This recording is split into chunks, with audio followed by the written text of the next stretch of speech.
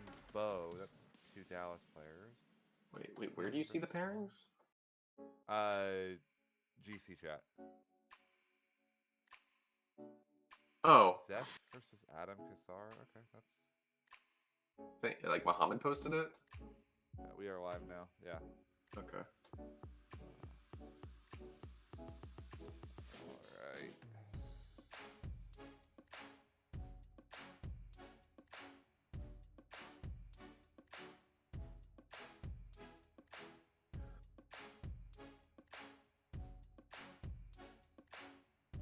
We are live. Yeah. Looks like people are getting seated as well.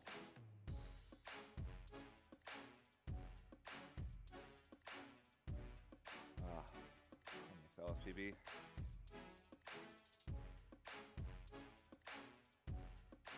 I'll definitely be stopping by and get back to Dallas.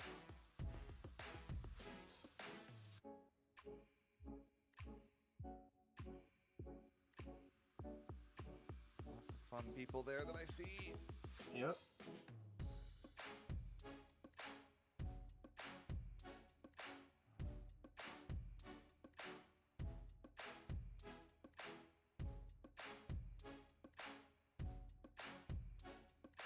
Well, hello everyone, and welcome everyone. Yeah.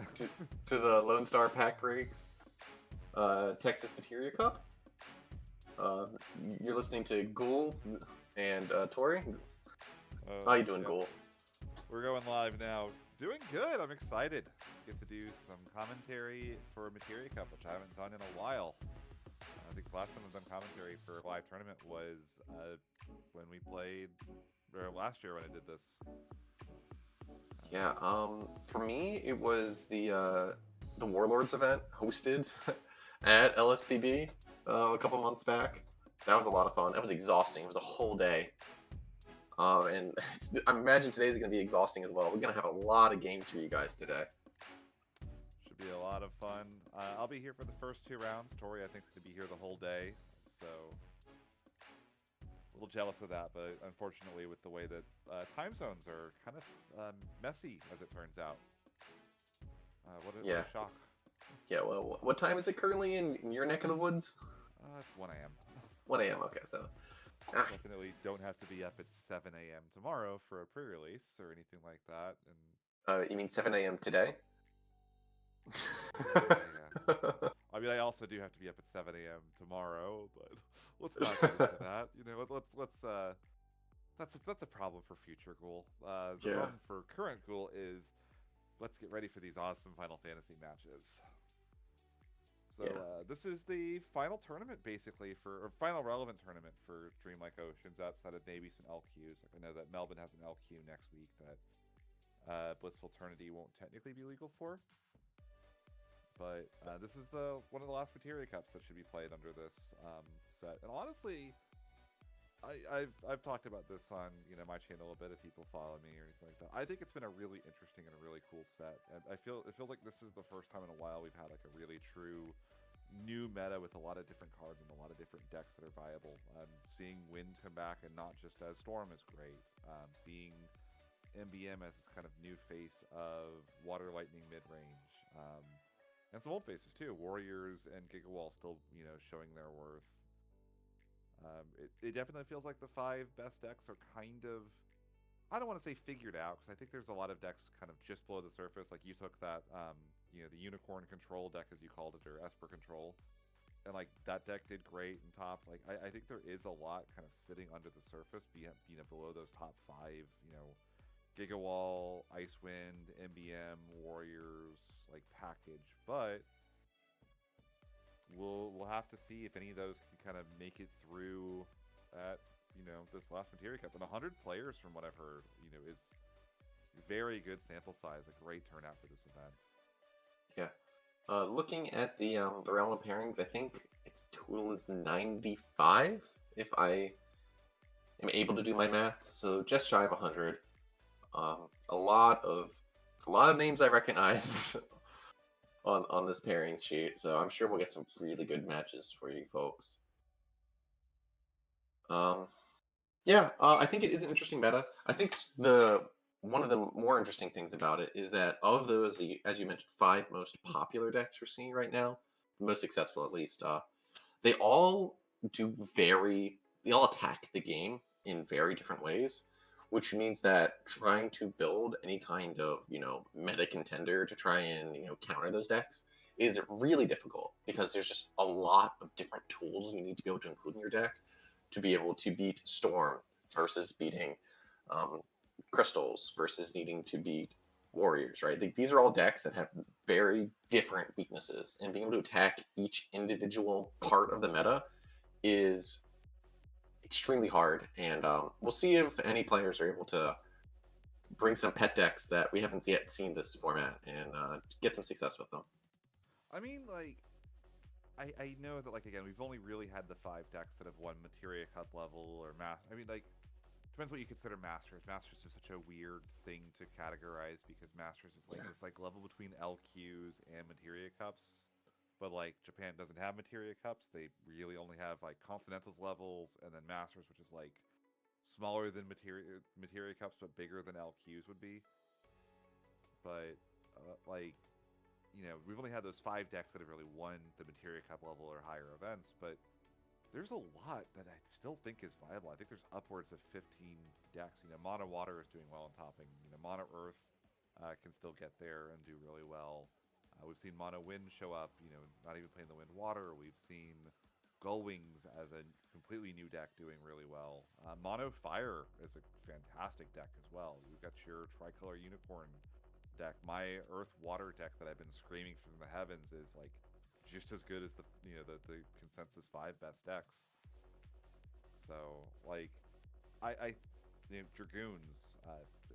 There's just so many different things that can do well. There's that like mono water lightning 14 deck that people have been really excited about and doing well with. So, and all these decks have different matchups and different things to account for, and even some, like we talked about how Gull Wings, despite not being one of those 5 best decks, it's a really weird presence on the metagame and how it changes what decks are viable. It's almost single-handedly pushed Knights out of relevance in a way where it's like Knights is so bad into that deck that like because it's expected to be seen at some amount at the event, like Knights has really fallen off as the aggro deck of choice, which is really interesting. It's opened up a lot of other decks to do well, but also that Gull Wings deck has one of the strangest matchup spreads of all time. Because I've seen that deck have literally unwinnable like against like Dragoons and like some monster builds. It has no game into those decks sometimes. So it's really interesting to see. Yeah. The Gull Wings deck is every time I build a deck, like I get the 50 cards in, and then like before I like go through it and like send it to the boys and say, hey guys, what do you think about this new list? I always have to do the Gull Wings check. I'm like, okay, how do I kill Riku in here? Right? Like I can't, like until I find at least like a couple answers to Riku that I can consistently find, I know that I'm not posting that deck anywhere. It's a very strange force on the metagame, what it's doing. It's causing. I mean, with all due respect, how are you not prepared for Gull Wings at this point? It's ridiculous to go to a tournament without a well thought out game plan. Okay, Jesse Cotton.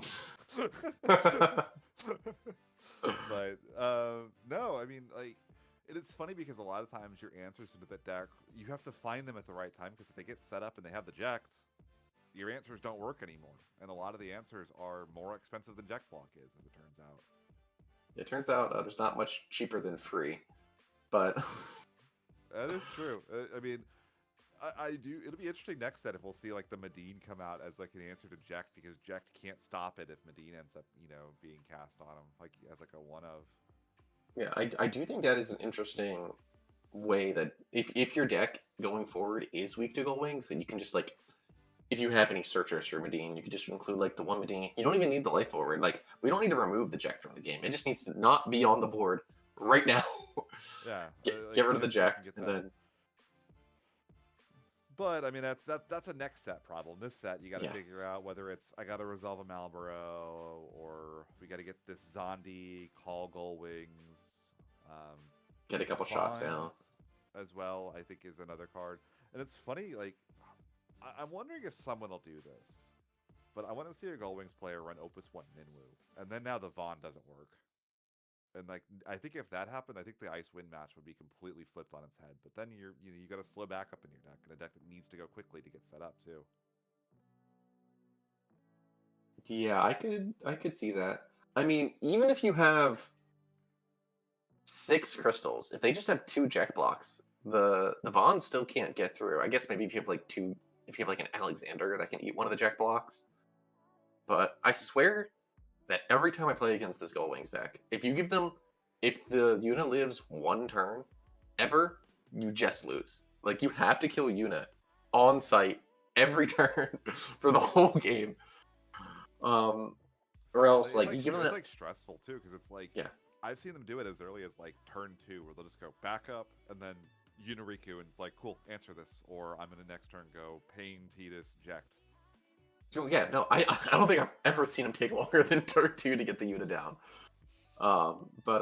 Yeah, no, it's despite the fact that it reminds me a lot of the Yuna control deck, right, from last year, which hot take. I don't think it was that bad. Okay, I don't think it was as bad as the other stuff, but I don't think it's as much of a boogeyman as people say. But it reminds me of that, where it's like it's kind of an aggro deck, right? Where it does the thing ASAP and like immediately gets on the board and gets that board presence. And if you can't deal with it like within like 1 turn, you more or less just lose the game. Now it takes like 30 turns to win.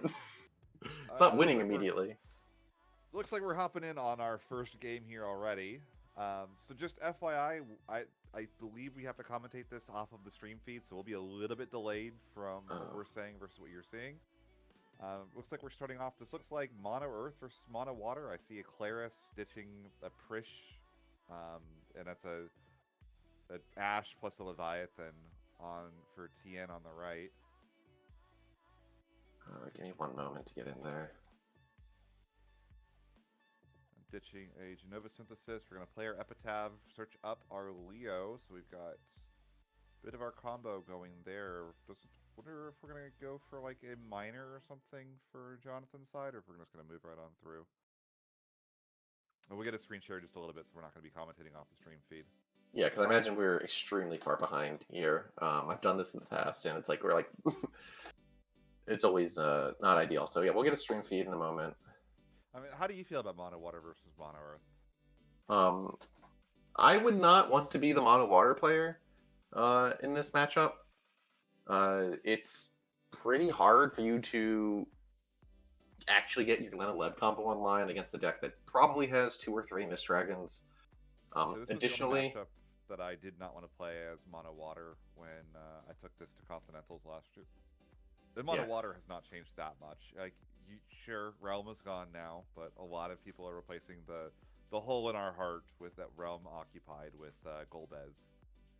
Yeah, well, I am seeing a Shinryu in our Water Gamers hand, so I have a feeling it's just going to be closer to the list that Anthony, Rob, and Karan used to top in the last 2 Materia Cups.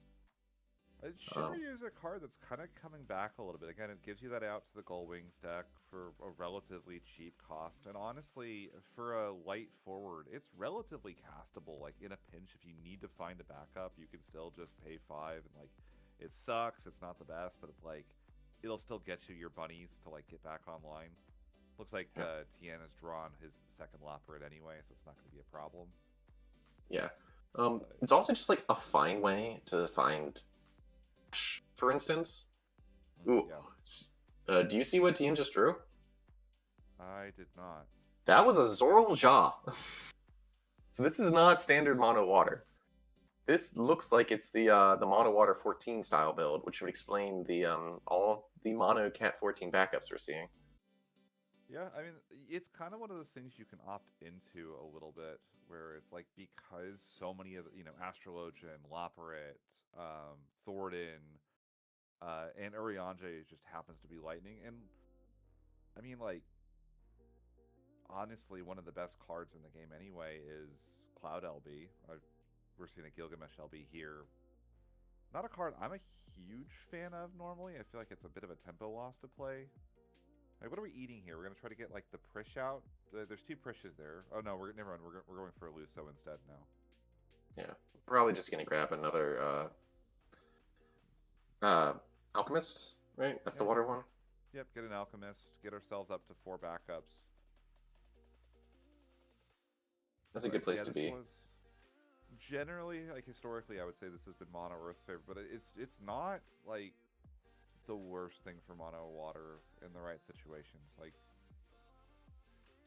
again, depending on what we see here, you kind of have some outs to like the Leo Altitas, where you can just Kuchu the Leo, and now the well, of course, if we have like an Une in hand or another Warrior of Light, you can get around that, of course. But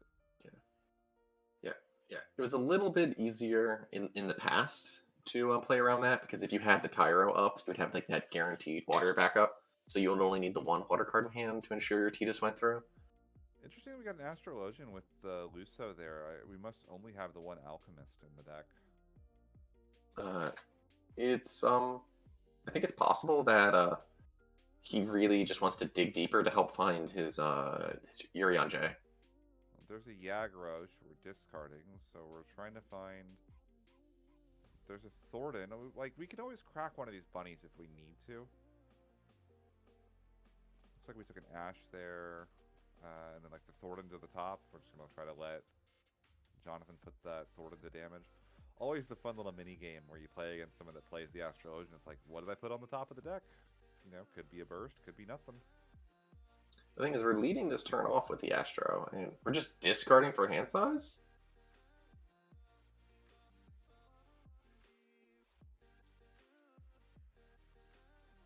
That Witch of the Fens should still be in the break zone, right? Because that was being discarded for hand size at the end of the turn, so the Mist Dragon would have been resolved before. Yes.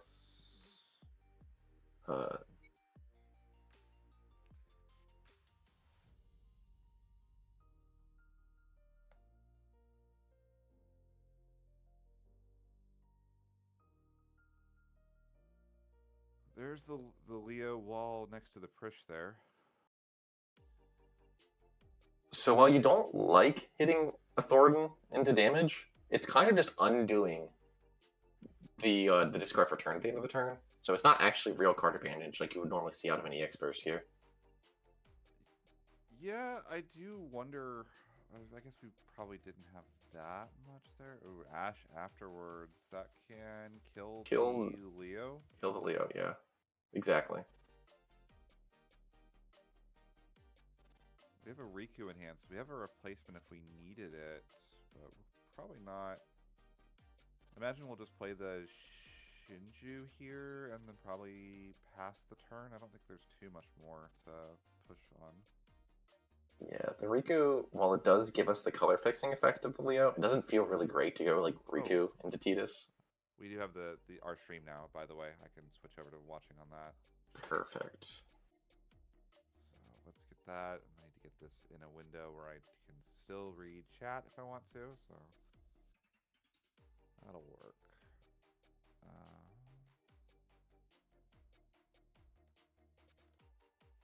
All right. Yep, so we got Ash coming down. We killed the Wall 4. And we're just looks like we're just gonna play a Malboro. Just a cute little guy. Yeah. So we have our. I mean, we've got everything set up on the mono water side as well. We don't have. I mean, we'll have like 1 card in the break zone once we hopefully get that witch corrected or get that double checked. The witch is still removed from the game, so we still need it, the witch going to the break zone.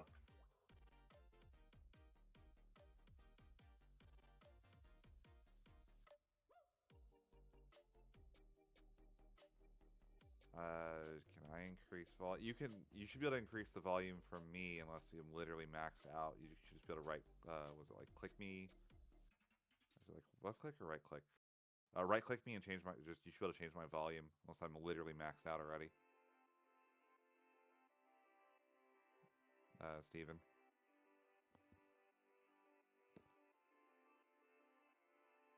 So we played the Riku. It looks like we might be following up with a Bosch here. This would allow us to get back either the Leo or the Wall 4 from the break zone with the Riku, which is really cute, and then Bosch can search us the other half of the combo.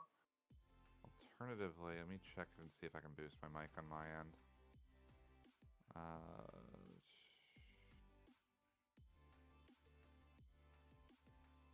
Volume. Okay, hold on. Don't change me. I'm gonna do this. How loud is that? Too loud? Yeah, you're significantly louder now. Okay.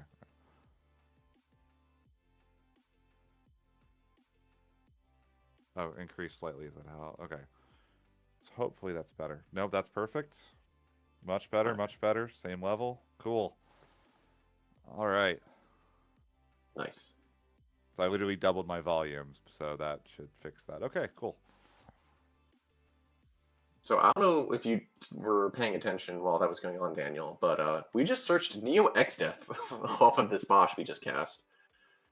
It seems a I bit of mean, an overkill to cast here, but it is a really good card in this matchup. yeah, that is. So we went for Riku into Bosch. Interesting to see the Bosch in Mono Earth. That's not a standard. Like also, we've got the Soiree backups as well. I wonder if Jonathan hates playing Miner as much as I do. Yeah, I could imagine that. Interesting that we discarded for hand size here. We probably, if we knew that this was going to be the line we're going for, we could have just left the two of the backups up, and we went to cast the Bosch and just pitched instead, and kept those two up. Now we don't have any summons in Jonathan's hand, but you can still do that just to like fake having a Mist Dragon that you want to Yeah, cast you want to for. threaten it, like Yeah, make it a little bit awkward. Tien's starting to build up some monsters, which could be Sahagin Chief is like the scariest card that Mono Water has access to. It's so good. yeah. It also just makes going for instance, like a Shantoto LB significantly worse because not only can they crack this Hagen Chief to either just add two of their cards back to the hand, they can also instead like get one card back and then just bounce the Toto, and then now you don't even get the free Toto body. But this still doesn't fix the general issue that Mono Water has in this matchup, which is A, they draw faster than Mono Earth, so they deck themselves, and B, the deck has extremely limited access to haste. Now, we have Zoro Ja here, so that does give us a little bit more reach, but it's still really hard for Mono Water to build boards and attack the Earth deck when the Earth deck has such massive capacity to just go wide extremely quickly, and the ability to like cast these monster board wipes like Neo X Death and Shantoto that not only I take mean, all the forwards out, but take like the blue worms and the Optilues out too.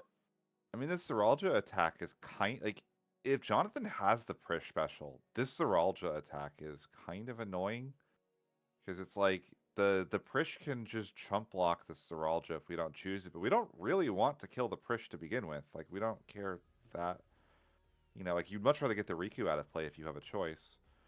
And we're blocking with the Bosch there. Are we just gonna Toto LB? Like, is that the plan now?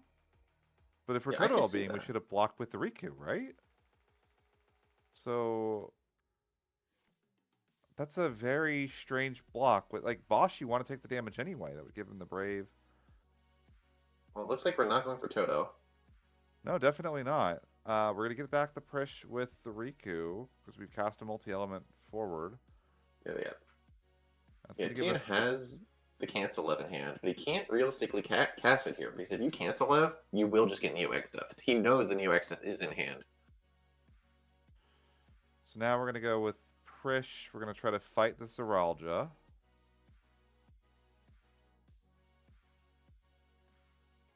And I So don't this think is we going to can. be a trade, right? So the Zeralja becomes a 9K or is it an 8K?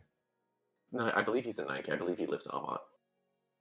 I know he lives. Yeah, that's what I thought. So the Prish should die, right? Well, he cracked the Sahagin Chief. He decided that he wanted the Zoral Shah in hand. Oh, I see. Yes.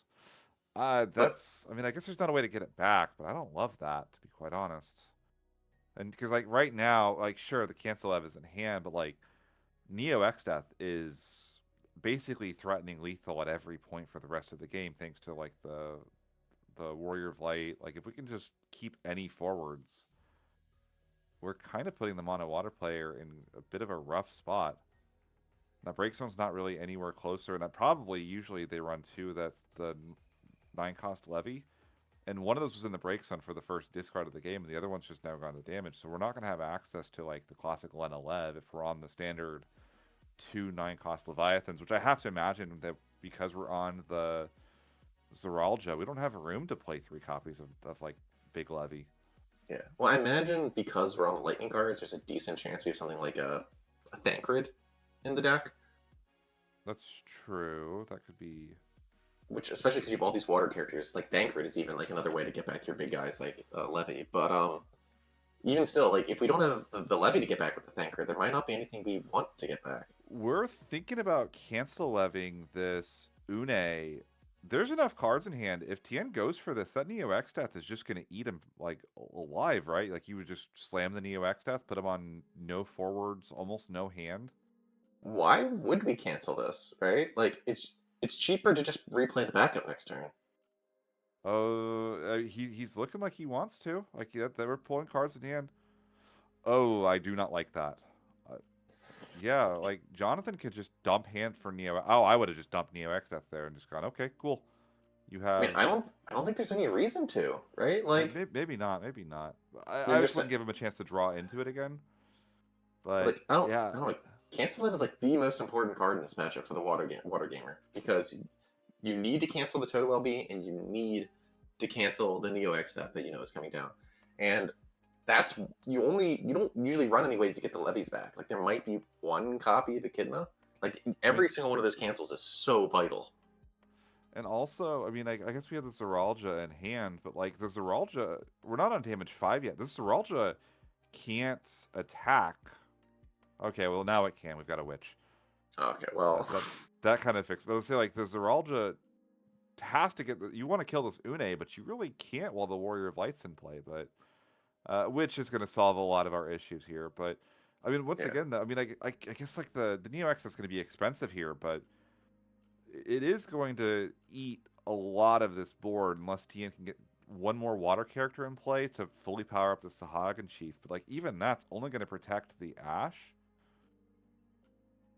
yeah. Well, the problem is if he wants to get the one extra water character in hand, he has to commit to not playing the Zoral Shah this turn because the last card in hand otherwise is a blue worm, and so he could play like a Leo, but then he'd have no backup to tap for the prince in his hand. So this is really awkward. We're at most pushing 1-2 points of damage through here. We're gonna put. I mean, it's 2 if we play the Zeralja, but like I don't know if that really accomplishes much for us, right? I mean, we could poke with the blue worm. In my opinion, when you have a chance to poke with the blue worm, you poke with the blue worm, especially because it lets us kill the Riku here. Yeah. Okay. I mean, and that also minimizes the damage that a Neo X Death or Shantoto could do, which is good. Yeah. That's a Kusith. And like we might be able to kind of slam back here a little bit because the Sahagin Chief can't. It's a 3K like throw if we. Or we can throw it with the Witch, but like you really don't want to throw Sahagin Chief with Witch unless it's absolutely necessary. Yeah. I think as you mentioned earlier, it is one of the most important cards for this deck. So just throwing it out as a 7K shot is just it feels so bad. So here's the Emmett Selk, and again, like the Emmett Selk, like we're gonna kill this Witch, but because the Sahagin Chief isn't on 3 counters, it's like we can sack it to put the Witch back in hand, but that doesn't really accomplish anything for us here. Although searching up Ruru is not really where you want to be, I feel like, at this situation. Or do we already have an Ingus in hand or something? We just want like this. Yeah, we do. Well, yeah. The issue is we're out of Prishes at this point. So ideally, we would have loved to have played Prish here, have Prish fight Ash, and then like Emmett kill the Witch. But Ingus kill Witch still feels pretty good. Prish kill the Ash doesn't actually work, right? Because Tien can sack the Sahagin Chief to keep the Ash around if he wanted to. I think you're willing to take that trade, right? Probably. I mean, like he's gonna crack the Sahagin Chief here anyway to put the Witch back in hand, but like that's not doing that much for Tien. I feel like, right? Just we don't have any monsters in hand. It's kind of I almost think it's worth keeping. Like just let the Witch die in that situation. Yeah, like when you have no monsters on board, the Witch doesn't do anything. Now he does have the one blue worm in hand, but like playing blue worm into Witch is like, eh. You want more monsters than that for your blue worm, not your blue worm, your Witch. We've already like basically blown through them all, so. Looks like we're checking our deck to see what we have in it a little bit. Like we pull an Une out, but I saw we also checked for a Riku, so we're trying to see how many multi-elements we have left in the deck by the looks of it.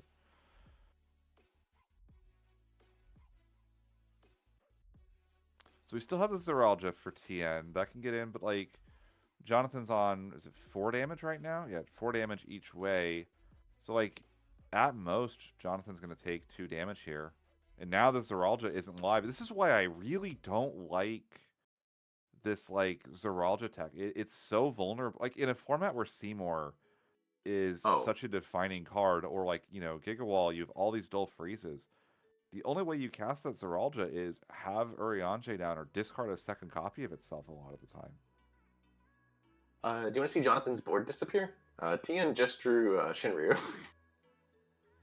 Oh, I mean that'll do it, but I it is going to still cost Jonathan or Tien a decent chunk of his hand though. Yeah, it will cost him a decent amount of his hand, and the Ash won't be able to get in for damage because of the Mont Leonis death trigger. If we I go mean, for you that, have to do it though. Like you can't let this Une untap. So yeah, unless no, I guess we can still just no, we can't play the Zeralja because we lost the Urianger, yeah, and we're not going to get the character count for like we could go like Blue Worm Witch, make the Blue Worm forward, and then try to Tidus LB. Or like Leo Witch or Leo Blue Worm Witch Tidus LB. Like there's well, you could just do if you're unwilling, if you're willing to not play around a summon in hand, you could just go Leo into Tia's here. You there's don't. only 4 backups, Oh right? no, You it's need only four backups. Never mind, you're right. We need the fifth one. Well, you could you could play the Urianger and then do it, but that's pretty expensive, and I don't know if we have the cards in hand for that. Yeah, so you're probably playing the Shinry no matter what. You have a light card in hand. You gotta use your light card while you have it. Yeah, and you won't always have a board state where you can get the discount on him. The Witch is still removed from the game, sadly. It seems like we weren't able to get a judge over there to fix that. Yeah, it's pretty minor. I feel like overall. Yeah. So let's see what Tien's doing. You put Urianger for Urianger.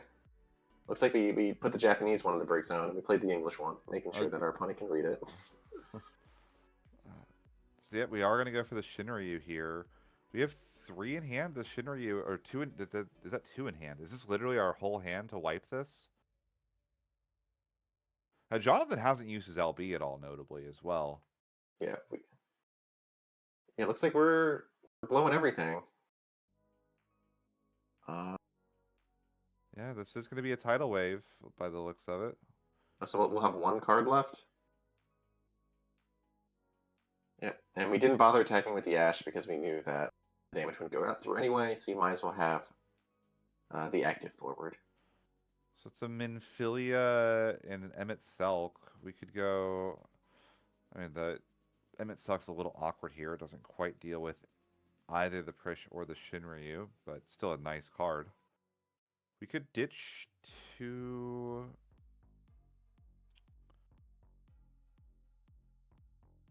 I don't think a Neo X Death is really where I want to be in this situation either. We're considering it. We're putting 2 cards aside.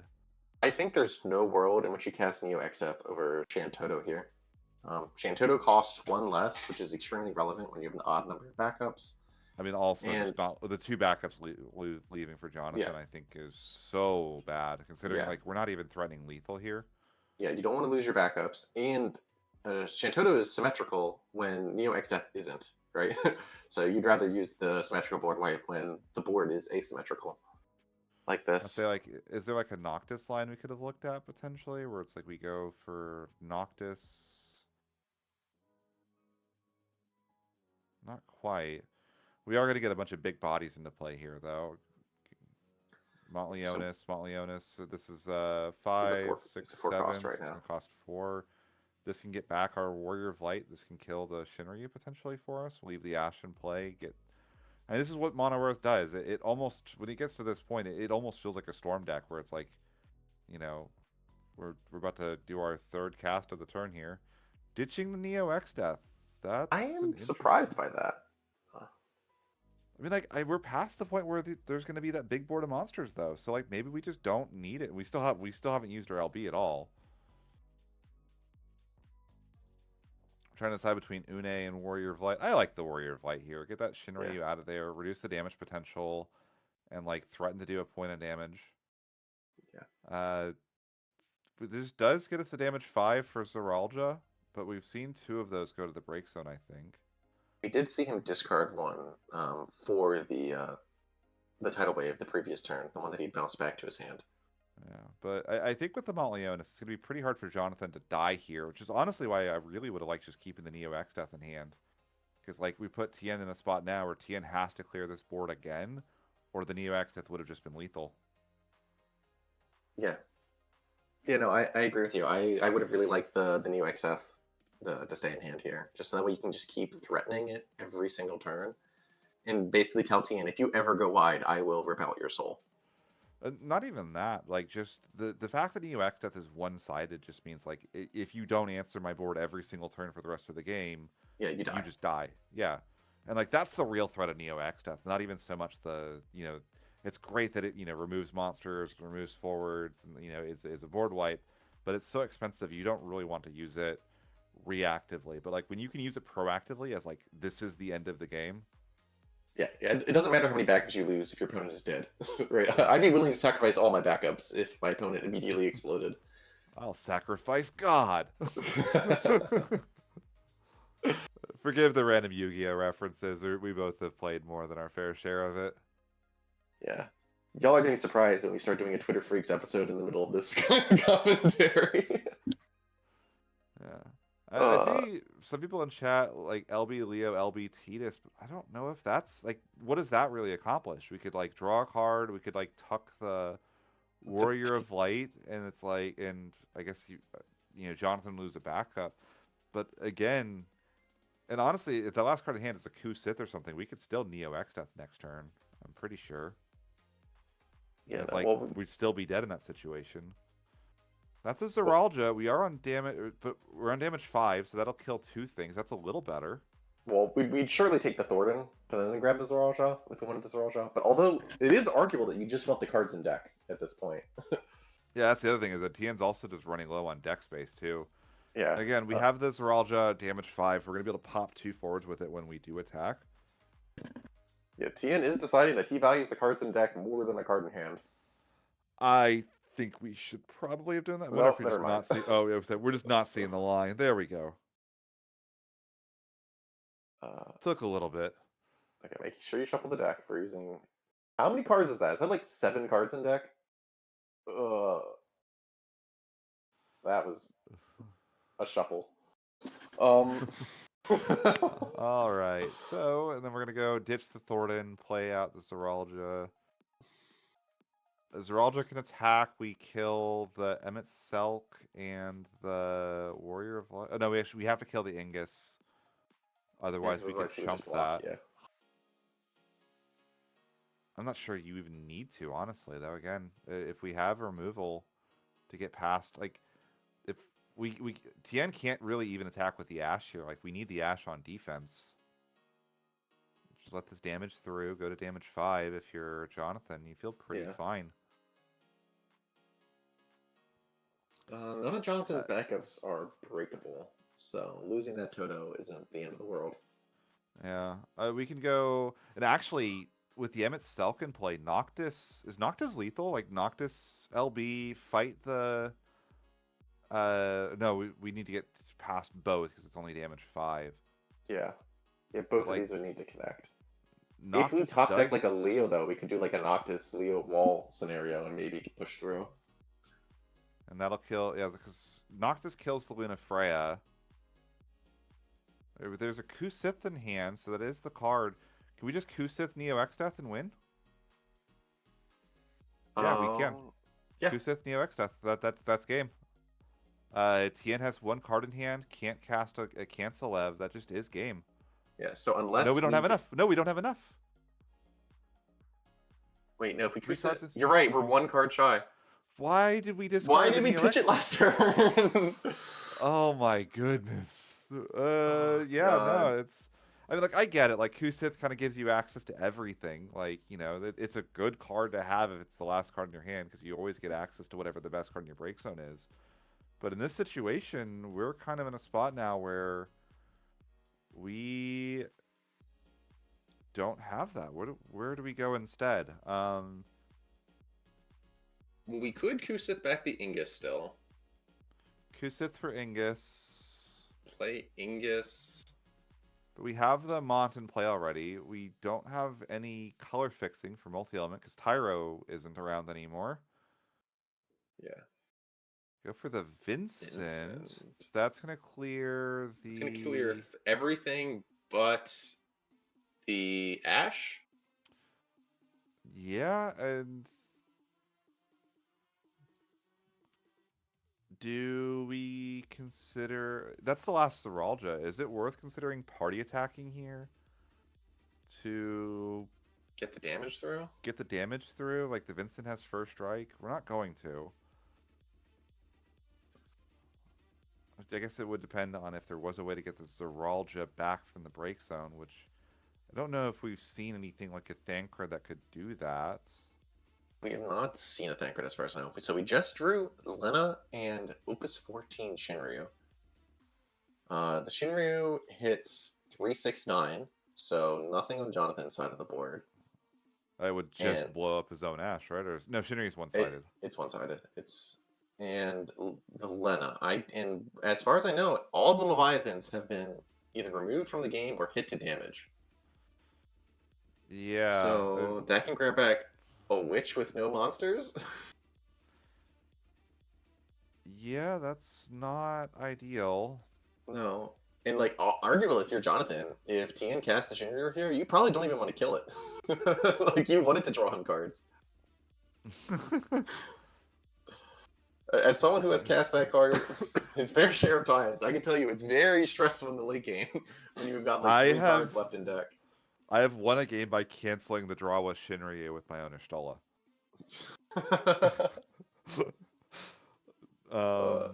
And we're casting him. We kind of have to. Like, if we don't, we're just going to die with what's on field, right? Yeah, I mean, I guess we could play like a Luna Freya or a Lena or something. Jonathan draws. That's a Riku, and I don't see the other card. It's a Titan, so it can kill one of the 2 forwards here. Titan away one.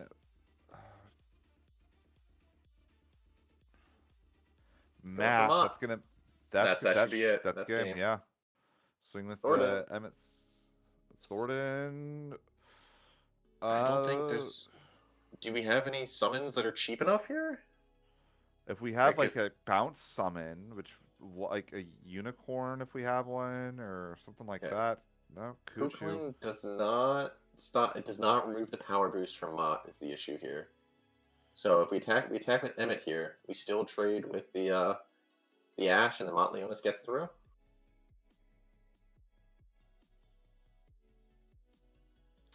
Yeah, no, without having like any cheap bounce spell.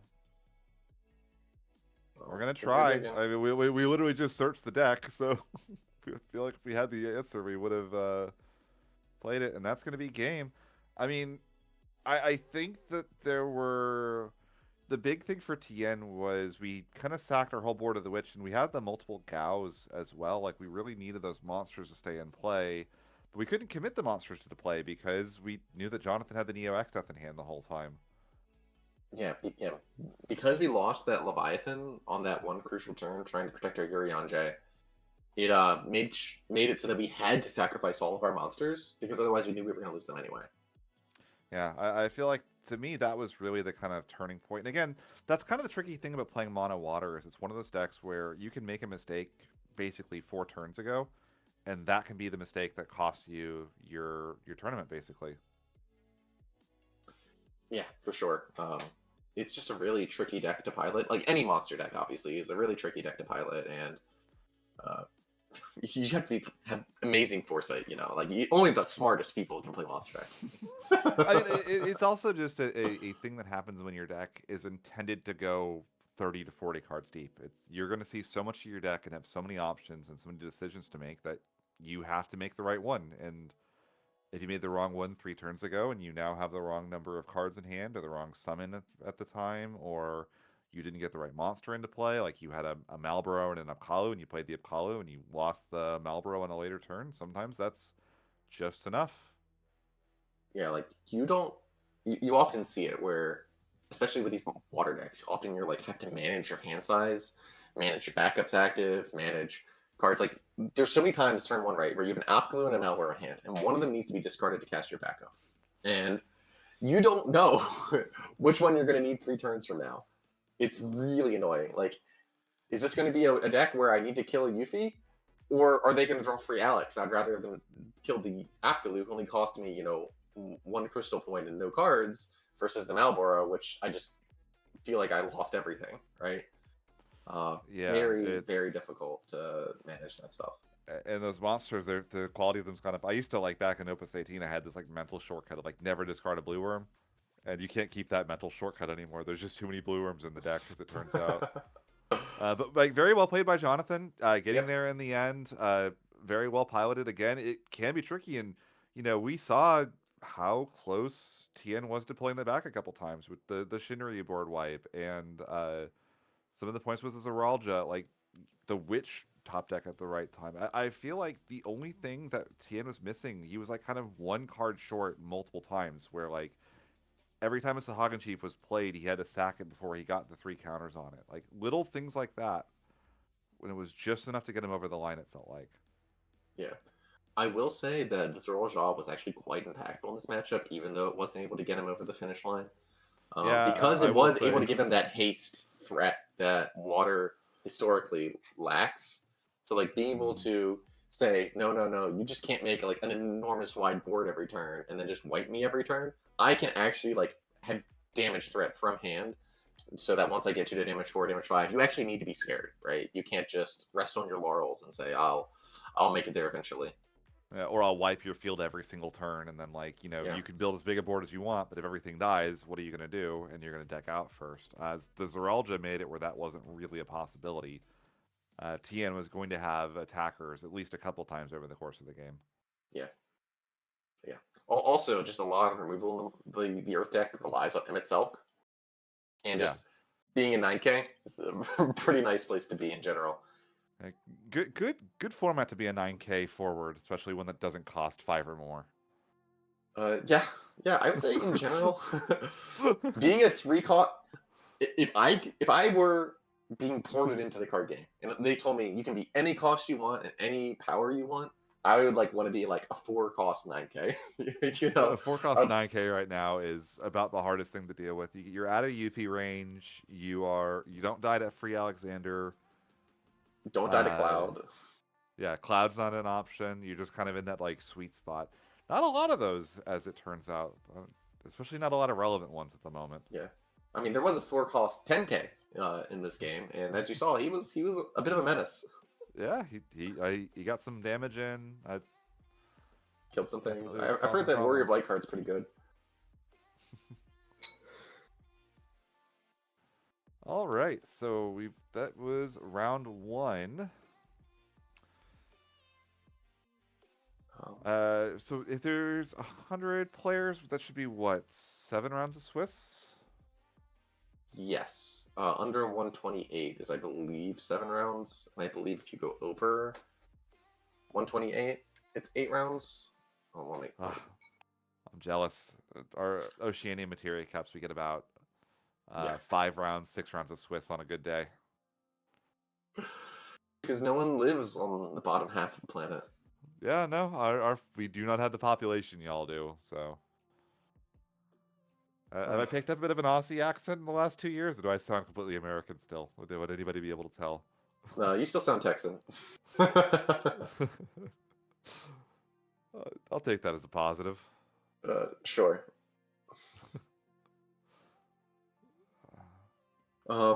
So how much? I believe we went to time there that round. So I imagine round 2 should hopefully not be too long. We don't know how many people are still in games, and I don't know how much time it will take between rounds today. I'm good to still just kind of podcast for the next 10 to 15 minutes while we're doing this. Okay, that sounds great. So, Daniel, what do you want to talk about? What's our podcast topic for today? Oh, man. By the way, have you got a pre-release for the new set yet? No, it's not. It's out like today, right? Isn't today pre-release? Friday is the first day of pre-release for most people. So you could have had one yesterday. I did not go yesterday. I don't know if it's even arrived yet at my store. I have not checked. We usually do it on the weekend, but I told the boys, I couldn't make it this weekend. I'm preoccupied. I am grateful that the Texas Materia Cup is not taking place on my mother's birthday this year, like it was last year. I was like, oh, my mom asked me, so when are you guys coming over? I'm like, uh-oh. Sorry, Mom. Card games, yeah, sorry. Yeah. Because like they were like, are you free on, X date and Y date, like months in advance? And I'm like, yeah, I'm free. I don't see anything wrong with that. Then I was like, oh no, oh no, oh no, no, no, no. like a week beforehand. I'm so sorry, Mom. I mean, we've gone through that. I've got on my little board over there what the Australian Materia Cups are. We've got our next one is August 22nd, so in about 3 weeks. Which new sets can be legal for that, right? New set is it is the very last day or very first day of the set's new legality. We'll have a Materia Cup.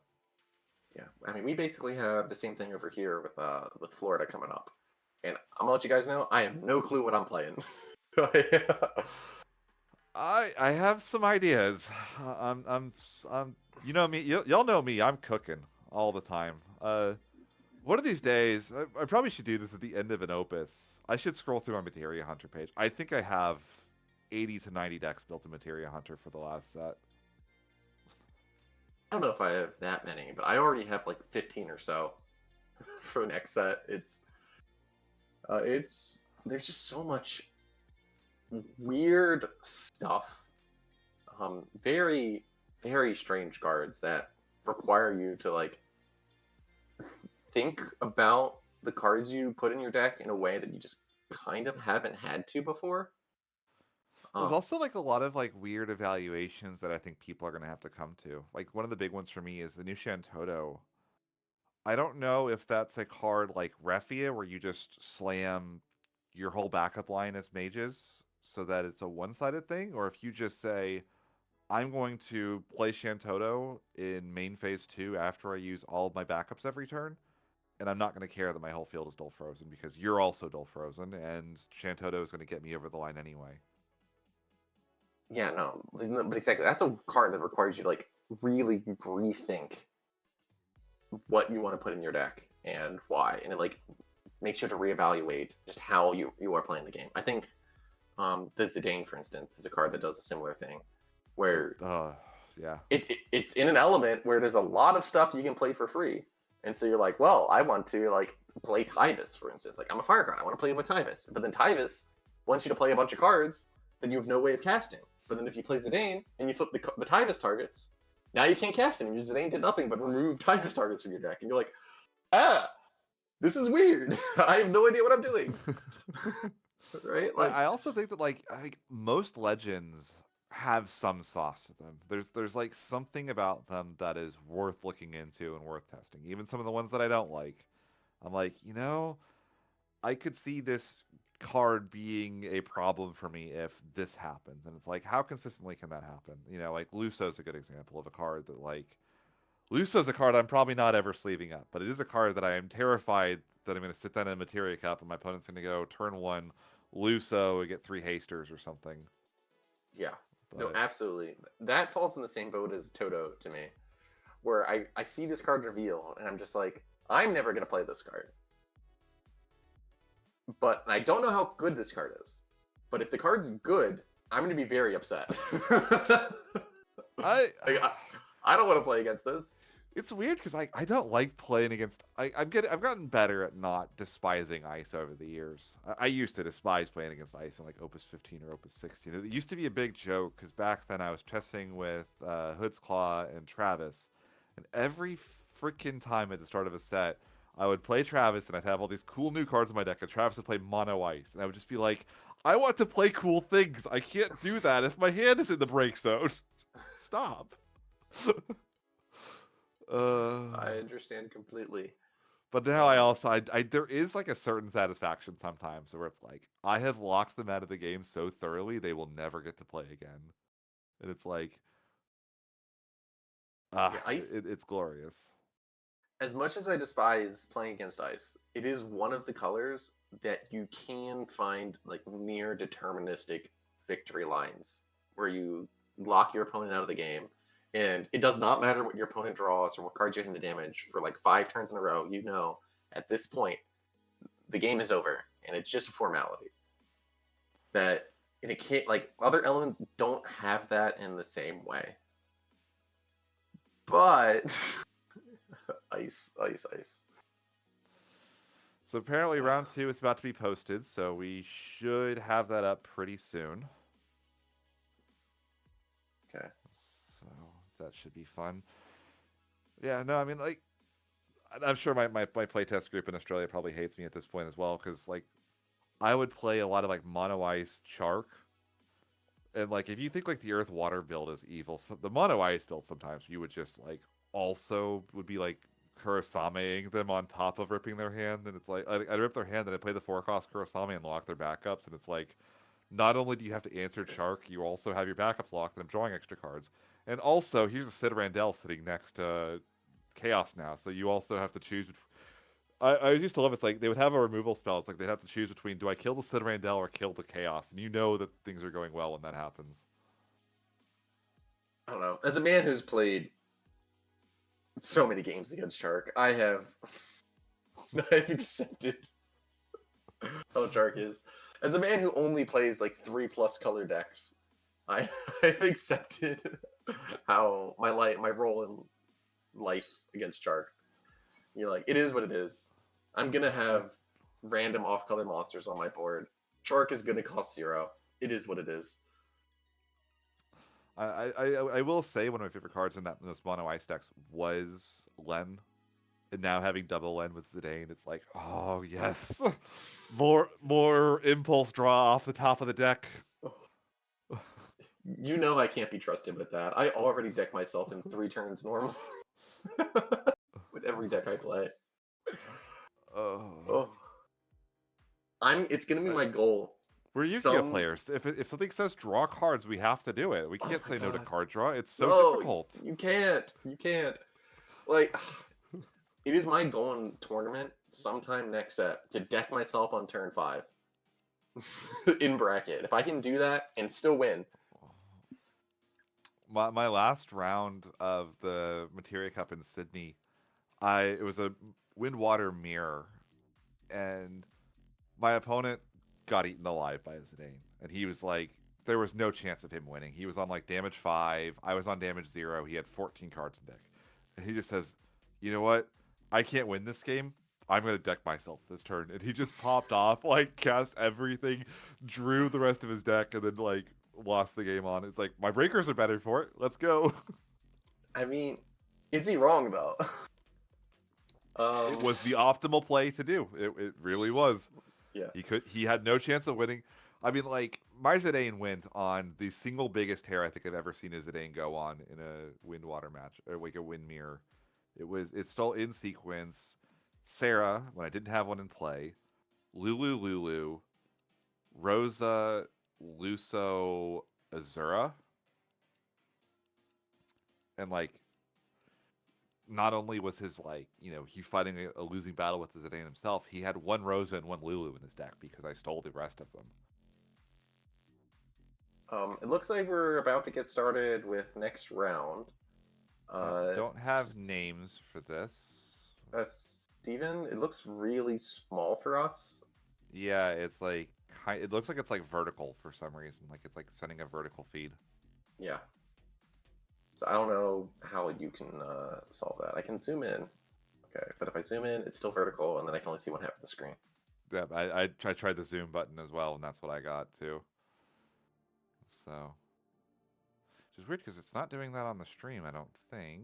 Although the stream's also having some weird issues as well, by the looks of it. Yeah, so. I can see we are not on screen on the stream. How's everyone doing in chat? You guys doing great? It's just my thing on the stream, but my face is cut out. You just get to see the thing. Yeah, he's working on it. Yeah. Okay. Right. Sorry about the technical difficulties, folks. Ooh, we got Mike Powell versus Zeph. So Mike Powell needs no introduction. Zeph is a Dallas local, I believe. Um, I always really love seeing this. It's one of my favorite things about watching the Dallas Materia Cups is we really have tried to prioritize getting some Dallas natives onto the stream and kind of showcase that local flavor and the local meta a little bit. Because like Dallas, it's not a region that I don't know how many of us have like won Materia Cups or whatever, but like it's a very strong region that has its own different regional meta. I mean, every meta is slightly different, you know, but Yep. So it looks like we are now officially going to the match, and as Daniel mentioned earlier, it's Mike versus Seth. I imagine there's a decent chance that Mike is going to be reprising MBM. He's been that having is a a lot of crystal success though. with the deck. I do see a crystal. Maybe he's playing Amethyst deck from last Materia Cup. That would be a wave where he could get his favorite 3-cost water forwarded, but That uh, is the true, but the there is more his second likely favorite though. the more likely thing would be Icewind if we're going off of just the general meta trend. Yeah. No idea what Zeph is playing. Those are Kefka sleeves, but I can't imagine that would be FF6. Yeah. It could be. Yeah. And FF6 is a deck that has some success historically. Looks like we're Yeah. just about to start. Fist bump, and let's get going. Yeah, that Opus 23 Kefka with the Rudy Asami art is one of the most beautiful cards in the game, by the way, if you can ever find one in full art. I The love how the foils, like Ruby Asami, I, they need to do this more often. The fact that her foils look different than her non-foils is one of the coolest gimmicks of any artist in the game. Yeah, they're just beautiful. It's got these like pinstripes going down the card. I wish It's that card saw more play because it's amazing to see every time. that is some water and lightning stuff, and there's an Ash. We're definitely seeing Mike on MBM. So I guess the crystals are a little bit of a I should Smoke have screen. these. Yeah, you know, we have our Sword Soul token out, or our Nibiru token hanging out. That's But interesting. That's interesting that we grabbed the Mont Blanc here. I'm guessing we already have a target in the hand that we want to play with the Ash. we have like a Pinello or something. Like we can go Mont Blanc for Pinello, and then pass. Let the Ash do the heavy lifting on the next turn with like whatever the Pinello hits. Yeah, we Like could you want to also. get the Mont Blanc down like as quickly as you can. If we have like a Fran, we're counting our hand out. It must be like a Pinello because we're gonna go like Mont Blanc for Pinello, try to find a backup, and then see if we can ditch to play the backup. It looks like. It's also something to consider is that if we get like a Pinello down here, that would be enough for Horn. Horn is now live for the draw. Oh no, we just went to combat and we played out a Hurdy to go get our Pinello. So next turn we're gonna go. That's an interesting one. I don't know. Usually the sequencing that I remember people doing is you just don't get the value off of the Ash on turn one, and you just go for Mont Blanc Hurdy pass. Looks like we're having a Ice Earth from Zeph. Given that's a Cindy. Ditching a Prish, that's where you want that to be. Get like a Matoya and a... Oh, nope, we're getting Seymour and another Prish. I guess we're going to play... Oh, we need to kill... We need to get this Yeah, Ash the off Ash. the field. Yeah, Ash needs to get off the board. I mean, that's as clean an answer as you'll get to that. The Ash really did not get the value that she's supposed to get for that first Ash.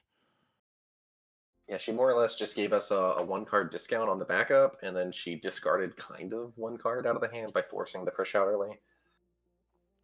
Like, I guess it's kind of almost like an evenish trade, but like that's one Ash gone for the rest of the game, and you only get 2 Ashes for the whole game. Yeah, I mean, we could just jam another Ash here. I think with the Mont Blanc, we kind of have our play lined up for this turn anyway. We're just going to go Mont Blanc into Pinello if we haven't found like a Gertie or something, which would be what we would want to play. So here's the Mont Blanc. And this will let us dig 5 deep to hopefully find either a Gertie or a Horn or something to get an extra backup down and to draw a card. Yeah. Looks like Mike is struggling to figure out his discards here. Yeah. Oh, geez. Discarding a no-no for this. I mean, we've got the Fran, Uh, but we've also Fran. discarded a Vaughn already. So we're just going to get back the no-no with the Fran. We discarded a Pinello for... Wait, Really? wait, what did we discard the Pinello to? To the Fran. We discarded no-no. Wait. Yeah, we discarded no-no and Pinello to play Mont Blanc to play Fran and pick up the no-no. Okay. Very strange. So we have no-no in hand. What's the other card then? Yeah, what is so good that we're keeping that over the Pinello? Is it like a light card or something? Like, is it Yuna? But like in that situation, surely you wouldn't. You would just play the like you would always get back the Pinello, right? That is a very strange. I don't know what's going on. We got a Star Sybil from Zeph's side, so that's a Verstale as well. We are. Is this actually like a very like? If we're on the Paladin, then I think that Verstale might be a little bit ambitious, but I mean, the Paladin's a good card. Maybe it's just like a one of. I see like the Ultimecia. Mike's gone really low on hand size. Like a well-timed Ultimecia. Like if we had Ultimecia right now, we could kind of lock Mike out of his. We could almost like time lock him. Yeah. You know, there's a like if we can get like a well-timed Seymour here. Normally Seymour isn't that great against MBM because it's really easy for them to kill it. And Pinello, like usually when you're developing a Seymour, you're not going particularly wide just because of how expensive Seymour is, and it allows Pinello to just like dull and wipe your whole board. But with Mike going so low on hand size, if we could like jam a Seymour here in the next turn or two, and follow it up with maybe a little bit of other discard here and there, we might just be able to like rip every card out of Mike's hand before he gets really set up at all. Now he does have the no, which makes the Seymour a little bit awkward because like he could Mike unless you can get both like his entire hand out, it's Yeah, kind of hard to get him to not be able to just jam the no to answer the Seymour. Now if we could double Seymour, that could be good. Once again, we're going for Gertie, we're discarding that same no and we're picking back up the Pinello. we're just swapping them back and forth. I wonder if there's no way the Gertie was the last card in hand last turn, But so we probably yeah, would have just cast it, right? we would have played it off of the Mont Blanc. We must have just Yeah. drawn the Gertie. It's like I have to think we have Yuna in hand. It's the only thing that makes sense. And even then, I really am shocked that we did the. Maybe we were scared because there was a known Seymour, so we couldn't just go for Pinello. Like if we have if the one card in hand was Yuna, if we have to ditch, maybe we didn't want to ditch the Fran because the Fran is always going to get back something, but we had to get back the no so we could deal with the theoretical Seymour. Well, it's coming down here from the Ice Earth Gamer, or from Zeph here, is really nice. MBM, one of the weaknesses of the deck is that it has more or less no monster removal. So Biblos is actually like kind of scary against this deck, and it also makes it a lot harder for Mike to threaten significant amounts of damage because you really don't want to allow the Biblos to ever get its attack trigger off. So putting the Ice Earth deck to damage 3 is a little scary. Of course, MBM does have a lot of haste. It does have the ability to just burst you out of nowhere, so you can go from 2 to 5, but that still is very limiting on Mike. Yeah, I one of the things I was teching early on to kind of make life miserable for MBM. If you can ever stick a Scale Toad in this matchup, it is awful for MBM to deal with because it will sit there the entire game. Yeah, they have no way. Now MBM, they do have Kukulin, so that is an answer to the Biblos. Yeah, but I mean, getting that extra value off of every Seymour that we play moving forward. Here's our second Ash coming down from Mike. I mean, like you want to play these usually relatively early, like it makes sense.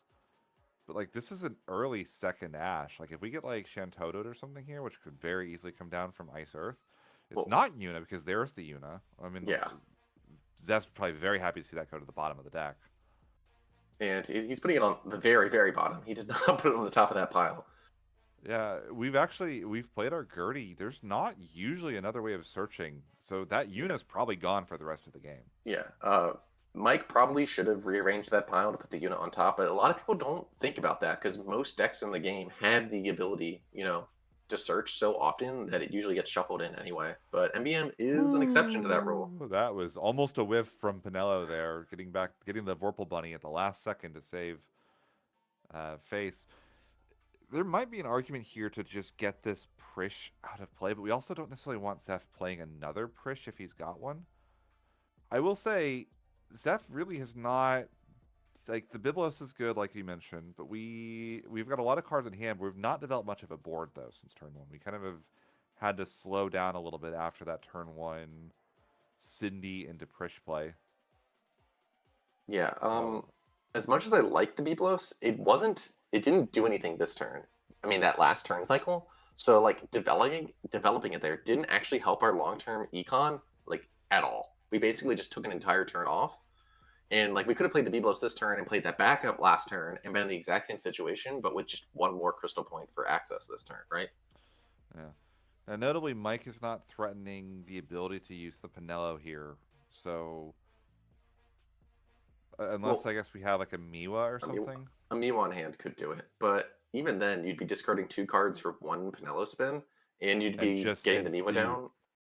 And you would just be sacking the Prish most likely. Like if we Yeah. wanted to get like a if Zeph played like something like a Seymour, for instance, we didn't draw off of the Paladin. We doled the Doled? Ashen.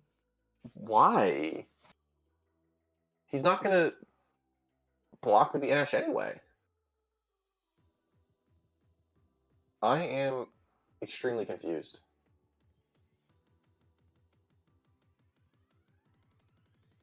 Maybe if we wanted to go for but like I thought maybe we go for the Seymour and break a Dull forward. But no, he did the Ultimecia. I mean, Ultimecia's great. And we Dull froze her anyway. And force the discard. We're not going to be able to go aggro enough here for this to do. That's going to also, like, the whole field's going to be Dull frozen, but we're only threatening 2 damage here. Yeah, like, so you know, Mike's only going to go to damage 5 in a deck that's still playing 15 bursts. That's interesting. I have no idea why we didn't draw, right? We just gave up a card in hand for nothing? Very, very interesting line there from Zeph. So here's the horn finally. Mike finally found his free backup. Like, what a card. I mean, this is going to be basically nothing going for Mike. Like, we're just going to play this backup, probably draw. So Zeph's going to be able to push to damage 5 here. And yeah, maybe the line here is just we need to be the aggressor. Like, next turn we go for a Seymour, and we just break the Ash and Dull Freeze Pinello and I wish we probably need to break the Pinello here. We really can't let him untap with that, with the backups that we have. No here is going to hit. Hitting the Ultimecia, I guess the break zone's kind of empty at this point if we had a second one. Yeah. It's a little awkward, though, going for any of these, like, Dull break forward effects against the MBM deck, because you never know if they have a Miwa in hand, and then it just undoes all of that. Yeah. I mean, I think we have to go. We know we've got the Seymour in hand from that first turn Sunday. I think we just have to. This is just going to be a game where Seymour's going to have to carry, and Seymour does, in theory, if we go freeze 2 forwards and discard that is going to Dull Freeze 3. The Pinello just is a problem if we do that, though. Yeah, because then we'll have, what, 5 active NBM characters next turn. We can then play the Vorpal Bunny from hand to go up to 6, and then we can just kill both forwards. Yeah. And notably, that also makes the Biblos not really able to animate and attack. So, like, yeah. Seymour is, like, we kind of have to, like, break the Pinello with Seymour. You could go, like, break Pinello, force a discard, but then the Fran and the Ash are still hanging out there. And also, I think we have to be kind of scared of the Fran playing at Balthier as a chump blocker, even. Yeah. I will say, as someone who's played many Biblos this set, it's really awkward how Biblos, like, stops your opponent from being able to hit you by Dull Freezing their forwards when you're at damage too, right? Like, because you kind of want them to hit you, so you don't really want to Dull Freeze their forwards, but like also you're like, but I want my Biblos value. I want to get the Dull Freezes, but also can you please hit me? I promise I won't block. Please, hit me. If you could just take arbitrary damage in Final Fantasy sometimes, this game would be so different. Oh my god.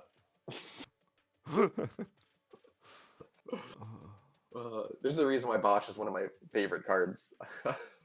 I love hitting myself. I've considered running the Arimon summons, the 4-cost one, just so I could take self-damage. Yeah, there are not a lot of good basically, it's just Bosch and Cecil are like the best self-damage outlets. I guess Arden might be interesting now. And Zonde. Oh, playing 8 for the Kefkas. Ugh. I mean, it is like you do get a 5 CP backup in the equation here, and that 5 CP backup is going to generate more value. Like, it is defensible enough. Like, you don't love it. Yeah.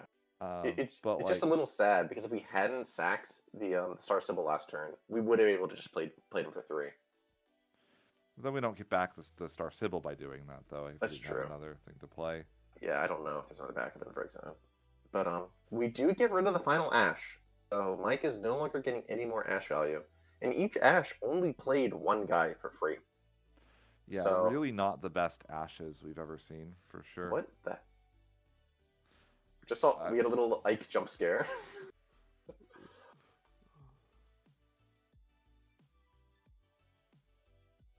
Alright, so...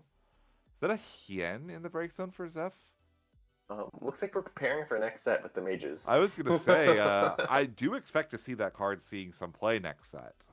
But it is powerful. Like, if you, in the right situation, you know, if you can go like Ultimecia into, and just kind of chain together these time locks, you know, kind of similarly to what you would see sometimes with like, you know, Vincent in your, you know, Laswell into Vincent into like all these other like kind of stunny tools in Ice, you can kind of lock your opponent out of being able to play the game.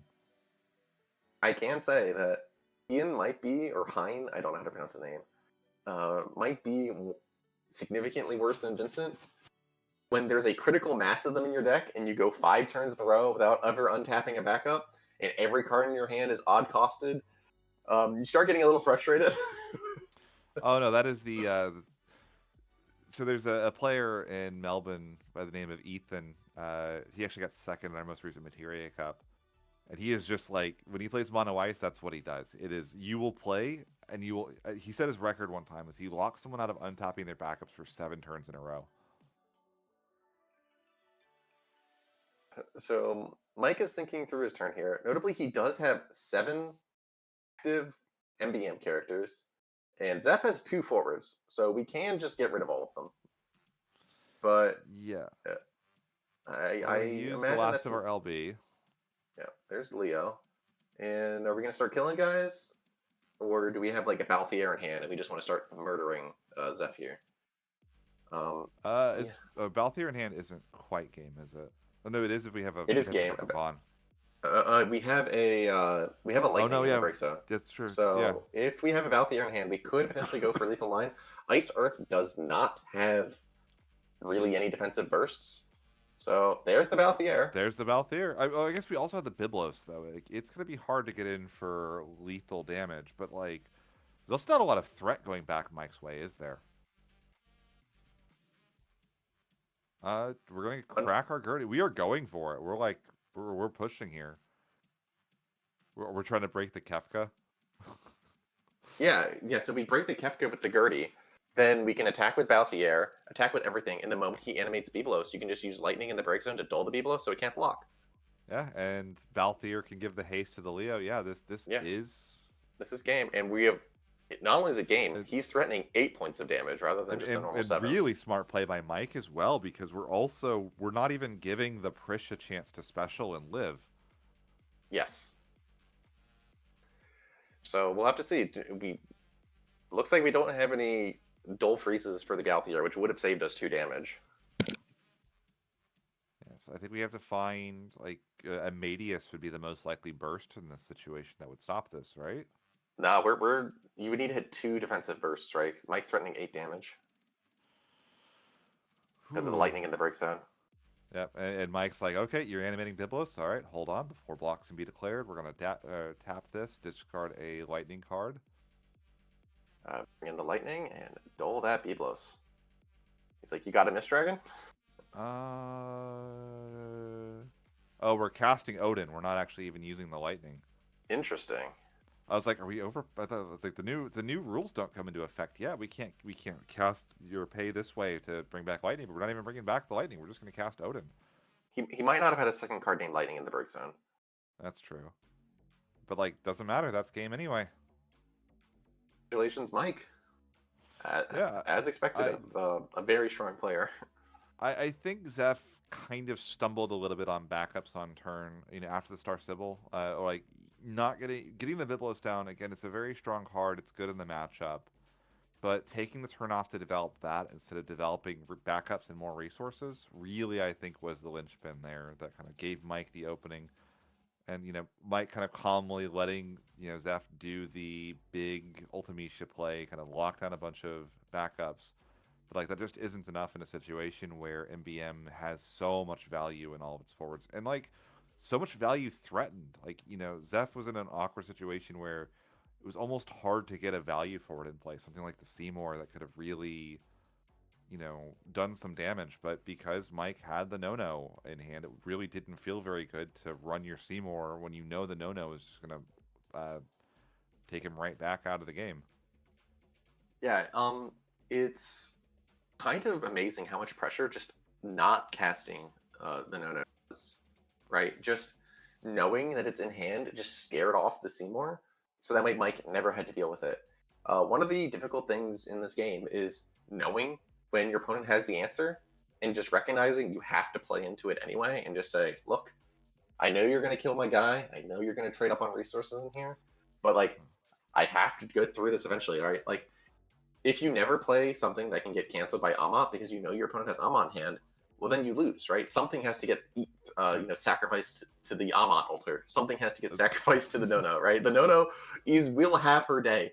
Like, you must put something on the plate. If you don't go for that, the Amat just Amatted everything in your hand as opposed to just the card that the Amat would have gone for. Exactly, right? You can't give them the 5-for-1 when you can give them the 2-for-1 instead.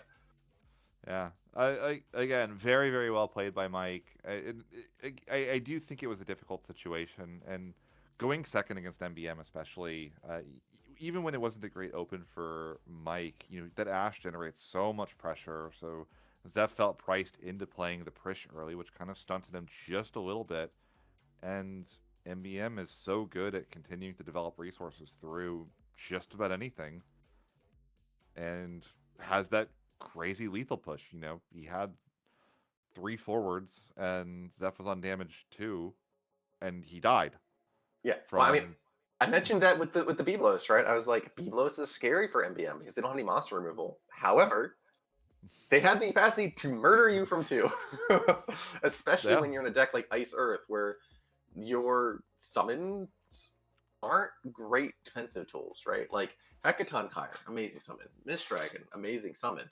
Zalira, amazing summon. None of these can be cast on your opponent's turn to stop you from dying. Like, yeah. Even if he cast, even if he had Mist Dragon in hand, Mike cast Odin 9 to kill the Biblos. You couldn't even cancel it, even though he only spent 3 on it. So that's just how it is. You have to. Mike saw the weakness in the matchup that was the defensive ability of Ice Earth to not explode, and he exploited it. And that's what you got to do when you want to win these events. Yeah. Again, I mean, of course, well played. Mike is many-time Materia Cup winner, many-time Worlds player. You expect to see him do very well. Yep. But and that's just how it is sometimes. All right. About how long we have until round 3 starts? Looked like there was around 10 minutes on the clock there when we were ending that round there. So I imagine there's going to be some time before we get next round. Looks like around 7 minutes left on the round. 7 minutes left? All right. Plus, time to, fill out the pairings and people that go to time and whatnot. So probably be around like at least 20 minutes, 25 minutes or so until we get the next round rolling for you guys, sadly. All right. Yeah, I can hang out for at least a little bit longer, but I am going to have to probably hop off in just a little bit. But I'll leave you in some very capable hands of Manuel and Tori for the rest of the tourney. Should Yeah, be a lot of fun. I'm a little bit jealous. Would love to watch the rest of the rounds. The time zones, man, they're awful. I gotta say. I mean, you chose it. You let that vixen steal steal you from us. Love you, Monique. Oh man. Oh, No, it's good, and like I said, I'm excited and I'm happy to be able to commentate. And again, it's fun to see my home store and see, like I said, the store cam and stuff is always exciting to look at. It's like, man, I miss LSPB. I miss my friends in Dallas. I miss. This is gonna sound really stupid. I miss the food too. Like I haven't had Texas barbecue in 2 years. Dallas has a great Detroit style pizza place, and I haven't had it. It's like, oh my goodness. I will say I'm gonna have tomorrow. Meeting up with my boss for dinner, or my boss's boss, and we're going to a place that has a bunch of different types of pizza. They have Chicago style, they have Detroit style. Should be. I'm like excited. I'm like, oh my god, I get to have Detroit style pizza for the first time in 2 years. uh, I a little off topic, but speaking of pizza, I went to a farmer's market this morning. We got some fresh mozzarella, basil, and some Oh heirloom man. tomatoes at the farmer's market. Oh, So don't. once this stream is over, I'm gonna go into the kitchen and make some dough, and it's gonna rise overnight. I'm gonna make pizza tomorrow. So I might be eating some fresh, very fresh ingredient pizza on stream tomorrow when I'm Oh, casting. that So you'll have sounds to forgive me. My awesome. mouth is full. I'm You're very trying to excited make for my that. mouth water before I go to bed, make it like as Hmm. annoying as possible. It's like, hey, by the way, you know. Yeah, get your 3 a.m. snack. uh, Anyway, yeah, this has been a lot of fun. Like, again, it's always good to be able to hang out with Tori. It's good to hang out with everybody in chat. wait, Definitely don't go anywhere. Watch the rest of the rounds. If you have socials and are willing to share it on them, do that. If not, that's fine too. Like the post on Facebook and everything. And let's like I said, this is gonna be it's an exciting tournament again. It's really cool to see a cap off to the blissful yeah, eternity meta. And yeah. Yeah. Speaking of, it's nice to see the people in chat. Richie, go to bed. What are you doing up to? Why is there multiple Australians here? Richie doesn't sleep. I'm like I don't know how Richie plays in RVA on Thursdays. It's like right during work hours. It's like 10 a.m. to like 1 a.m. I have no idea. Yeah, Richie, Ghoul has a reason to be here. I mean You I don't. also have a very good reason to go to bed as well because I do. Yeah. I have free release in about 6.5 hours. uh, Richie's probably one of the few people that's crazy about the game than I am, though. So Yeah. makes sense. Uh, yeah, I got you. Anyway, I think we're gonna go on a short break here, so that way we can Hmm. swap our casters out and make sure everything's going well for the stream. But we should Yeah. be back soon with round 3 and a certain Mr. Padilla coming in. Yeah. Take care, everybody.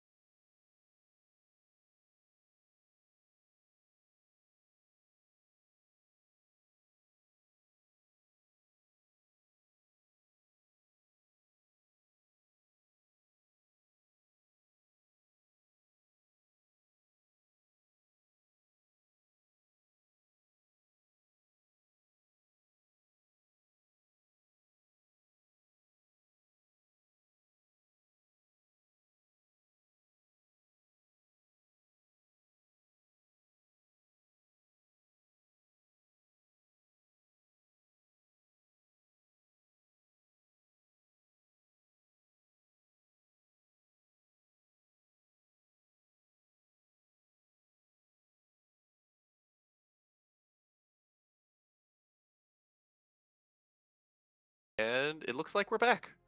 Hello. So, I am back. I'm Tori Kelly, also known as Tori K or D Watch in the community, and I am joined here with the amazing Emmanuel Padilla. Emmanuel, would you like to introduce yourself? Yes, I'm Emmanuel Padilla, as Tori said.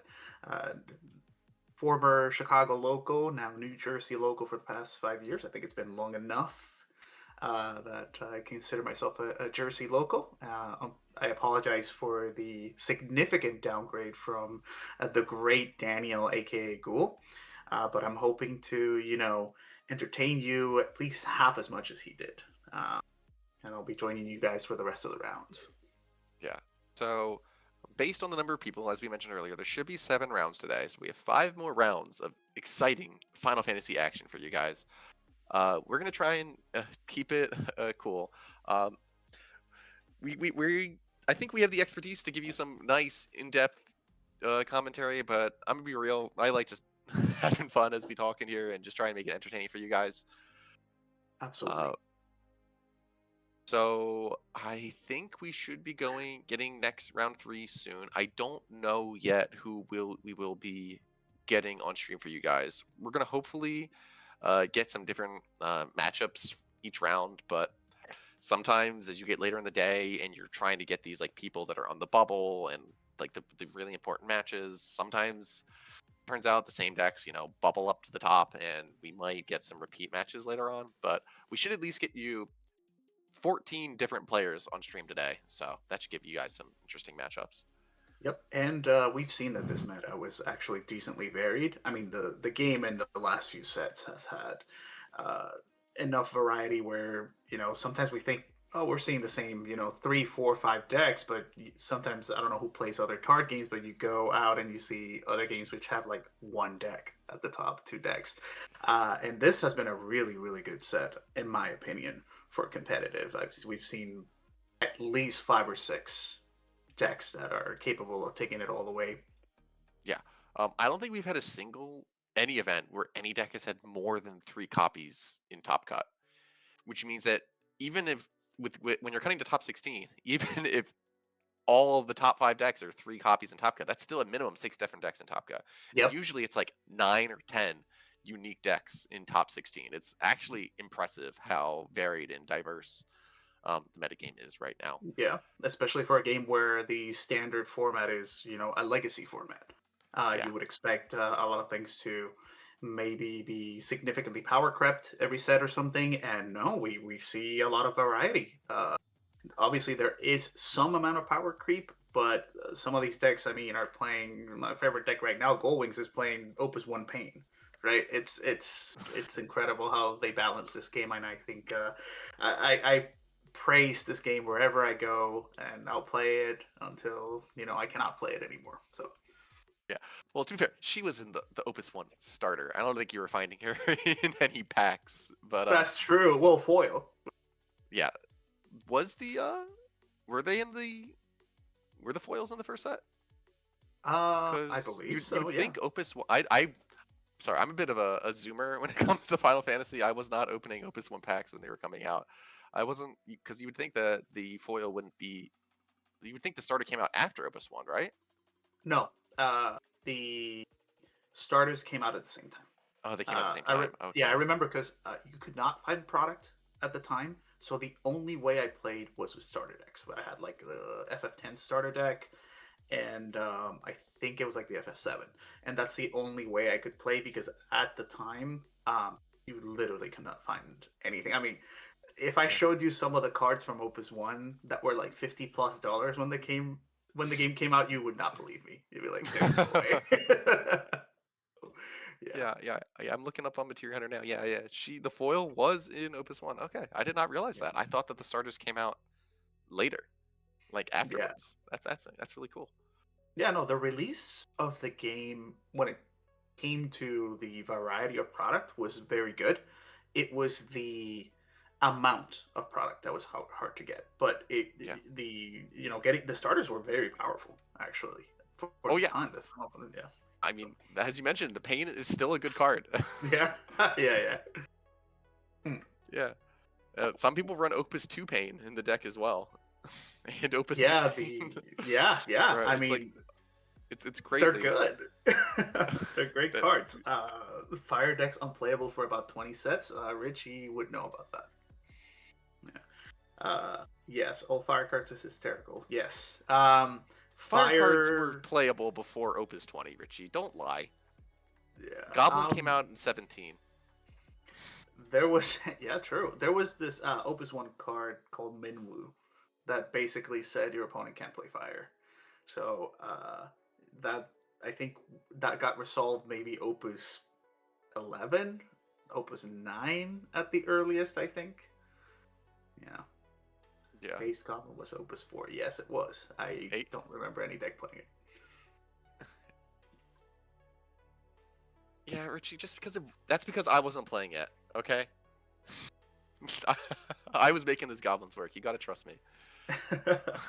Would you, like, have you ever played 5 or F6, whatever it is that we play? Sometimes you've never played it? I like it when my cards do something. I'm kidding. I'm kidding. I'm kidding. You don't want to play Data Luma and be like, this is the most broken thing I have ever seen in my life. I would be probably if I were to play F5, I'd probably try and play like Valifor Monsters. Yes. I think that's the type of gamer that I am. Okay. I mean I basically play those decks now, right? But... No, I'd be interested actually. Again, and like you say, I like my cards doing things. Every person that I've tried to get into F5 that has started like around the time that you started, they say the same thing. They're like, "No, this is boring. I like playing cards," and I'm like, "No, but you gotta understand, 3 turns of just backup pass is like peak Final Fantasy gaming." So I mean. There's some decks that do that now. Yeah.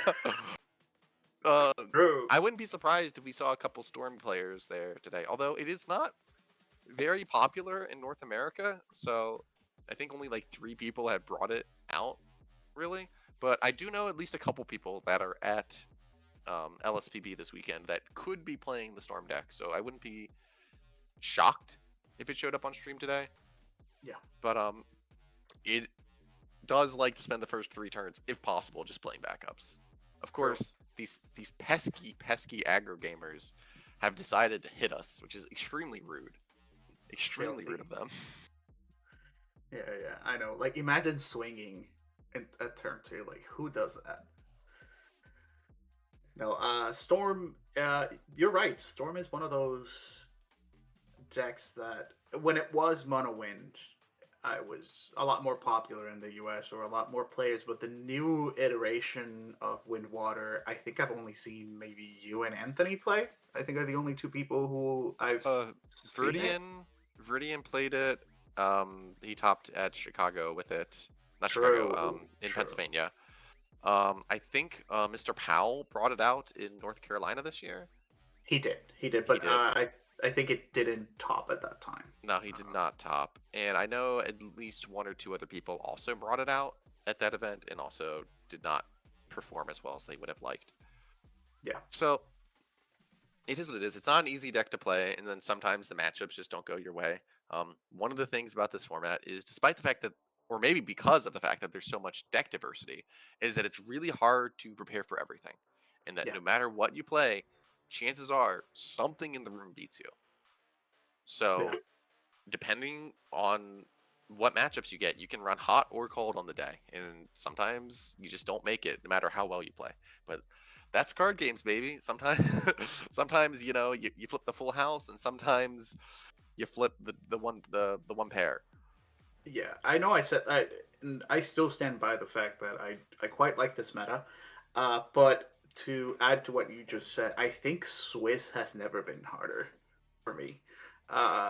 Best of 1 Swiss can be literally a dice roll. I like the last couple tournaments, all I've played is Gold Wings, and sometimes I just high roll every matchup, and sometimes I play an Earth deck, and I'm like, okay, guess I lose. Have you tried to not go matchup fishing? Just dodge it. And there are some decks that you would think have really, really bad matchups, and then you see them top, and then you talk to the person like, you're telling me you didn't like play a single wall 7 that instantly kills you? And they're like, no, I dodge all of them. And you're like, okay. Yeah, I mean that's how it was with the unicorn deck. It was just like that deck cannot beat MBM. It's such a painful matchup. Just 'Cause dodge you play it. like no, I think I didn't, but I was just really lucky. I only played against one MBM gamer all day, and he had a really unlucky draw where he just somehow Seymour lived for like 3 turns against him, and he like didn't draw Kukulin either. I'm like, I don't know how this Seymour's living and attacking. This should not be happening. Yeah. No, He you're like, bricked like 4 turns in a row, and Seymour just got me across the finish line, and I'm just like, I'm so sorry, Galloway. I don't know how you lost this. that's unfortunate. And it's one of those decks where you're like, well, do I bounce their Mont Blanc so they can free cast and kill my best thing all the time? Do I bounce their Pinello so they can draw another card? Like, what do I do? What do I bounce? And it's like, Yeah, like he had Balthier on board, and I couldn't bounce it because he had Fran on board, and it just comes down to basically free. So I had to keep it frozen each turn, so that way he couldn't like kill me. I was just like, this is the most stressful game I've ever played. Because like as we saw in the last match, MBM has an amazing ability to just murder you out of nowhere. yeah, absolutely. So, like, I have to keep the Balthier frozen, but you also have to keep the Gertie frozen because otherwise the Gertie just kills your Seymour. So like you can't even play the Seymour until the Gertie's already dull. It's like so stressful. Yep. And then you do all these things, and that is the deck that's playing 3 Miwas. So it's like nice dull freezes. Oh yeah, he also had to not draw any Miwas. Exactly. I don't know what he was drawing. He wasn't drawing wasn't drawing Pinella, wasn't drawing Fran. No, Fran was locked on the board. You might have just been drawing Fran every turn. I don't know. I was just like, no Kukulin. It had to be. Or Odin's or something, right? Like just drawing the lightning package the entire time, which we saw. I was watching the games and I saw that Mike almost whiffed on a flip 5, which was very surprising. It was the last card. That surprised me.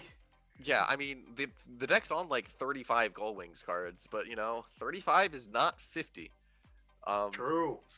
Flip 5, or rather, it's not 46, right? You can't whiff as long as there's 46. Yeah, I think the math on that is always what is this? Like 18 cards is 90% on a flip 5. 30. Yeah. 5 has to be like 90. It's like 98 or something. Let me get. Yeah. Let's pull up the hypergeometric calculator. So we got 49 cards in deck, right? Yep. Let's say we have 35 MBM cards, so 34 hits. Sample size 5. Yep. Number of successes. We're just looking for one card. It is 99.8. Wow. We almost saw the 0.2 on stream. Yeah. Incredible odds.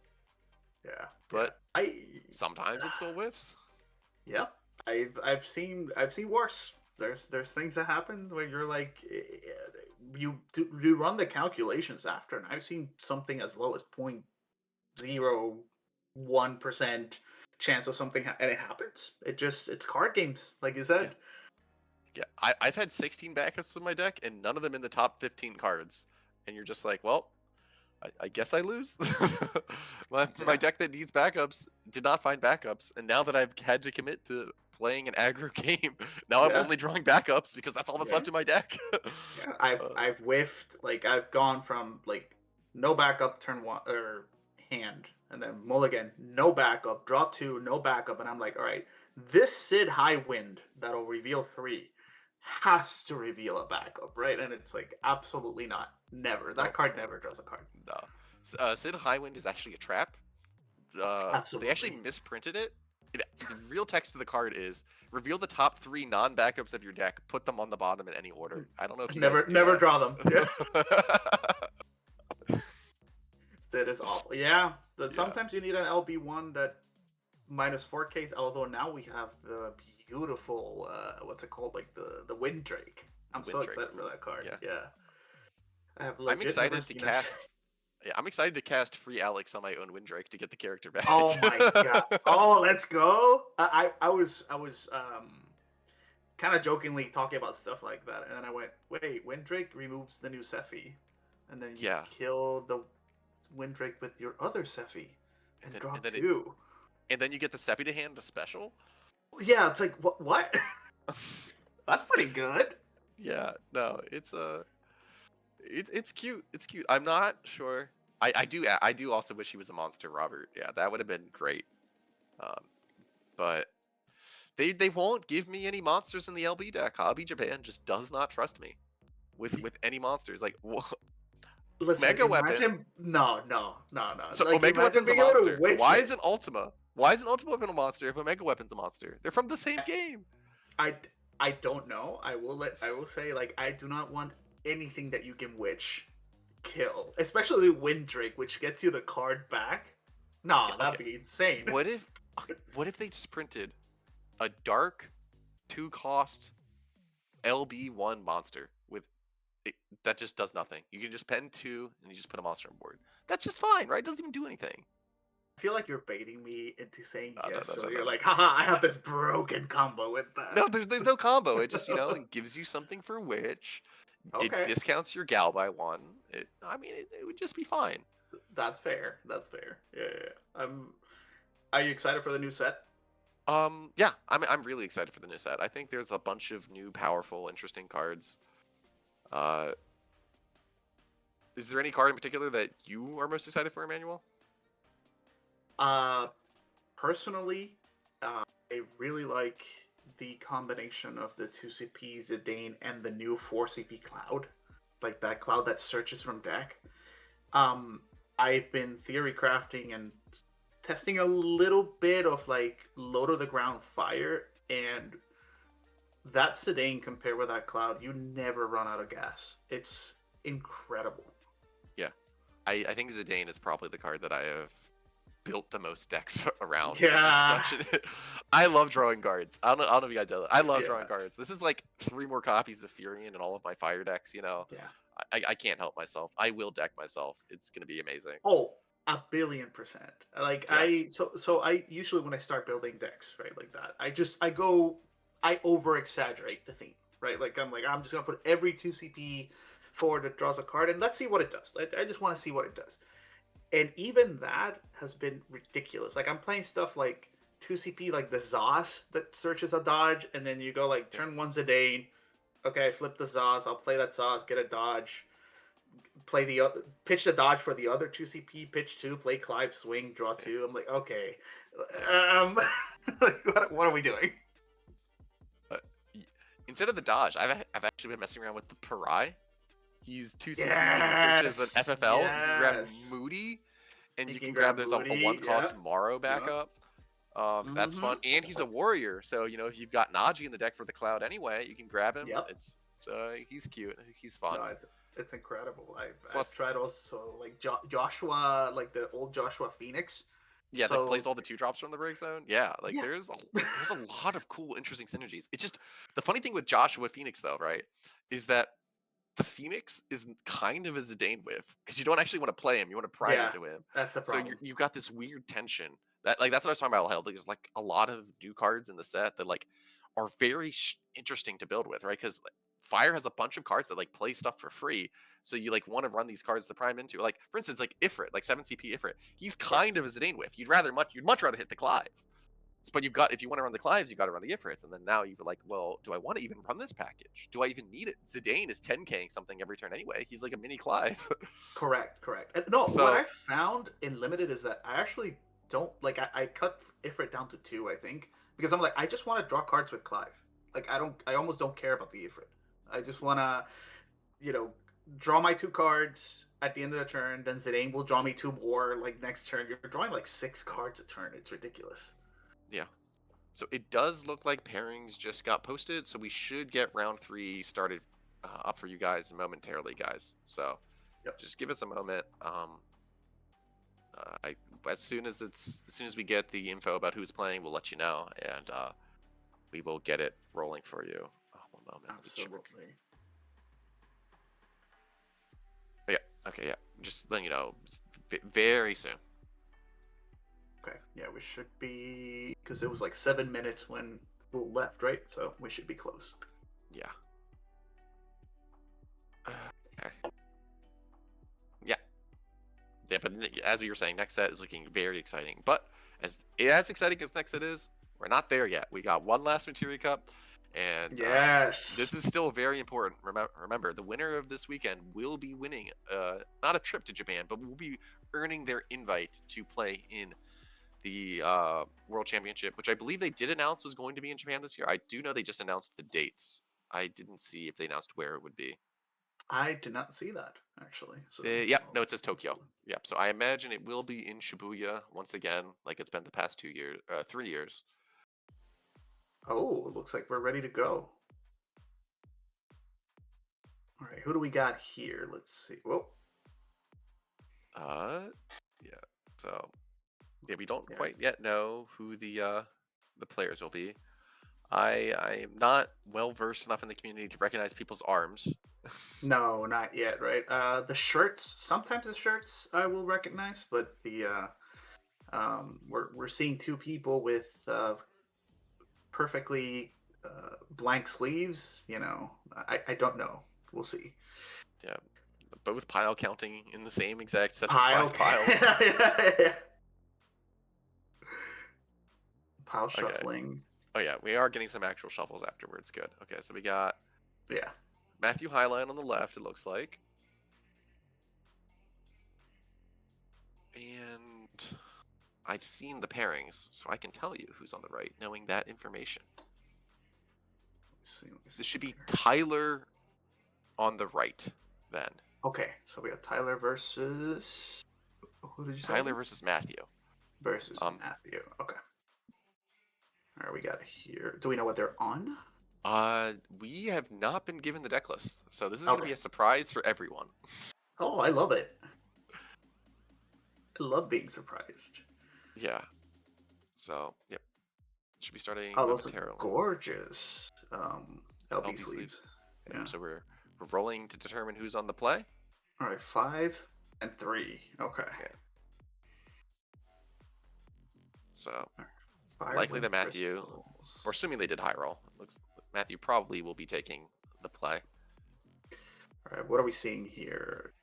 Come on, can you give me a little tilt? Show me the cards you got right there. Look at me, like I'm trying to like tilting myself, trying to. Yeah. Sometimes you forget that it doesn't work that way in real life. Reeve, here we go. Starting with a lightning deck. This is my favorite backup ever, maybe. So excited to see it. Yeah. Can't tell what he discarded for this Reeve, but there's a lot of different decks you play Reeve in. I think I saw a multi-lightning in hand, so it looks like it is probably water lightning, but not likely to be MBM, considering Reeve is not an MBM card. Usually you want mono. It's Thornton Aria. Yeah. Yes. Or is that Elena? That's Elena. Okay. Yeah, and he discarded an Odin for the. It looks like we're on fire. Fire wind crystals. Okay. Ooh, very exciting. Gonna be an interesting matchup. Wow. Yeah, I did a lot of messing around with fire wind crystals at the start of the set, and I can say the deck is quite strong. The main weakness it has compared to the ice versions is that you do not have the same level of generation for crystals as the ice version does. Just having effectively 9 copies of Younger Hall in the ice version from the remnants gives you so much more crystals to feed into Marsh and to feed into Yuffie that it was a little bit harder. It was much more reliant, I felt, on Spiritus for keeping your crystal gen up in a way that the ice version just isn't. But still, here's 3 crystals. Are we going to see a Bartz? We got the Bartz? Are we? Looks like we're pitching. We have 4 crystals. Wow. 4 crystals. And we pitched in Yuffie for that. That's Yeah, that's in a deck that runs lightning, right? You would think that that's one of your more valuable cards. Also, one of the things you commenting Fire Wind crystals. Fire Wind perhaps has the worst LB combination in the game. So it's almost like you're almost running your main deck only, right? Yeah. Well, Fearing LB is actually quite powerful. I will say. Really, I have not had the chance to test it. It looks like we're going very aggressive here with Cypher. Yeah, so the moment we saw this Raijin being played, it was very obvious that we're playing like some kind of water lightning self-mill deck. Yeah. Which is why I was even more surprised that you want to sacrifice the Yuffie for crystal points when you know you're playing a deck that wants to put its whole deck into the break zone in the first just a couple turns. But Cypher did not hit anything to add back to hand, so he was just a 3-cost 7k with haste. Here. Yeah. We do feel a little confident swinging into it. I don't think Fire Wind really has any EX. It's kind of like the Ice Wind as well, right? You kind of want to be pressuring these decks before they can get to. But I guess we just draw all our crystal backups, right? Yeah. So here we have 5 crystals now. Are we gonna? Do we have another Yuffie in hand? Is that why we discarded the previous turn? Looks like we're paying 4 for something. It is Yuffie, I would guess. Yeah. Yeah, considering we're looking at the break zone, there's a decent chance we're like, actually, we gotta figure out what we're gonna kill. Yep. Okay, so we did just have the second Yuffie. Okay. This is gonna be a really difficult spot, I think, for the Wind Lightning deck, right? Like, we have how many crystals now? We have 1, 2, 3, 4, 5, 6, 7 crystals. Wow. And like, if this Cypher just goes to combat and attacks, we can just make Yuffie untargetable. Correct. Now that is a little scary because Kukulin exists. So you'd probably rather just kill the Cypher pre-combat. I agree. I mean, we can still respond to it, right? But yeah, you'd probably do it in start of combat. You would kill the Cypher. That way they can't like play another Cypher afterwards and then attack with that to try to kill your Yuffie. Correct. Looks like we're gonna be Lunafreya digging maybe for an Odin or a Kukulin to try to get rid of this Yuffie. We are gonna respond to it by killing it. I'm not sure how I feel quite about that. yet. Yeah, he could have waited until he's flipped the Odin, which he did find. But it didn't really change anything. But yeah, we could have waited one moment. When Lunafreya flips an EX burst off the top, it does actually use the stack. But here's the second Cypher, and it's going to mill too. And can Cypher add back Cypher? No. Doesn't look like a no. Okay, well, he is just a haster. Ooh, that Vaughn was a little sad to lose. He would have been a great thing to play here and just wipe the board. Yeah, and good patience there, not getting rid of the Lunafreya with Yuffie. I think some people would be inclined to do so, but 2 crystals is a lot. Well, I guess we just find the third Yuffie naturally, right? Yeah. So we went down to 2 crystals there, but like this Yuffie will get us back up to 4, and then she can still just kill the Cypher. And I do believe we put the second multi-lightning in the break zone there, so that we'll be able to get 2 of those removed from the game. Yep. And 2 Odins removed from the game too. That is pretty rough for the water lightning. Yes. It's gonna be a lot harder to. It looks like we're also pitching to play the Earth Lightning. So we're using the Earth Lightning to remove the lightning from the game, but we still gain the 2 crystals because the Odin will still be in the break zone, so there will be still a legal target. You resolve as much as possible. Yes. So because there's at least 1 target, looks like they're probably asking a judge for this right now. Yeah, but he will still get the 2 crystals even if the 1 lightning is removed by the effect of the Earth Lightning. And it looks like they are debating exactly that, what you're saying. He is asking, if my Odin gets removed, does he get the 2 crystals? And the answer is, yes, he does. All right, so... And now Matthew has no cards in hand. No cards, yep. Oh, we have the Sonon. Oh, this is so fun. So what we can do here is, I believe, does Sonon give Yuffie haste? I don't remember. I think he... Or do we need to spend the crystal for the haste? It looks like he does, yeah. So he gives Yuffie the haste. He can party attack with them. And then before the block goes through, anyway, we draw and activate all of our backups. Yes, and draw a card, right? Yeah, wow. Yes, it's like Warrior of Light. And we get an Odin into damage, and we have lost all of our Yuffies. Yeah, unless we have one in LB, right? Which is the other reason to run this Sonon, to get you the double draw, one when she comes in, one when she party attacks. That's really interesting. Yeah. The only frustrating thing here is that in order to play this Sonon here, we had to discard every card in our hand. So, like, yes, we drew a card off of the Sonon and we activated all our backups, but we have nothing, unless the card we drew off of the Sonon here is castable, we have nothing to cast unless we go into our LB deck here, which we could do here. We could just, like, play a Vincent, kill the Cypher. But, like, we don't really want to let the Cypher live here. No. And we do have 2 fire backups, so it's not even that costly to do so. There we go. Yeah. Yeah, so, yeah, we take care of the Cypher. And then now, Tyler's in a great spot. He's up 2 backups. He still has 2 crystals. He's got multiple bodies on board. If he runs the LB Yuffie, like I said, he has a really clean play next turn. He had the 3rd multi-lightning in the break zone? I think he did. I think he pitched them all very early. Oh, Yeah. wow. Okay. Yeah. But it's fine. This is the last time we're gonna be potentially seeing this card, depending on what else he pitched. And being at, what are we at, 2 damage? I don't know how we, like, I guess we weren't aggressive enough, quote unquote, at the start, where I feel that the Wind Fire deck is in any danger when it has so many resources available to it. Yeah, well, the main issue is that we played both of those ciphers and we got no cards back, and we didn't mill a Raijin. I guess we know there's no Raijin developed, but we didn't mill a Fujin either time. So, like, we didn't get that Fujin value, and so we basically just played 2 hasters that just died for more or less free. It's just pretty rough. I'm curious to see what other FF8 cards the deck, because Cypher can only get back forwards, I believe. Yeah. Well, I imagine there's a decent chance there's probably the play set of the Fujins and probably like an Adea. I would guess so. Yeah. Okay, there's damage. Oh, we really like seeing that in the damage zone. We don't want to draw that. Yeah, no, we don't really want another wind backup, and we certainly don't one that costs 3 and draws us nothing. Yeah, correct. So what would you do here? Is if we have the UPLB? I play the UPLB. Ooh. Onion Knight. Wait, that's wow. That gets Zidane. I imagine we're probably gonna be grabbing the Furion. So there is a 2-cost Furion that we can play from our deck, and then on entry, if we control into the DFF forward, which we do. Okay, now we're grabbing Zidane. Okay, I don't. Yeah. I don't. I would have killed the guy and got my crystal back. Yeah. Oh, we're talking about like there's like a 3 C. Is it 2 CP? Yeah, he plays 3 cost or less, but there's a 2-cost Zidane that came out in the same set as the Onion Knight, who on entry does 7k to something, and every time, and once per turn when you kill a forward, you gain a crystal. Gotcha.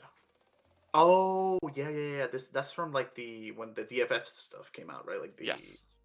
Yeah, I recall. Okay, so we're hitting an EX. Yep. This deck has to be. It's like 70% EX burst, right? Okay, that's fair. Yeah, I'm sure it is, right? I've seen these water lightning style. I'm sure your buddy Mr. Pat Liu, he plays versions of this deck, right?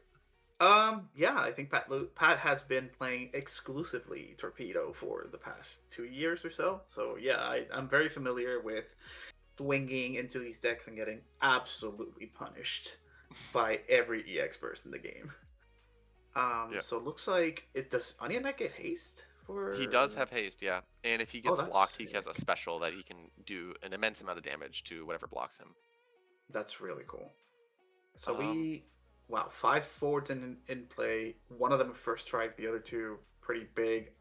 We'll see how we break through this, because the lightning is already in the field, right? Yes. So we can't dull down any of these guys unless we somehow get rid of her. We do see that he's running 6 CP lightning. We got rid of one of them, and I think the other one's in the break zone. But that card right now, drawing it is just like an empty draw if we're running how many lightnings. Yeah. But there is a lot of lightning still in the break zone, and we've seen Matthew discard just an immense amount of Odins. Despite the fact that Yuffie has come in and cleaned out 2 of those multi-lightnings and 2 of the Odins out of the break zone, Matthew is still just trucking along with a near seems infinite amount of lightnings. Yeah, this lightning basically reads unblockable, right? If you block her, you're just gonna keep getting infinite value. So he might be able to get 1 or 2 more damage off of just this lightning not being blocked. Yeah, but the thing is, all of the forwards that Tyler has active are just enormous, right? Like, we can just block with the Vincent. Yes. And he doesn't even take damage. And then, like, yes, you can bring the lightning back, but then it has to dull the Vincent, right? Because he's an instant blocker. And then you've got 2 other 9Ks that can still just block her, right? It's going to be really hard for her to push through damage these next 2 turns. But he kind of has to, because Tyler is threatening to just murder Matthew here. And we see the idea here that is a -8k, right? If it's 10 or more, so that will get rid of that Vincent. Yes. So 1 problem down. How many ciphers have we seen? I want to say we've seen 2. I think we've seen 2. So I imagine we're probably going to be searching a cipher here off of the Adea ETP. For those who haven't read Adea before, on entry, she can search for 1 category 8 forward, which would probably be either Cipher or Fujin here, or Irvine. There are the Irvines in the list. Yeah.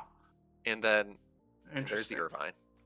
And then once per turn on your own turn, you can send the top couple cards of your deck to the break zone, and then it shrinks an opponent's forward either 4,000 or 8,000, depending on how many cards are in your break zone.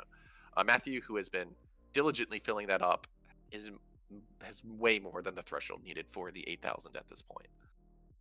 Absolutely, and this is an interesting deck because it seems to be a combination of the Army of One deck, right? It does run a bunch of Odins and Lightnings to be able to hit, I would guess, a minimum of 2 cards off of that 60p Lightning.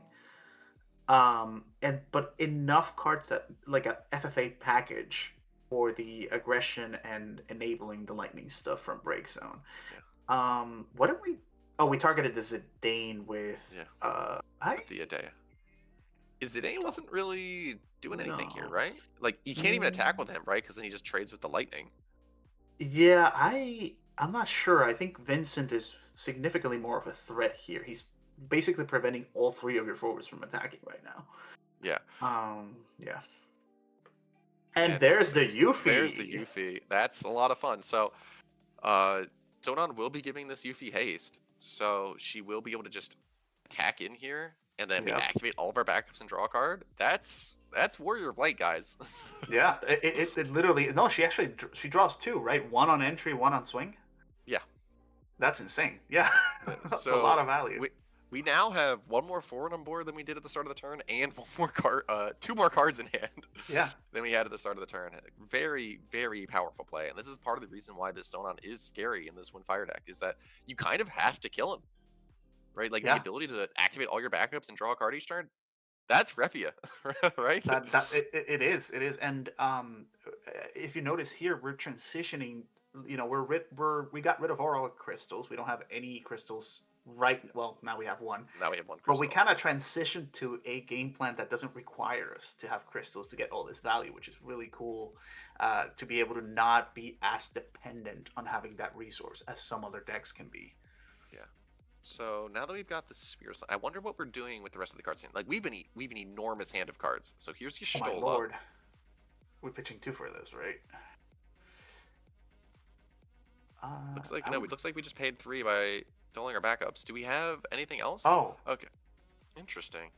So, the awkward thing about playing the Y'shtola here is that she kind of just dies to Idea. Yeah. Same but you also kind of want to get rid of the Vincent as well, right? So you need to be able to get rid of both. Yes. But, like, what we could just do is kill the Y'shtola, right? And then we attack with the Lightning. We can use the Lightning to dull. Tyler he's only at damage 3, right? So yes, he's not that. It's while the Lightning deck does have a lot of haste and a lot of ways to dull, it's probably gonna be pretty hard for Matthew to get through here, especially because it's possible. We haven't seen any Amats from Tyler's side, so there's a decent chance he's holding onto one of those in hand. Yes, we have not seen a single Amat, I think, even pitched or at any point. Oh, is that the other idea as well? I see the one that. Yeah, he is the other 5-cost Idea that plays a category 8 character of cost 2 or less from your deck. Okay. Unfortunately, we are only at damage 4, so Odin is still costing 5.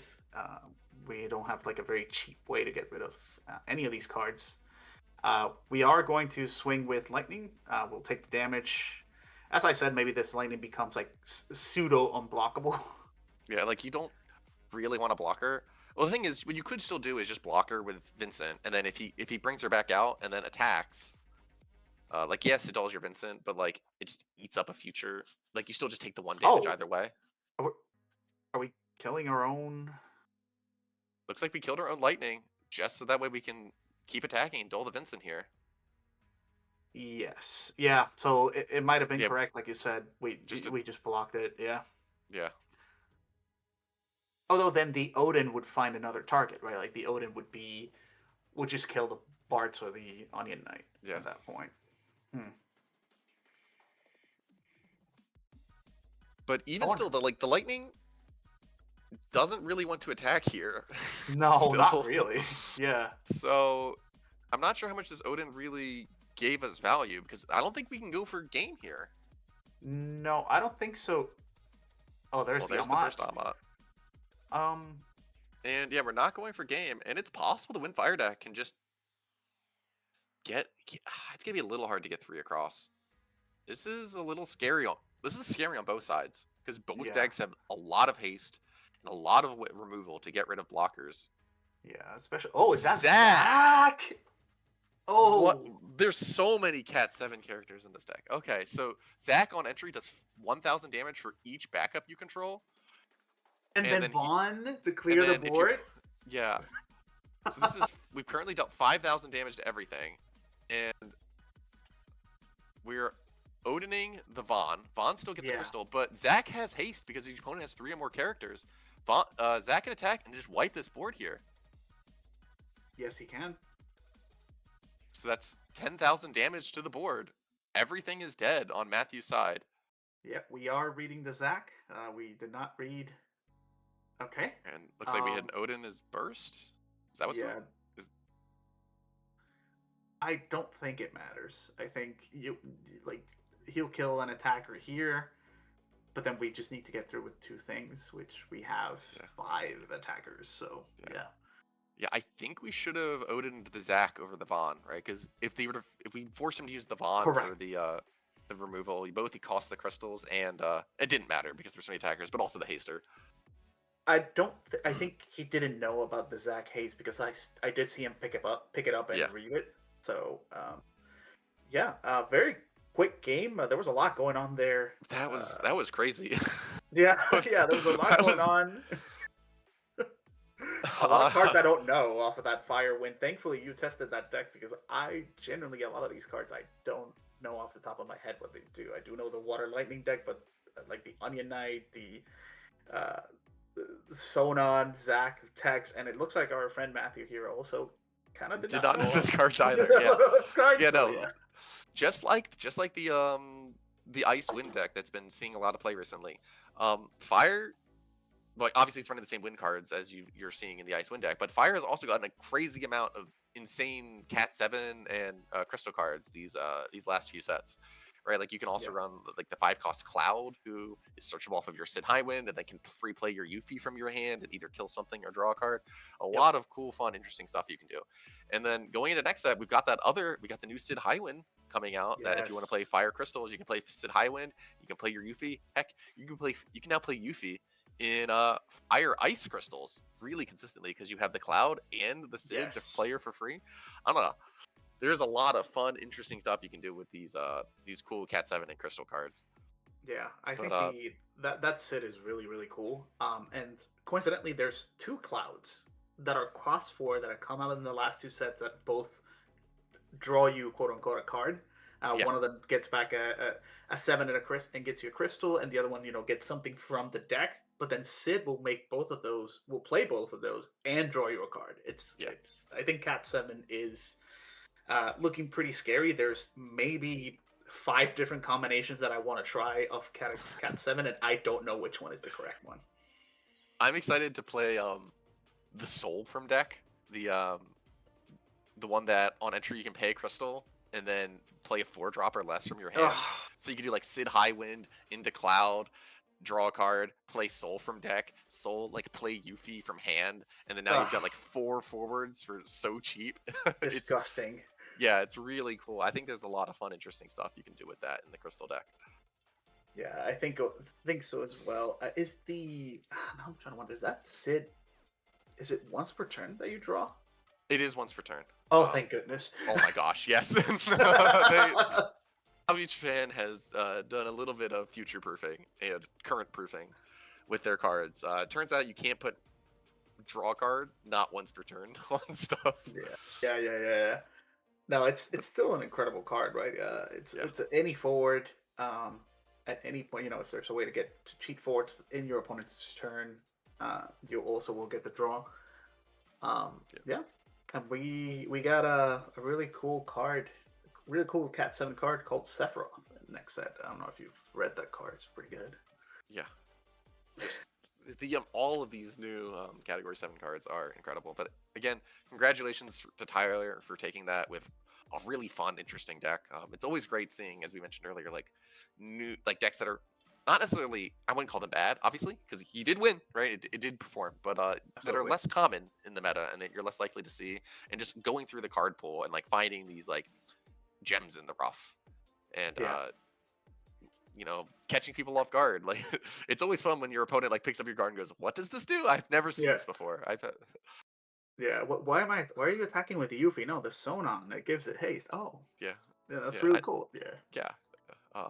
Wait, you just get to activate all your backups and draw a card? That does not Yeah. seem fair. Yeah, and he's a 9K, right? Like he's like a 4 CP. He's a tricky boy. Like when I was talking to Daniel earlier, I was like, if I could pick one like cost and stat line to be, I'd choose to be a 4 cost 9K. It's just an incredible it just fits really well in the meta against everything that people are trying to deal with, right? Like you live to most of the things that kill Seymour, and you live to most of the things that kill Pinello. It's just a great spot to be. Yeah, and it looks like that is the standard now, right? Like that is where the game is at, where a 4-drop has to either give you a ton of value or have a body smaller than 9K to be a playable card. Unless you get get some significant amounts of immediate value, which Sonon does give you some immediate value, but you got to jump through some hoops for it. Yeah. I mean, we got the Tidus coming in the next set, who is the star card of the set. He's he's on the box. He's got a beautiful full art. There's also the new collection book coming out that has him in full art signature version with the Albed text. It looks beautiful. Yes, it does. I might have to pick one of those up, maybe just for the Tidus LB. I do like the new Tidus LB. I do as well. I love my Amano art Tiduses, but seeing the color and just showing it, everyone knows what he does, right? It doesn't matter if he's in a different language, right? Well, everybody does. I mean, not I don't have to read it every time I play it, even though I've played them 50 times in my life. I still have to go wait, so I need 8 characters. I need 8. Oh, they have to be forwards. Never mind. Or monsters. Or monsters. Or backups. Or backups, right? Count. There you go. Yeah, monsters do not count, sadly. I should just be able to have 8 monsters on board and cast my Tidus, but I'm sure it would just turn your blue worms into forwards. You're good. Yeah, but then they die. It's sad. No, it's great. It also has a copy, I think, of 2CP Yuna, like the Opus 1. Yeah, a second alt art. I think is that the first card to get 2 alt arts? It might be actually. Because it had the very, very early promo. This one. I don't know if the Fire Alphino was the one they chose for the new Scions alt arts. Because if so, they would be Alphino would be the first one with 2. Well, Alphino the name at least has 2. Yeah, but no, it was a different Alphino they chose for that. Was it the water one? Yeah, they chose the water one, I think. Okay. For the FanFest promo. Yeah, it was the water one. But that was a crazy game, a lot of fun. Yeah. Was there anything that any specific play that shocked you there that you're like, oh my gosh, I can't believe I saw that? No, I think both players were playing very fast, so it was sometimes hard to pick to.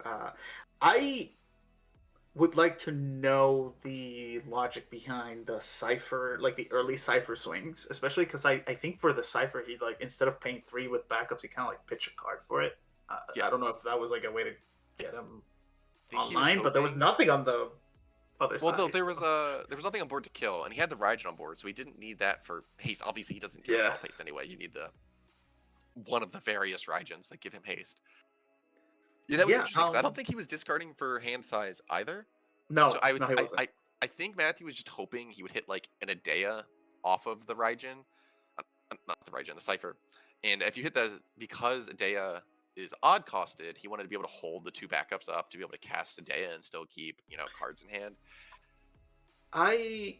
So this is something that I don't want to go into this rant, but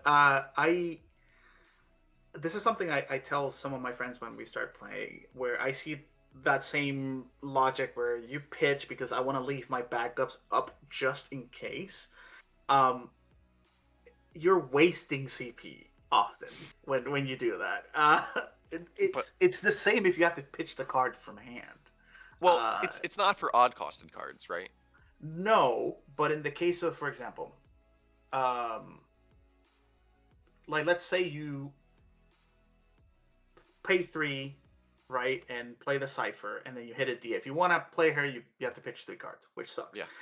But if you do the same, if you pitch for Cipher, then you don't pitch for Idea, you have a backup up that you didn't use. You still lost the CP.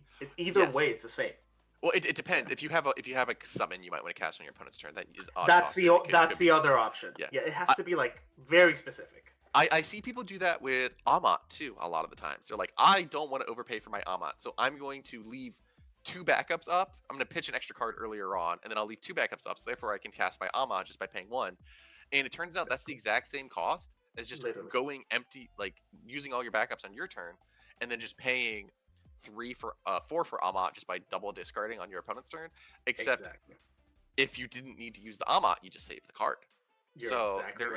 But the thing is, though, sometimes just leaving those backups up makes your opponent go, do they have it, though? And, like, potentially, what if one of those backups, right, is Lena? So now we're threatening a Raise or an Amat, or, like, maybe we have Kukulin in hand, right? And, like, we want to be able to, like, Kukulin and then Amat afterwards. So there are reasons you want to do it. But that's the thing about this game. This game is very difficult. And, like, just because usually it's correct to just use your backups on your turn and then just discard from hand to cast summons on your opponent's turn, it's not always right. And there are reasons you might want to go for what is usually a less efficient line based on the cards in hand, or just to force your opponent to respect certain actions that you might be able to take to stymie their actions. That is correct. And I think, like I said, if there is a plan, if you have a specific plan for those backups, then that is fine. Like you're saying, like, for example, if one of them is Lena, or if you have another odd costed thing, like if I'm playing Mono Fire, I can leave up Amat and Ifrit if I have both. But if you don't, and you're doing it because I want to odd costed pay for my Amat, but either way you were gonna pitch 2 for it, like that's the type of mentality that you gotta start having in this game. What am I doing with these resources that I'm not using? If the answer is hoping and praying, most of the time it's correct to use it. If you have a concrete plan for it, then absolutely do the play that seems inefficient, just to execute your plan. Oh yeah, absolutely. But it's I'm being told it looks like round 3 is ending shortly. I believe we are basically going to time right now. Yeah, we will not be getting you guys another match for this round. I don't, but we have so we should be getting around, I think it's around like 20 minutes is what we've been doing between rounds. We can keep talking for you guys, keep entertaining you. Absolutely. I can yap for hours about this game. It's a lot of fun. So moving on, we were talking about how much we liked the new Zidane for next set, but how do you feel about Garuda, Emmanuel? I'm just curious. Oh, I would say definitely top 3 cards of the set for me. Yeah, it's very strong. Okay, so for those in the chat who are not aware, Garuda is a 4-cost category 16 icon that can be primed into for 4 from various Benedictas, with the effect of when she deals damage to your opponent or when Benedicta primes into her, reveal the top 2 cards of your deck, add 1 wind character among them to your hand, or play 1 wind character among them onto the field, and then the rest get milled into the break zone. She also has a special that costs 5 and taps, which just deals your opponent a point of damage, which would also additionally trigger her initial effect. Yep. So Hobby Japan lately has been loving to print these, I will affectionately call them high roll cards, where you just get a Gamba, and they're a lot of fun. I think we're having some technical difficulties with the stream images. Yep, I see. Yeah. But yeah, they in this new set specifically has more than one of those, right? Where it's like very high rolly, very gambly cards, and one of them iconically, it's a Setzer for some reason, right? The Garuda also fits into that, but we are seeing a lot of these flip, and you can get like insanely rewarded, right? Yeah, I mean, Setzer isn't his job gambler. I think Which makes sense, yeah. It makes a bit sense that Setzer likes to roll the dice, if you know what I mean. Or as my sister says every time I say the word Setzer, Setzer from Kingdom Hearts.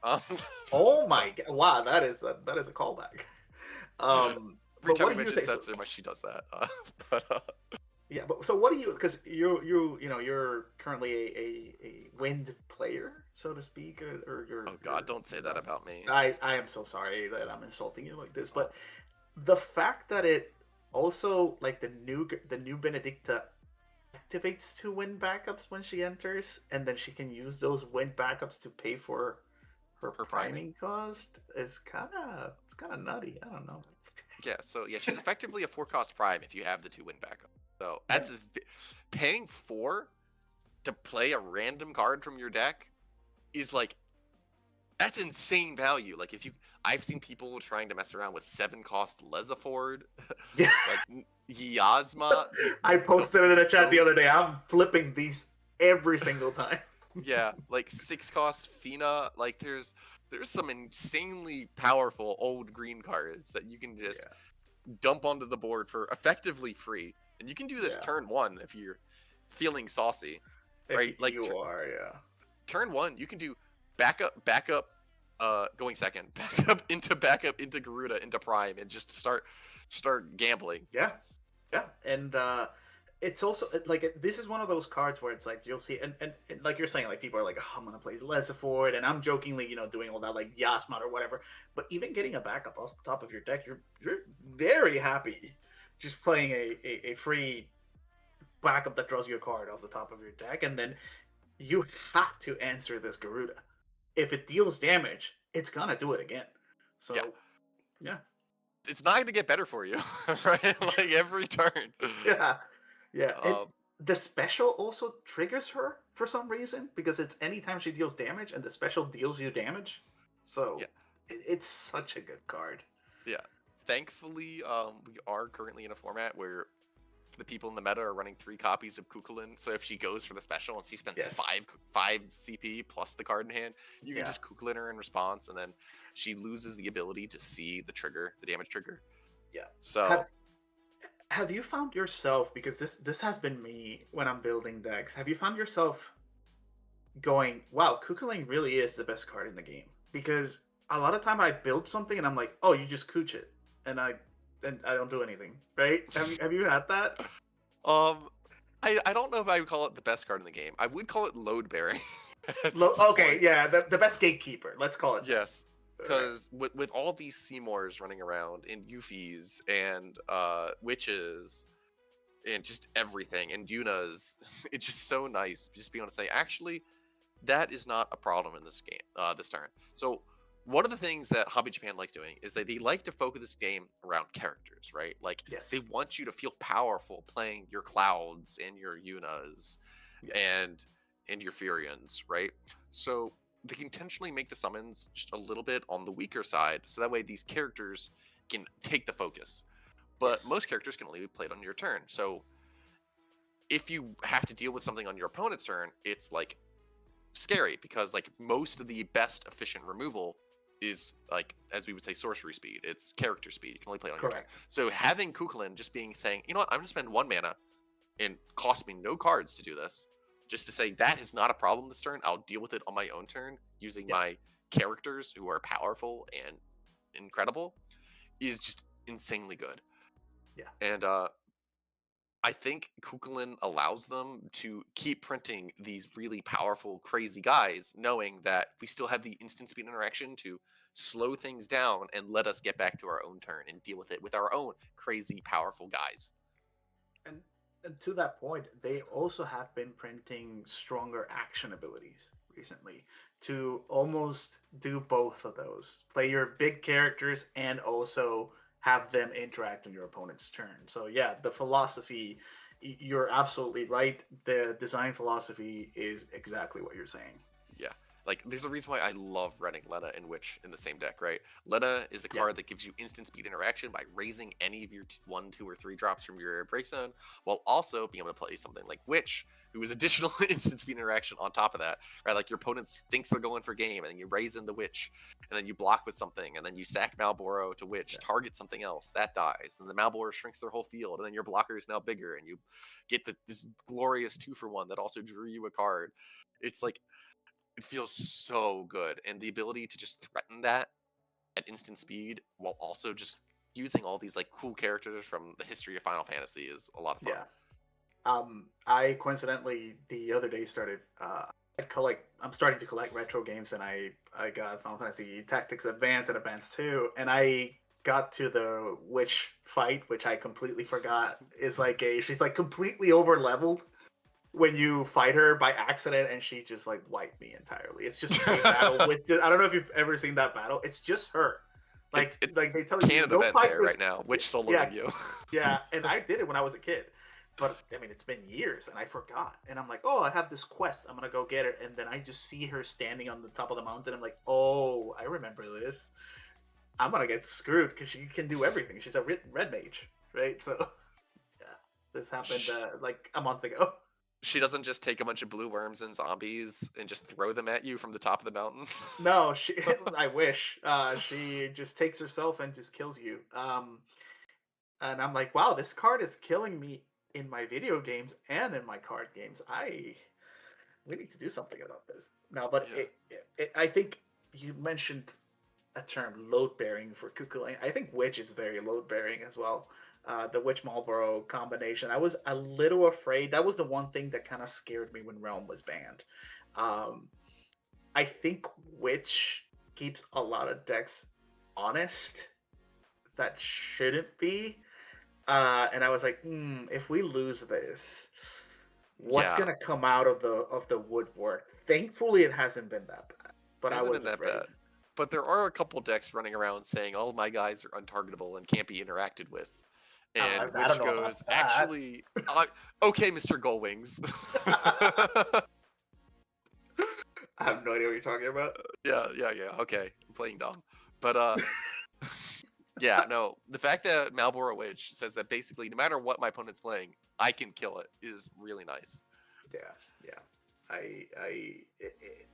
It kept a lot of decks.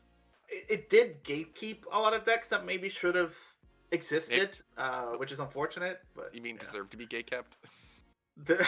Yeah, if you can't handle this, just don't play the game, bro. No, but no, it's good that we still see decks with Witch, and I think as long as Witch Marlboro exists, unless it gets like significantly power crept, the amount of work that those two cards put together, it's just too good. It's the best removal that you could hope for. It's power reduction. It's blanking abilities. It's everything you want to see, and it keeps filthy aggro decks from running away with the game. Yes, sometimes. You're gosh darn right. So I'm checking our messages, and it appears we will be doing a lunch break today, and it will be after round 4. So we just finished round 3. So after this round, guys, we will be doing a lunch break. I imagine it will be around 30 minutes. I do not know the exact timing. So round 3 ended around 10 minutes ago. So I imagine we got like another 5 minutes until we get our next round going on. Yeah, we'll see. I was surprised how little time was left. I felt that round went by significantly faster than it did. The players were playing fast, but they were playing fast. It did go to more turns than I thought it would go. Zach on your Mr. Padilla for lunch. Rob, I don't know what that means. Does anyone in chat have any questions for us or things they want to hear us talk about? Yeah. We should do like I've been meaning to do a set review, but I was traveling for work this week, and now I feel like maybe it's a little too late. Like people already know the cards and whatever. So I don't know. What do you think? Should I do like a post early testing review or? That would be great. That'd be great. Yeah, I think I've been thinking on that. Top 5 bannable. No, I'm not. Okay. Oh yeah, no, you got to get the clickbait going. 5 Yeah. cards from Blissful Eternity that need to be banned. Card I've one. thought about the red arrow broken really big with the with three question marks. Yeah. Got to point at Bahamut and go, summon that deals damage to Yeah. face? Is this the Incredible. most broken card? Yeah. Yeah, I would get immediately a billion views. No, but I guess let me see how I phrase this question. Did you have any cards in the new set that you looked at it like at first glance you were like, oh my god, this seems amazing, and then you went, and then after a little bit you were like, not really, and why is it called Titan?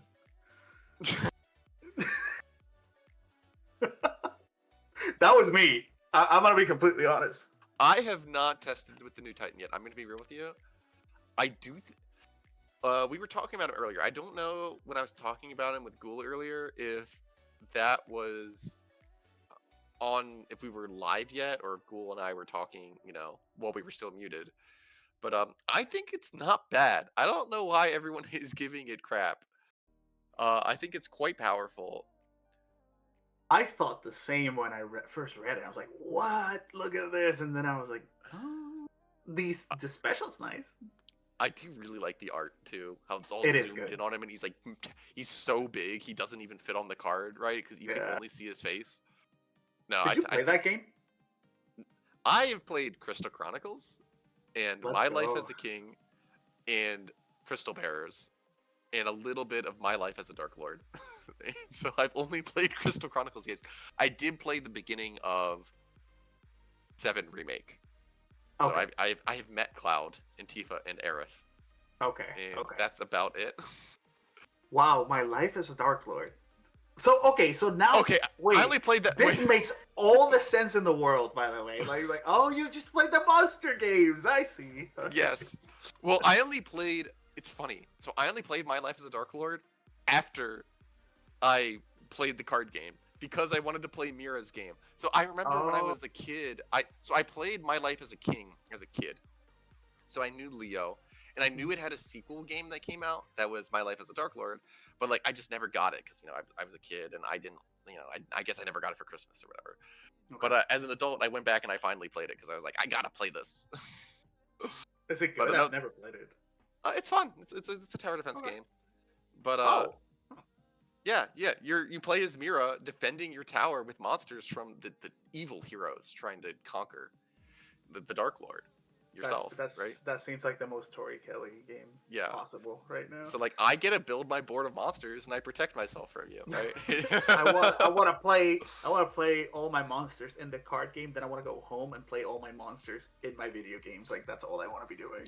Yeah, exactly. Realm the whole reason I play monsters. Played 6. No, Opus 16 Mira, the Earth Mira, is why I play monsters. Because I was like, I've only played Crystal Chronicles. I want to play a Crystal Chronicles deck. Let me go through all the Crystal Chronicles cards. And she had just came out when I started playing. And I was like, this card looks good. Let me look up all the other cards with monster in the text. And I found Realm. And I was like, oh, this card looks good.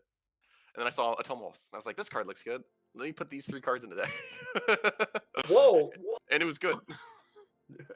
Now 2 of them are banned. Yeah, entirely your fault, by the way. Like, I would say. No. I blame Hara and Air for banning my cards. True. Yeah, because it was like two worlds in a row. Like we could have had, what was the other? It was Warriors and what was the second place? Warriors and I forgot. The other, we could have had that, but then he had to win with monsters and Rafi again and get everything banned. Yeah. So I see round 4 has been published. Players are going to their seats. And Muhammad has given me a set. He sent me the matchups. And I'm going to let you know. He sent it sideways, so I cannot read this. Thank you, Muhammad. Just tilt your head like that. Wait, is retired player Muhammad at the Texas Materia Cup right now? Is there a player called Retired Player? Yeah. It's almost certainly Muhammad. No. I'm asking if he is at Texas right now. Like, the retired. Oh yes, retired player. Yes, Retired player. he's there. Yeah. After winning a Materia Cup, he's decided to I'm go. gonna go again. He's Yeah. having a little bit too much fun this set. I can see that. Yeah, no, it's yeah. I'm still waiting to play. He and I chat a lot about Dice Throne. We have said that if he and I ever get to finals in a tournament, we're just gonna put away the Final Fantasy cards and just play Dice Throne in finals. I'm pretty sure in the rules it says you can only determine a victory by playing Final Fantasy. Dang it! So you might get a little bit of trouble with Square Enix. A little bit permanently banned, you know. Yeah. Oh, looks like we're sitting down here. Who do we have? Two black shirt gentlemen.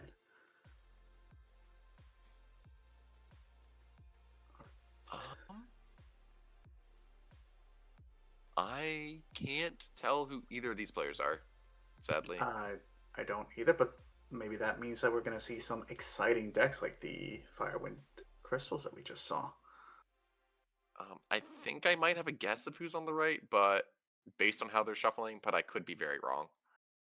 You know how people... okay, see, I don't know that. So, like, when I'm preparing for a game, I like to, like, watch how my opponent shuffles just to make sure that, you know, you got to keep your people honest. No, absolutely. Like, absolutely. And sometimes I forget to watch my opponent shuffle, and, like, I feel bad about it because if I didn't see you shuffle, I just have to assume that you didn't shuffle well, so when you offer the deck and to you're me, going to shuffle. I was wrong. Okay, it is not who I thought it was. Okay. Okay, it's Jacob versus Kevin. And no, but I think, and I'm sorry, like for people who I know, like some people are kind of divided on this, but in tournaments like this, especially when there's pricing on the line, etc., you are allowed to shuffle your opponent's deck. In fact, you should be doing that, and you should not feel bad about it or be made to feel bad for doing it. So well. Yeah. Well, when I am a little rough on the sleeves when I shuffle, so like I try not to shuffle my opponent's deck. So if you're sitting in front of me and you don't shuffle well, no, I will mash your cards. Okay, so yeah, absolutely. Please make sure you shuffle well. Yes. Pile shuffling, or as other people call it, pile counting, is not shuffling. Correct. Please give your deck a couple mashes, some riffles, whatever you want to do. Just make sure it's nice and randomized. Yep. I think the math says it's 7 riffle shuffles is the minimum for a perfectly sufficiently randomized deck. Mm-hmm. Yeah. So yeah, there's videos on that if people have not seen it. All right, so I don't know what any of these guys are playing. I do love the sleeve colors quite a lot. And we're going to be deciding who goes first. Yeah, the blue sleeves do look nice with the Unimats. Yeah, right? 5 to 8. All right, so looks like Jacob is deciding who goes first. All right, good luck. Have fun to both of our players. Yeah, so looking at these players, I think... Is it Icewind on the left? I can't tell. They're both kind of hiding their hands. And I wasn't able to get a good look at the bottom of their decks while they're shuffling to see. Yep. So Jacob did choose to take the play as expected. Oh, and we got MBM again. Oh, and we got the optimal quote unquote start, which is the Mont Blanc into backup. Do we also have the Hurdy, or what's it called? What's the blue one? The horn. Thank you. If Jacob has the horn here, he's looking extremely happy. Yeah, I don't think there's any other. Oh, okay. I was like. So we're revealing the Baknami. Do we got the horn? Oh my God. got the horn. Oh, yeah. Lord. That is one of the starts of all time. Yeah, this is one of the reasons that MBM is such a strong deck. I don't think any other deck can pull off something like this, right? Right now, where you have 3 backups, 2 cards in hand, turn 1. Yeah. Normally, just going to 2 backups gets you to 2 cards in hand. So the fact that Jacob's on 3 backups, he's basically just 2 extra cards in hand than you would normally otherwise have in this spot. It's just an incredible start for the deck, and it's yeah. But yeah, so we are seeing the Icewind on the left for Kevin, but Icewind is one of those decks that has the capacity to just ramp just as hard, right? Like we could play like a Yuffie here, play a Bartz, draw 2 cards. Yep. I did not actually see the cards in Kevin's hand. If there's a Bart's coming down here, that would be really funny. It has to. I think it has to be, right? Because oh no, we just wanted the Yuffie down. oh, okay. Bart's is one of those cards. It's, I think, one of the few cards that can take back the tempo that we just saw from your opponent. Well, the thing is that if we have the Pinello here, we could just play the Pinello and kill the Yuffie and get a nice trade. But no, we're just playing more backups. Is that a Lena? How did we? Okay, so we overpaid. We overpaid. It's fine. Yeah. This is really interesting. I guess he doesn't have enough MB because this is the perfect turn to Ash LB, right? Because you have 3 backups. You pitch 2, you dull 2, pitch, and then use the other backup to play if you have something that guaranteed draws you a card. But it looks like he didn't. Well, you didn't want to play the Ash there because it just dies to Yuffie and doesn't make it to combat for the free play. But that is you're basically true. You're just discarding 3 cards or rather discarding 2 cards just to remove 2 crystals. That's not a great trade. Oh my lord. Oh okay. lordy. Yeah, you definitely just bounce the Yuffie here, and you get the lightning back. He even had the water card in the break zone, and now that there's no cards in Jacob's break zone, Kevin can't even replay the Yuffie here because you don't get the crystals. There's nothing to target. Do we play a 3CP? Do we have a 3CP backup that we can play here at least to, maintain some semblance of momentum? Hopefully Kevin has some powerful thing he can do here because Jacob, 5 cards on field, 2 cards in hand. This is looking pretty impressive start for the MBM. Yeah. And then now that we don't have the Yuffie on board, we can just jam the Ash, right? Yes, we do. And I think Kevin, here we're digging for Bart's, right? Like the only way we can get out of this hole is by playing a Bart's and hitting like a backup and a really good card to hand because MBM is just so far ahead, and that Leviathan was such an unfortunate first hit. All right, we're revealing. What are we getting here? We're getting the monster. Yeah, we're getting the little Vorpal bunny. That can't kill this. it can. Yeah. If we're willing to gamble, this Vorpal bunny, we can play it for 1 off of the Ash's effect with the horn we have active to potentially kill Undead Princess. I imagine though he probably has something else in hand he could play off this Ash. No. Interesting, we're not going for the Vorpal bunny. Jacob didn't feel like gambling.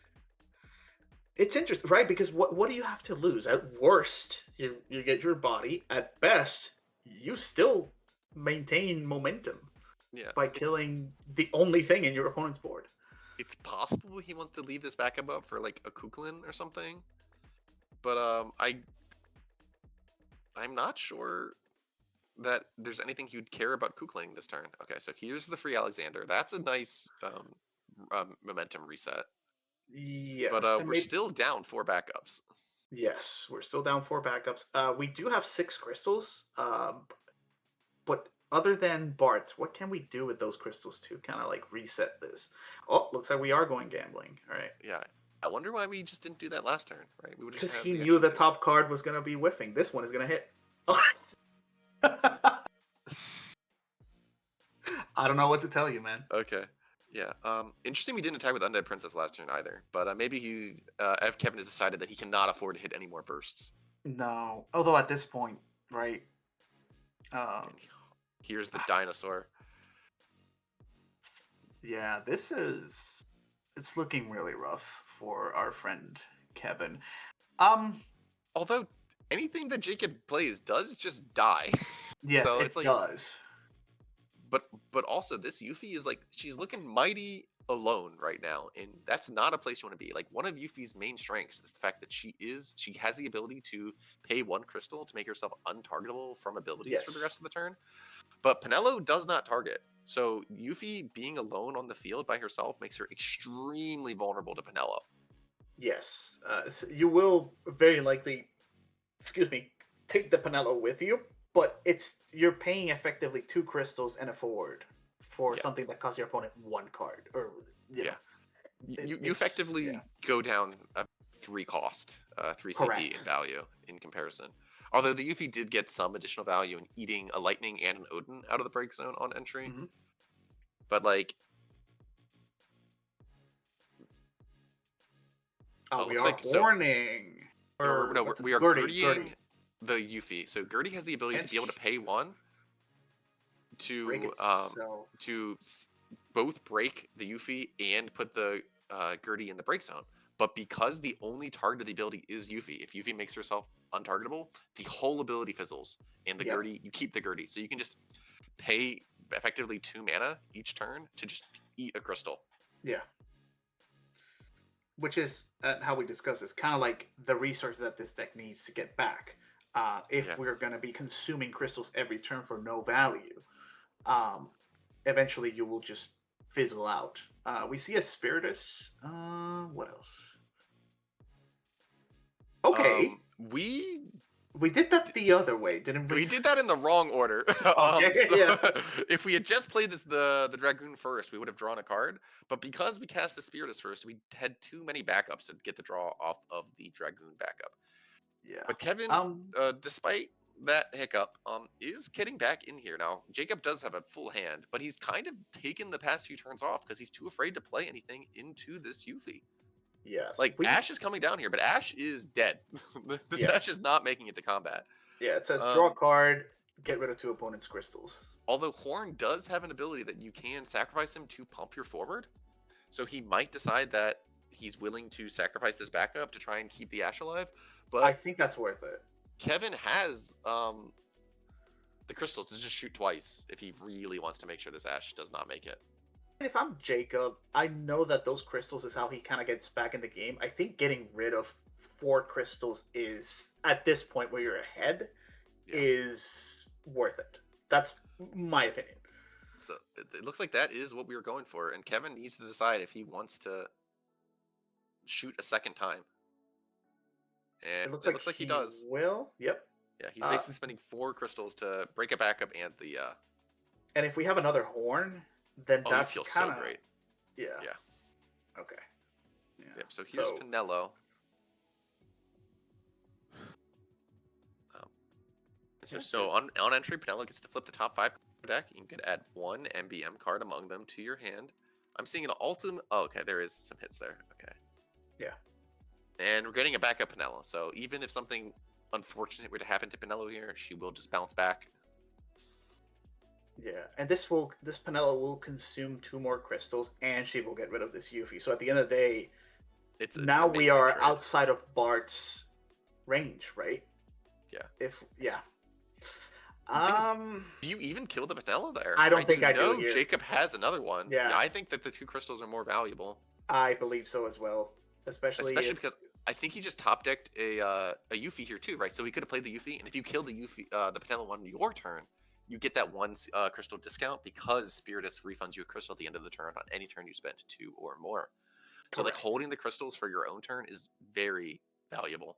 Correct. And if you draw something like Bart's here and no other crystal generator, you're forced to sacrifice one of your backups to play Bart's, which is not what you want to be doing at this point of the game. So we pitched Yuffie for Yuffie. So we already had the second Yuffie in hand, and we drew the 3rd one for turn. So this is there what are we keeping these backups active for? Well, we're back to the conversation we were having, right? Okay, you could argue Spiritus, but like knowing what you're facing, is there any damage? We know that the Pinello is in hand, right? Like so Spiritus is a big reason to keep a backup, right? Spiritus is an insane backup, being able to pump your guys plus 10k, plus 5k. Yes. But you know that this Water Lightning deck doesn't care about power. Yeah, exactly. And Yuffie is going to get in the break zone. We discarded that Yuffie for more or less no value. Exactly. Yeah, that's very important. And we did kill the Pinello. But Fran's just gonna add her back. Yep, it's MBM things. Yeah, so Pinello flipped into Fran, and now we can use Fran, who on entry lets us play an MBM from our breaks. I mean, not play it, but lets us add an MBM from our break zone back to our hand. Yeah. So we are. Yep. Jacob is showing Fran to Kevin. Are we playing her this turn as well? I don't think you need to, but you could. I think Jacob just has so many cards in hand, he just wants to play everything out, because otherwise he's just going to be discarding for hand size anyway. I guess, yeah, no, and I guess you also leave up a Pinello activation, right? Because you do have the Fran and the backup to do so. Oh, and we got Vaughn, so now we can start chipping away our opponent next turn. Only sad thing is there, Jacob did put Yuna on the bottom of the deck. Again, that's Yuna's not a real card. When you flip 5 with your MBM, please, people, put Yuna on top. You will see her. Again. You will see her. Yeah. Well, luckily for Jacob, he does not currently have a Purdy on board, so he does have the capacity to search his deck and shuffle it and get the Yuna back off the bottom. Yeah. How much? I don't know how much experience you have with Wind Ice Crystals. Like, if you're Kevin, what are you looking to do here? It's really awkward because the deck doesn't really have any forms of removal that isn't reliant on developing forwards. Mm-hmm. But any forward you develop here is just going to die to Pinello. You don't have anything like a bomb or a Phoenix or anything like that to like kill the Pinello, or even any summons, right? To kill the Pinello without sacrificing something to her, right? Like, no matter what you do, you have to effectively allow the first forward you play to die. Yeah, so it's almost like you're forced into doing something like, for example, in this situation, if there's something you want to stick, you Surges and dull the Vanilla, right? Well, ideally, you would like to Victoria here, but Jacob has too many cards in hand, so the damage is just not online. Yep. And he will not be able to kill the Pinello in that way. So because of that, there's like nothing in his LB deck here that's capable of dealing with Jacob's board. So Kevin's going to have to sacrifice a real actual card out of his hand here. Okay. I don't hate this actually as the option. I wish, so if we had something like Marsh, right, where you could like force the Pinello to activate with the Surges, and then you Marsh, draw 2 cards, and see if you can dig yourself out of this hole. Maybe that's worth. Yeah, but I don't think I saw a Marsh in Kevin's hand. No. I think he's just playing Edge, going to combat, attacking, letting it die, and then passing. Do you kill this Edge? I don't see a reason not to. Okay. Yeah, because Kevin only had 2 cards left in hand, you didn't need to be worried about dulling your Pinello and opening up to being vulnerable to, like, say, a Kadaj that Kevin has in hand. Because he didn't have the cards in hand to cast said Kadaj. It's only either a 3 cost from hand or a 5 or less from LB, and there's nothing realistically that Kevin could be running that would threaten anything Jacob had. Yeah. We're pitching the Horn for the Vaughn. Yeah, interesting to pitch the Horn when it is just a 2-mana backup that just draws a card on entry. But I think he is looking to save that last backup slot for like a Gertie. I'm wondering, do we have Balthier in hand that we can haste this Vaughn? I mean, if we do, Kevin might be dead. That's what I'm saying. I think that's what we're going for, because he left the 2. Yeah. Balthier is threatening game here. If we have the Balthier. Yeah. And these Icewind Crystal decks often run 0 bursts. Yep. I want to say we do have. Yep. We do have the Balthier. And we left up. I guess we left up the Gertie just in case. I mean, it's probably because we're planning on playing a Lightning from the break zone, and just in case. And you'd rather pay for that with backups than from hand. True. But I don't think it matters. I do know that a lot of Lightnings have been removed from the game, so I don't think we even have that in there. No, I guess these 2 backups do. They represent removal. Effect. Yeah. I think we're very dead. And then the 2 last monsters for game. Yep. Oof. It's very unfortunate. And that's damage 7. Yep. Bit of a rough game there for Icewind, but yeah, that's what MBM does. Yeah. I see there's some plays, like for example, the Spiritus play before the backup, right? It's very easy to get discouraged when your opponent has such a fantastic opening and you don't.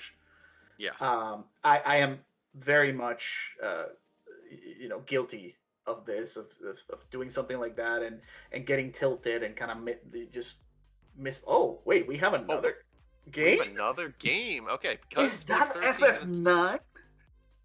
We have FF9 versus Mono Fire. Oh, And this Mono Fire deck is running not one copy of Zac, but at least 2 copies of the Zac from what is the going on? the starter decks that came out last year. This is Yeah, Mono Water FF9.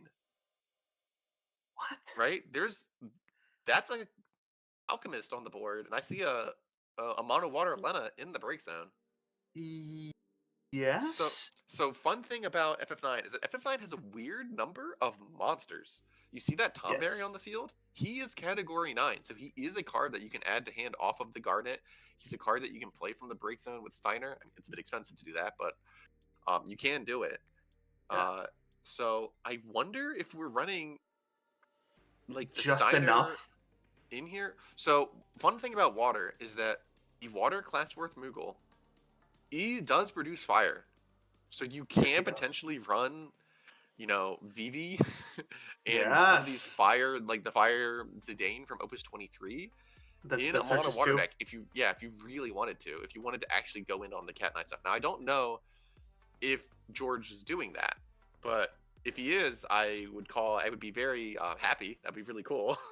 It looks like he's preparing to play that new. There's a 4-drop water monster that's coming next set as well. That's category 9, the one that searches. Sea Lions category 9. You can play Sea Lions category 9. That's really cool. Yes. But here's Zac coming in. Are we gonna block this with Tomberry to kill him? Looks like the answer's no. I'm wondering if we're just threatening the Wuklamot instead. Yeah. Because the Zac is what, a 5k cleave, right? Yeah. After the initial play and swing, it's not as threatening as this Wuklamot. I wish I knew what happened in the 20 turns before this. Yeah. It looks like George is at damage 6, but I cannot count, so yes, not sure. He's at damage 6. I do not see. He did get a couple of bursts. Oh, but we are swinging the Wukliat. Like I said, there's the Steiner. So we did allow the Wook to die there. I do see an Amat in Ben's hand, so he could, if he really wanted to, you can Amat the Tomberry trigger. It's killing your Wook, but you're probably better off saving that for like a Lena level. The Lena that we drew right now. Yeah. Yeah. Or one of the various other plays. I see like a Hagen Chief as well. Yeah. At this point, Ben's board is just so strong, right? And George is so afraid of dying because Benjamin is threatening a Mont Blanc, not Mont Blanc, a Mont Leonis LB at any time. He's got all 5 backups. Yeah, even if you clear this board, it's going to be pretty rough for George to stabilize. Yeah, Mont Leonis LB definitely is a card that just like it takes the game over, right? Like its existence just takes over the entirety of the game flow, and we're seeing it right now. So if I am Jorge, you play Sahagin Chief first, right, and then try to go for the Lena play if we have it. Oh my god, it's Jorge. I'm so sorry. I don't know. I think it doesn't look like any of his break zone is removed, and based on how far we are in this game, I imagine there's a Leviathan in that break zone. Okay, is that Benjamin Parrott? I believe it is. Oh yeah, that good friend. Like I haven't seen him in so long, but yeah, really cool guy. Yeah. No, he's a lot of fun. I played against him in Kansas last year. He was on the Una deck. He had a very rough open. Is that Azura? Azura for the Sahagin Chief. Okay, so it looks like we want to get the extra shrink off of our potential Leviathan. Yes. Which is fine. It kind of pseudo protects us from Ahmad in a way, right? You do get something out of it. Yeah, so I imagine we're gonna do Lena here into the Leviathan. 4? 4? Steiner? Lunafreya? Lunafreya. Oh, because this will get Sahagin Chief too. Enough counters. Mm, Well, yes, it will. Okay. yeah. Yeah. Okay, so now we're at 1, and then we can pitch the rest of our hand for the Lena. It also baits the Amat out. That's a good, yeah. I think that was a great play. And then goodbye Break Zone. Hello Leviathan. Yep. I don't think, we're not going for these. Or we decided we want Big Daddy, Mr. Snake. Yes. It's kind of unfortunate what you were saying about like the Leones, right? Because Leviathan will bounce one of our backups. If it was something like Tita's, right, where we could put it, in the top and kind of like put him off of Leones, we might be happier. But yeah. There's also it doesn't look like we really want to bounce any of these backups, right? Like Not Blanc really. is not great. We've got looks like 3 culinarians on board, or is it? Okay, It's no, 2 2. culinarians and a security officer. Security officer, maybe. And we don't want to bounce Moody because he just searches Amat, right? So yeah, exactly. It's got to be security officer, right? Yeah, but we do gotta bounce something, right? Yeah, you have to bounce one because we bounced the culinarian. Sure. Oh, okay. And then we're bouncing the Zach. Okay, Zach does not currently have haste because Correct. I think the bounce was I think Zach is correct because you are protected with that Sahagin Chief, so to speak. So we got the Amat, the second Amat out of the hand. Yep.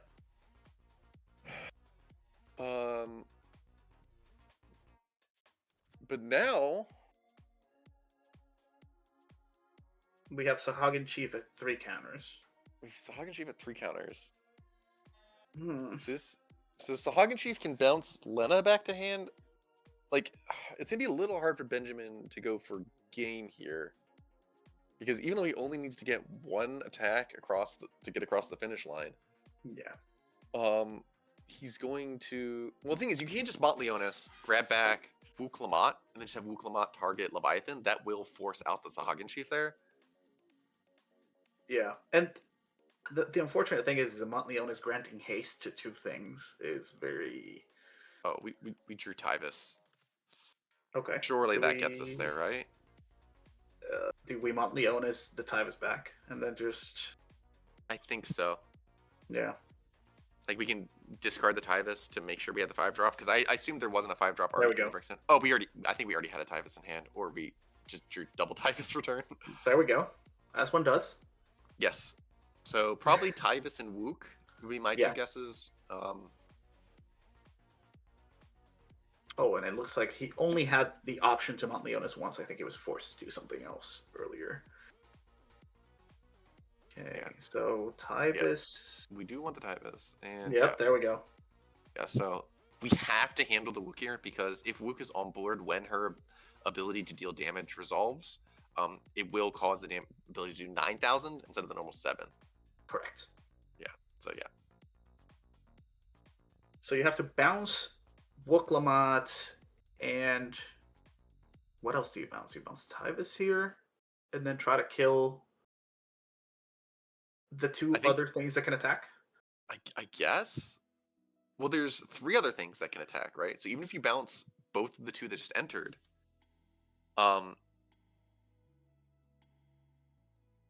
Right, but the Leviathan's still there in the Lena, so you have a blocker. I don't think we can kill the Wook. I don't think we can bounce the Wook. I think we need to kill the Wook.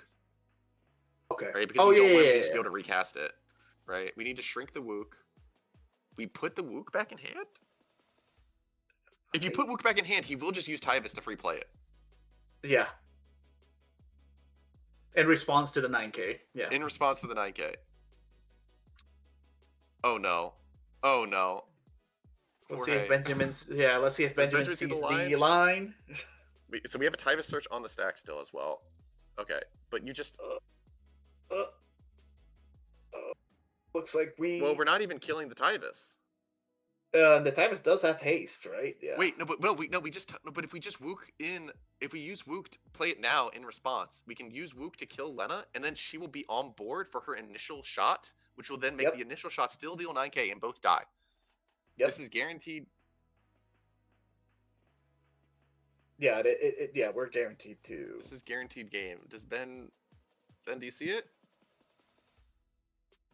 Well, he's resolving the search. It looks like he remembered to search, unlike me. Yes. All right, so we're gonna go grabbing for Ward. Are we playing Ward instead of Wook? There's no shot, right? Oh, okay. They Well, both. Wook is offline. Wook is yeah, offline. so we can still just play both and kill both things regardless, right? True. Oh yeah, we just play Okay, Wook so- here, right? It is a slightly less efficient line, but it still gets us there. Yeah. Yeah, there were too many lines. Yeah. Double Ama was very good. Yeah. Well, Uh, we didn't get to see the start of the game.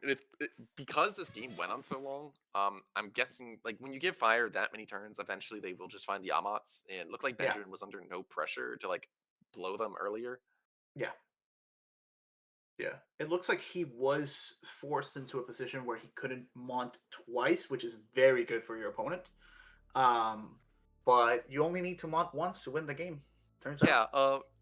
I very rarely does Mont actually need the second Mont Leonis. Like Yeah. usually the first Mont Leonis, wipes the whole board and then deals like 2 or 3 points of damage. Yeah. He's just an incredible bomb. It's an insane insane. card. Yeah, yeah. I respect the heck out of that card, and some of these Fire players were very, very patient with it, and they're like, I will not use this Luso just to threaten you with 2 Mont Leonises, and you're like, Yeah. dang it. If I somehow survive the first onslaught, I'm gonna have to deal with another one of these guys. Like, come on. Yeah. Because like one of the weaknesses of fire as an element is that basically all the cards in the element are just like removal. They're just kill target thing, thing. And so when your whole deck is just removal spells, you're like, well, what if my opponent doesn't play anything, right? What if there's nothing to kill? And Mont Leonis says, oh, you're not playing anything? What I guess you're dead. Yeah. That's It forces you to play into the board because you don't want to die to a bunch of hasters out of nowhere. And you played cards on the board? I guess I'll remove them with all my removal spells. So you just the threat of Mont Leonis just makes all the rest of the cards in your deck just so much more potent. I think that's one of the reasons that because Mono Lightning also has that issue. Mono Lightning is just like you literally look at all the summons, they all do the same thing. All they do is kill things. At least Fire has some like interesting things that it can do, like grant haste and stuff. Mono Lightning is like kill 2 things, or kill 1, or kill it with the EX, right? Sometimes we dull things. No, but that's why I'm also excited for the new Sephiroth, right? Which is it's one of the proactive plays that you can do. We were talking about, all right, you didn't do anything. It's like, all right, I guess I'll draw 2 cards and swing, and I'll deal with this, right? It's next set is looking like these decks that are entirely reactive are getting some proactive plays. Cuff Zidane. And that makes me excited because as you said, some of these decks like Mono Fire, when it didn't have Mont Leonis, if you didn't play into their game plan, all they did was just nothing, right? Now we have something to do, right? So it looks like we are. Oh, we did have the deck list in the chat. I just saw it. Wait, did they give us the deck lists? But it's fine. Don't worry about it.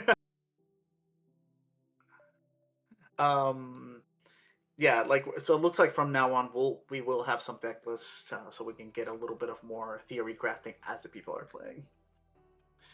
Oh, and apparently he does actually go by George, even though it's spelled like Jorge. Okay, so I was accidentally correct. All right. Not that it matters. Okay. So I did not notice we did have deck lists the whole time. I'm so sorry, guys. But no, same. Yeah. But I think that's going to be all for now. We will be going on break shortly. Yep. Lunch break. I do not know. Steven, do you know when lunch break will be ending? like, should we get what should we tell stream? Okay, so it's an hour lunch break. We will be back in around an hour and 4 minutes from now is when round 5 will start. Okay. So we'll probably be on a little bit before then to, like, get some extra chatting with you guys. But I need to go get lunch myself. My sister just messaged me and told me she left me some food outside my room, so I will go get that. Whoa, that's awesome. All right. Yeah. I did hear you say you were making pizza, and I heard your spiel with the fresh mozzarella and stuff, and I'm like, oh, yeah, I really want some. I'm excited. We were walking past the stall at the farmers market, and I could just smell the basil like across, like not the road, but like across from there. I'm like, oh my god, that is the most aromatic basil I've ever had in my life. That has to come home with us. So we had to go pick up, like, it was an enormous bunch. Oh, make some pesto. Ooh, let's go. Oh yeah, I'm excited for you, man. I'm probably gonna have some leftovers. But yeah, we can go on break, right? And when do you want to come back? We're gonna be back at like 2:20? 2:15? Yeah, something like that. Probably like 2:15. Okay. 2:15. All right. So it looks like 2:15 we will get some good yapping going on. Thank you everybody for tolerating us, right? Yeah. Thanks for. I hope we were entertaining for you guys. But yeah, we'll be back in a bit. We'll see you guys soon.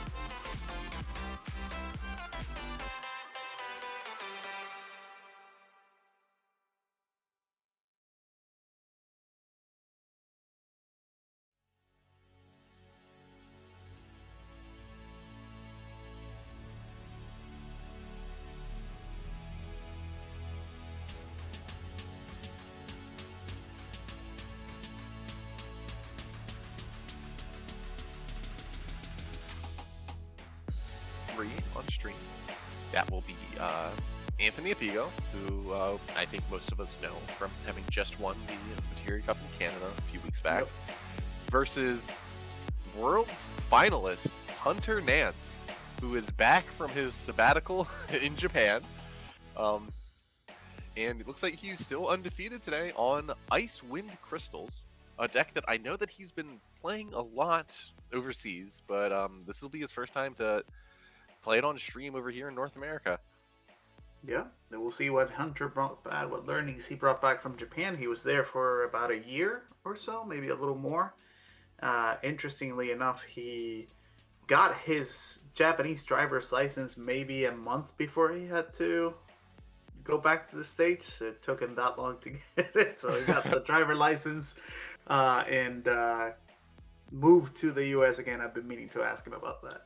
Yeah, no, I haven't had a chance to talk with Hunter since he got back, so I'm excited to see him playing here today.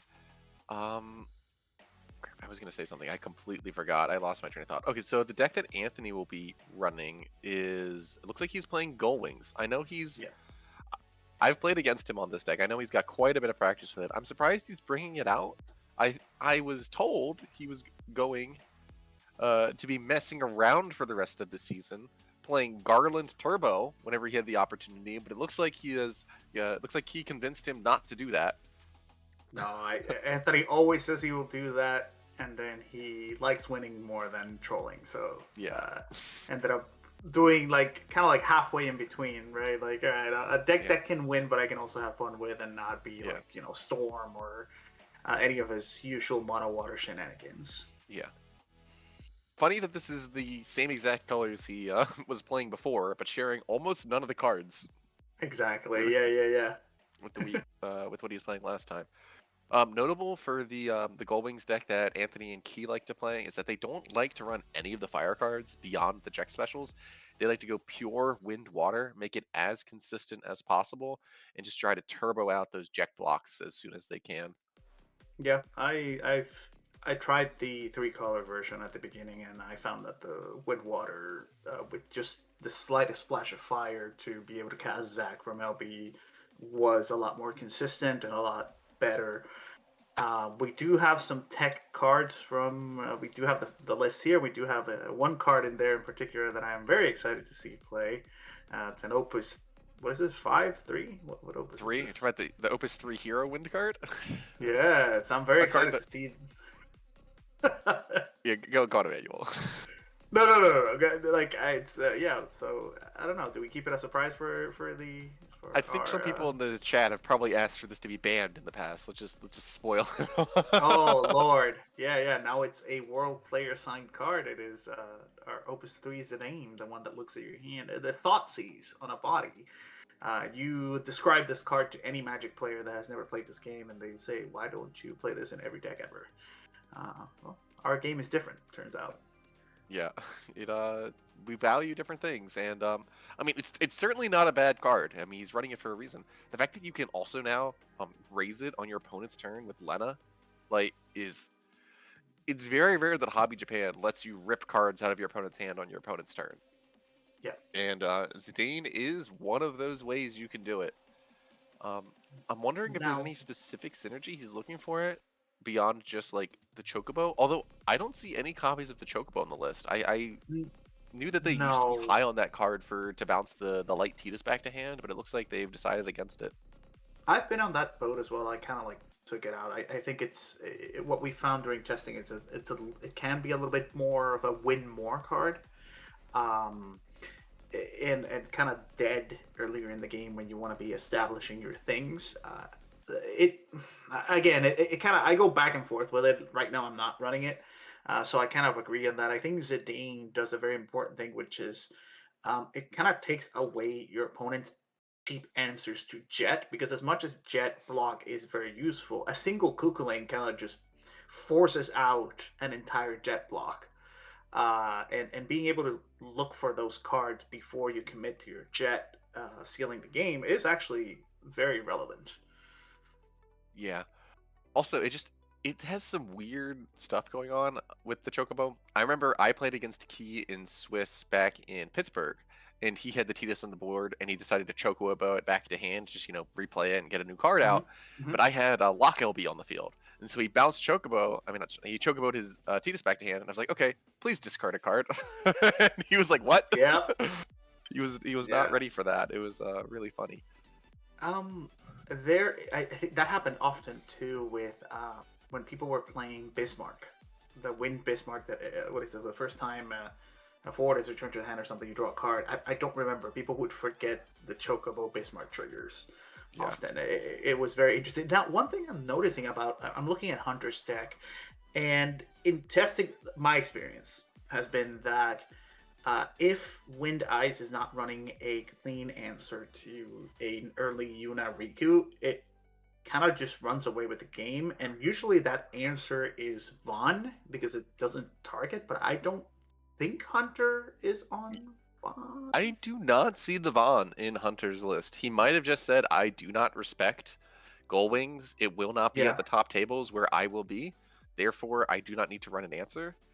But Anthony said, actually, it will be at the top tables, and you will have to deal with it. So this is going to look really rough for Hunter. Hunter, he printed out his deck list. There isn't all the cards aren't even fitting on. Do you see the LBs are spilling out of the bottom? Hunter, just reprint it. I thought we need. Okay, I just see it. Yeah. It's okay. I mean, ink is expensive, so if this was, his ink, I guess he didn't want to do it twice. But yeah, this kind of goes back to what we were talking about before, right? Like Swiss has become such a difficult. It's so difficult in this game because of stuff like this, right? If you're an Icewind player, your answer to Gullwings is fun, but you're like, it's 3 whole cards that could be better spent somewhere else in sacrificing my Gullwings matchup. And that is the type of decision that you have to make even before you even set foot at the venue. You have to make these concessions because this is a game where we play best of 1 with no sideboard in Swiss. So yeah, very interesting to see that choice. I could agree with it. Gullwings has not been particularly getting a lot of results, but unfortunately we have Key, the master Gullwing player, and Anthony decided to mess around with it as well. So very unfortunate. Yeah. Also, but even if he had included the Vaughn in his list, remember, Anthony has the Zidane, right? Yeah. So one of the strengths of the Gullwing deck is that most decks only have a couple outs to the Yuna Riku board. And if you're able to play that Zidane, look at your opponent's hand and go, wait, that's the one out in your entire deck. Let me just put that into the break zone. You can just win the game on the spot. Like as I mentioned earlier, every time I'm building a deck, I always make sure that there's like 1 or 2, a couple copies of answers to this deck. But if you can strategically rip them, that's rough. Yeah, and like we said, you can always just pray that the Gullwings players or whatever your bad matchup is does not make it to the top tables, and you dodge it. Sometimes that is the answer. It's unfortunate. You have to do a risk assessment of how good is your bad matchup, how likely is it that you see it in the top cut. Yeah, like even if Hunter were running 3 copies of the Vaughn, right? There's no guarantee he even draws it, right? So like exactly. So he could just be deciding, you know what? I'm not even sure how much Vaughn actually fixes the matchup. It turns it from impossible, but like possible still doesn't mean you win. It just means you're not guaranteed to lose, right? Yeah. It's like, oh, I go from a 90-10 to like a 75-25. It's still unfavored, and it maybe makes other matchups weaker. So screw it. I'll just take the L, right? Yeah. No, I agree with that assessment. It's decisions that I've had to make multiple times in the past. I mean, if you're a Wall 7 player, you never make those decisions. You just put every good card in your deck and call it a day. But, I don't think you can fit every good card. True. Yeah. Sometimes you really need that 3rd White Tiger and can only run 2. You always hit it turn 1 though. That's guaranteed. I don't know if you knew this. There's a hidden line of text at the bottom of Wall 7, and it says before you flip, you're actually put a Zeromus or a White Tiger on top. Or of a White deck. Tiger. Yep. Yeah, you're allowed to put one of the 2 on top of your deck. when your opponent's not looking. I swear that's what those Wool 7 players do, because they always hit one of those two. No, it's. I wish we were joking, but in the Pennsylvania LQ that we went to, my round 1 was versus a Wool 7, and they hit a White Tiger. That I think the round next to me was Wool 7, and they hit as Aromas, and then I talked to a friend, I think it was DJ, and he hit like White. He was like, "Oh yeah, because turn 1 I hit White Tiger." And I'm like, "Did you all just hit the card? Are you kidding me?" Yeah, there was a lot of Wool 7 in that room. I played against it 3 times that day. Same. I was like, stop it. Well, the difference is you wanted to play it. I didn't. Yeah. No, for me it was a good matchup. But even then, right? Even when it was a good matchup, there was one of them. I think my winning into top. He got the nuts like Gilgamesh turn 3 with 2 specials. I was like, oh my lord, I don't know what. I managed to claw my way out of it. But even when you're favored against it, sometimes it just does its thing, right? Yeah. Wool 7 is one of those decks that can kind of just ignore the opponent and just like, it depends on what they flip, but you can kind of just play ignorantly and just, do your game plan, and just the other side of the board is just doesn't matter. Like, you could be anything there and you just beat them to death. Yeah. Although goalies kind of can do a similar thing, where just like once you get your lockdown, like sometimes it doesn't matter what's going on the other side of the board. You are untouchable, and you've got your Exodia, and you're like, I have won the game. It just you might not be dead, but eventually you will. Yeah, it's one of those where you always present the same threat.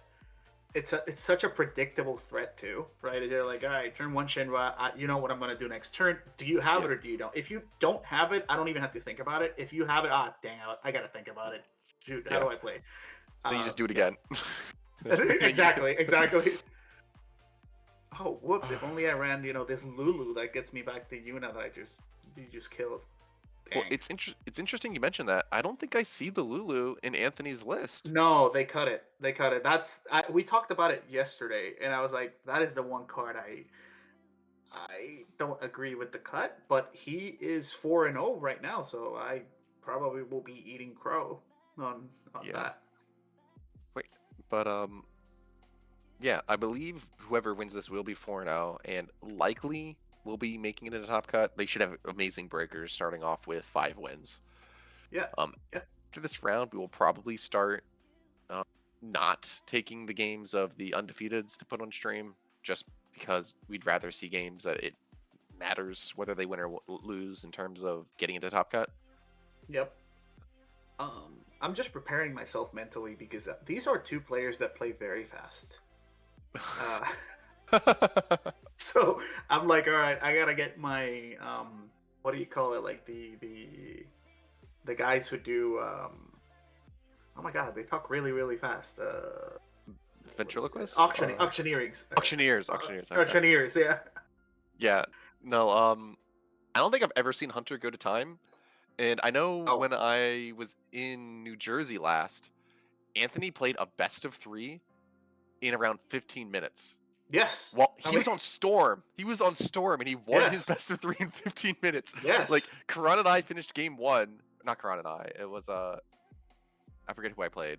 Oh, it was a Refia player. We finished game 1. I turn over. Anthony's sitting next to me, like, watching our game. I'm like, wait, don't you have a match going on? What are you doing over here? Yeah. No, I'm done.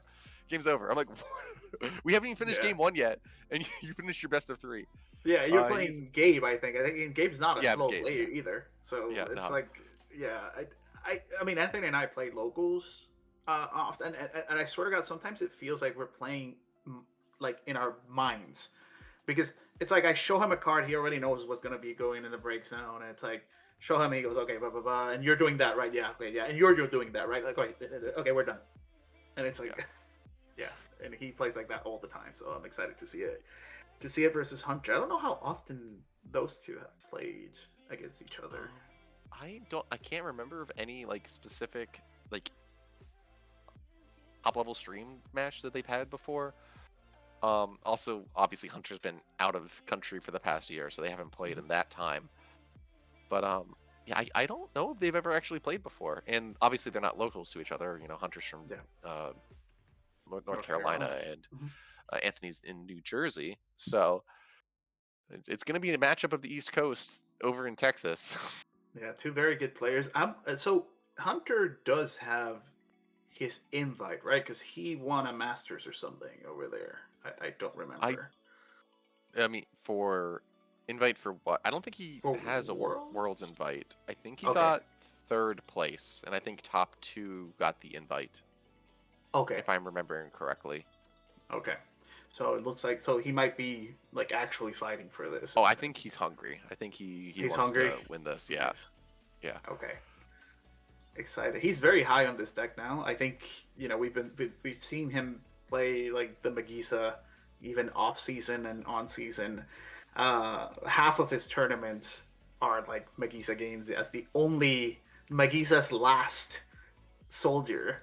But I think he's only been grinding this Icewind as the last few tournaments I've seen his name in. So excited to see how different this is from that other Icewind game that we saw.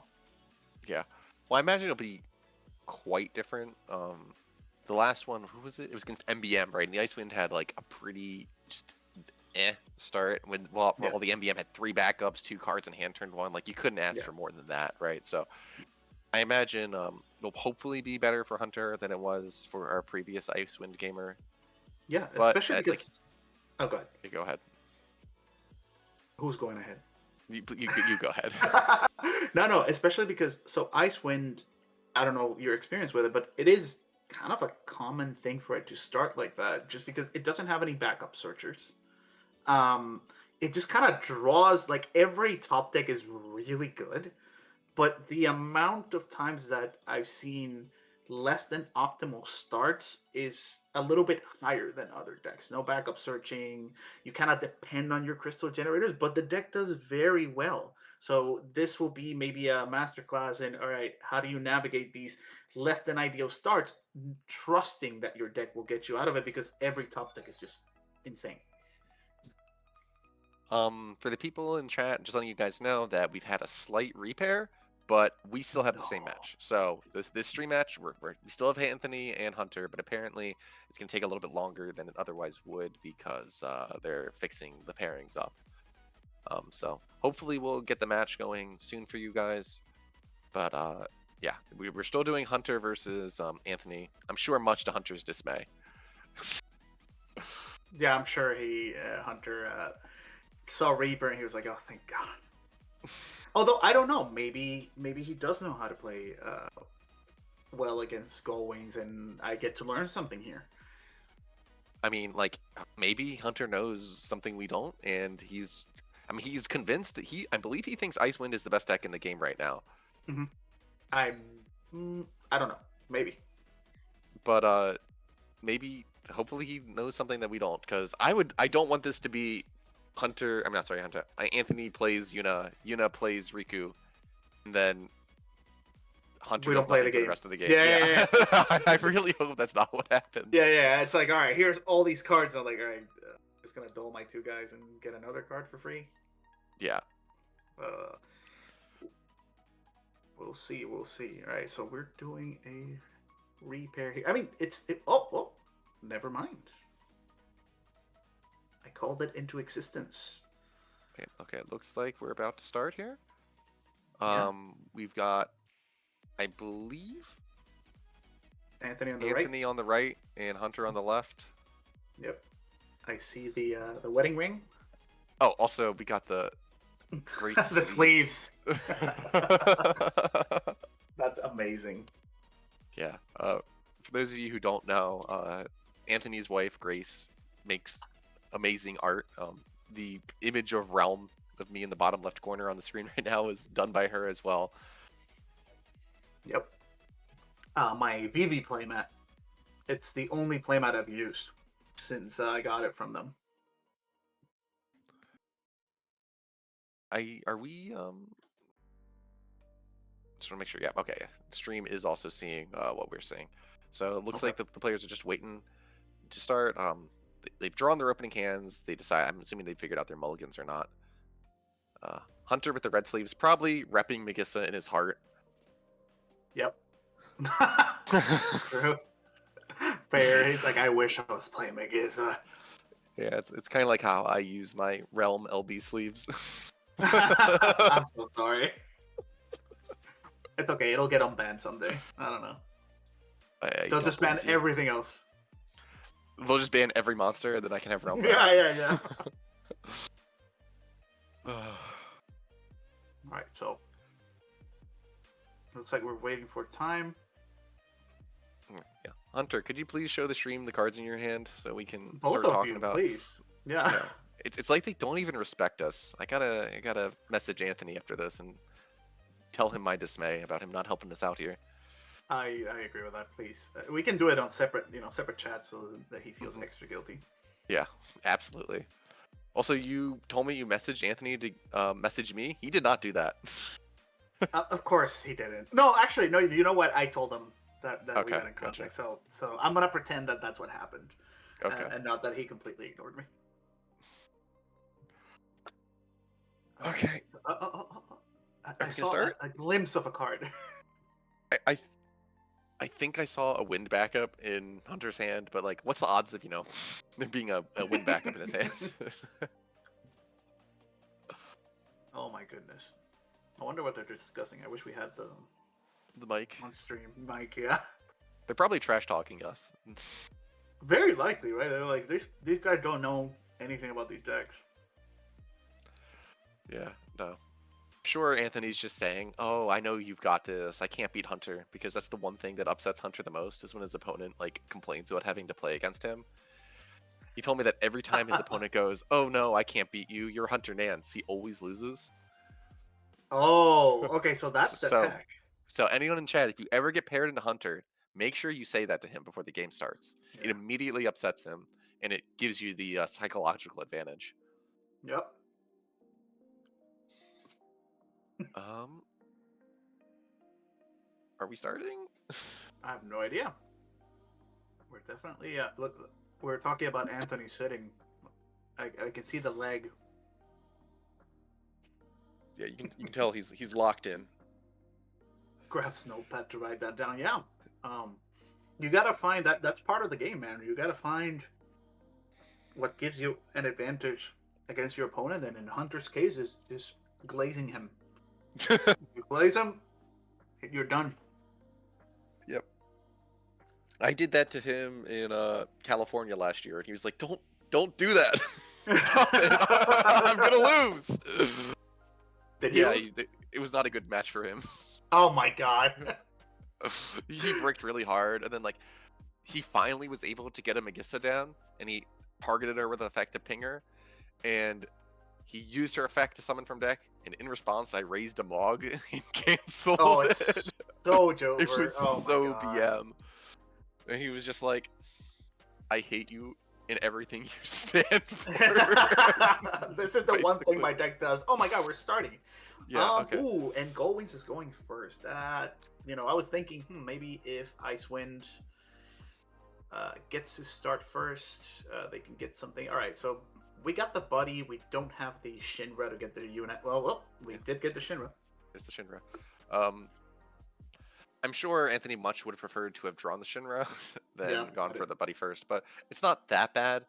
Hopefully he has a Waka or something in hand so he can curve the even into the odd, but he could also just jam Buddy, jam Yuna, and say, well, the thing is, Anthony doesn't know that Hunter does not have the Vaughn in his list, right? Mm-hmm. So he can't actually just turbo it out and say, I know you have no answers, right? Unlike Top Gut, where deck lists are open. Yeah.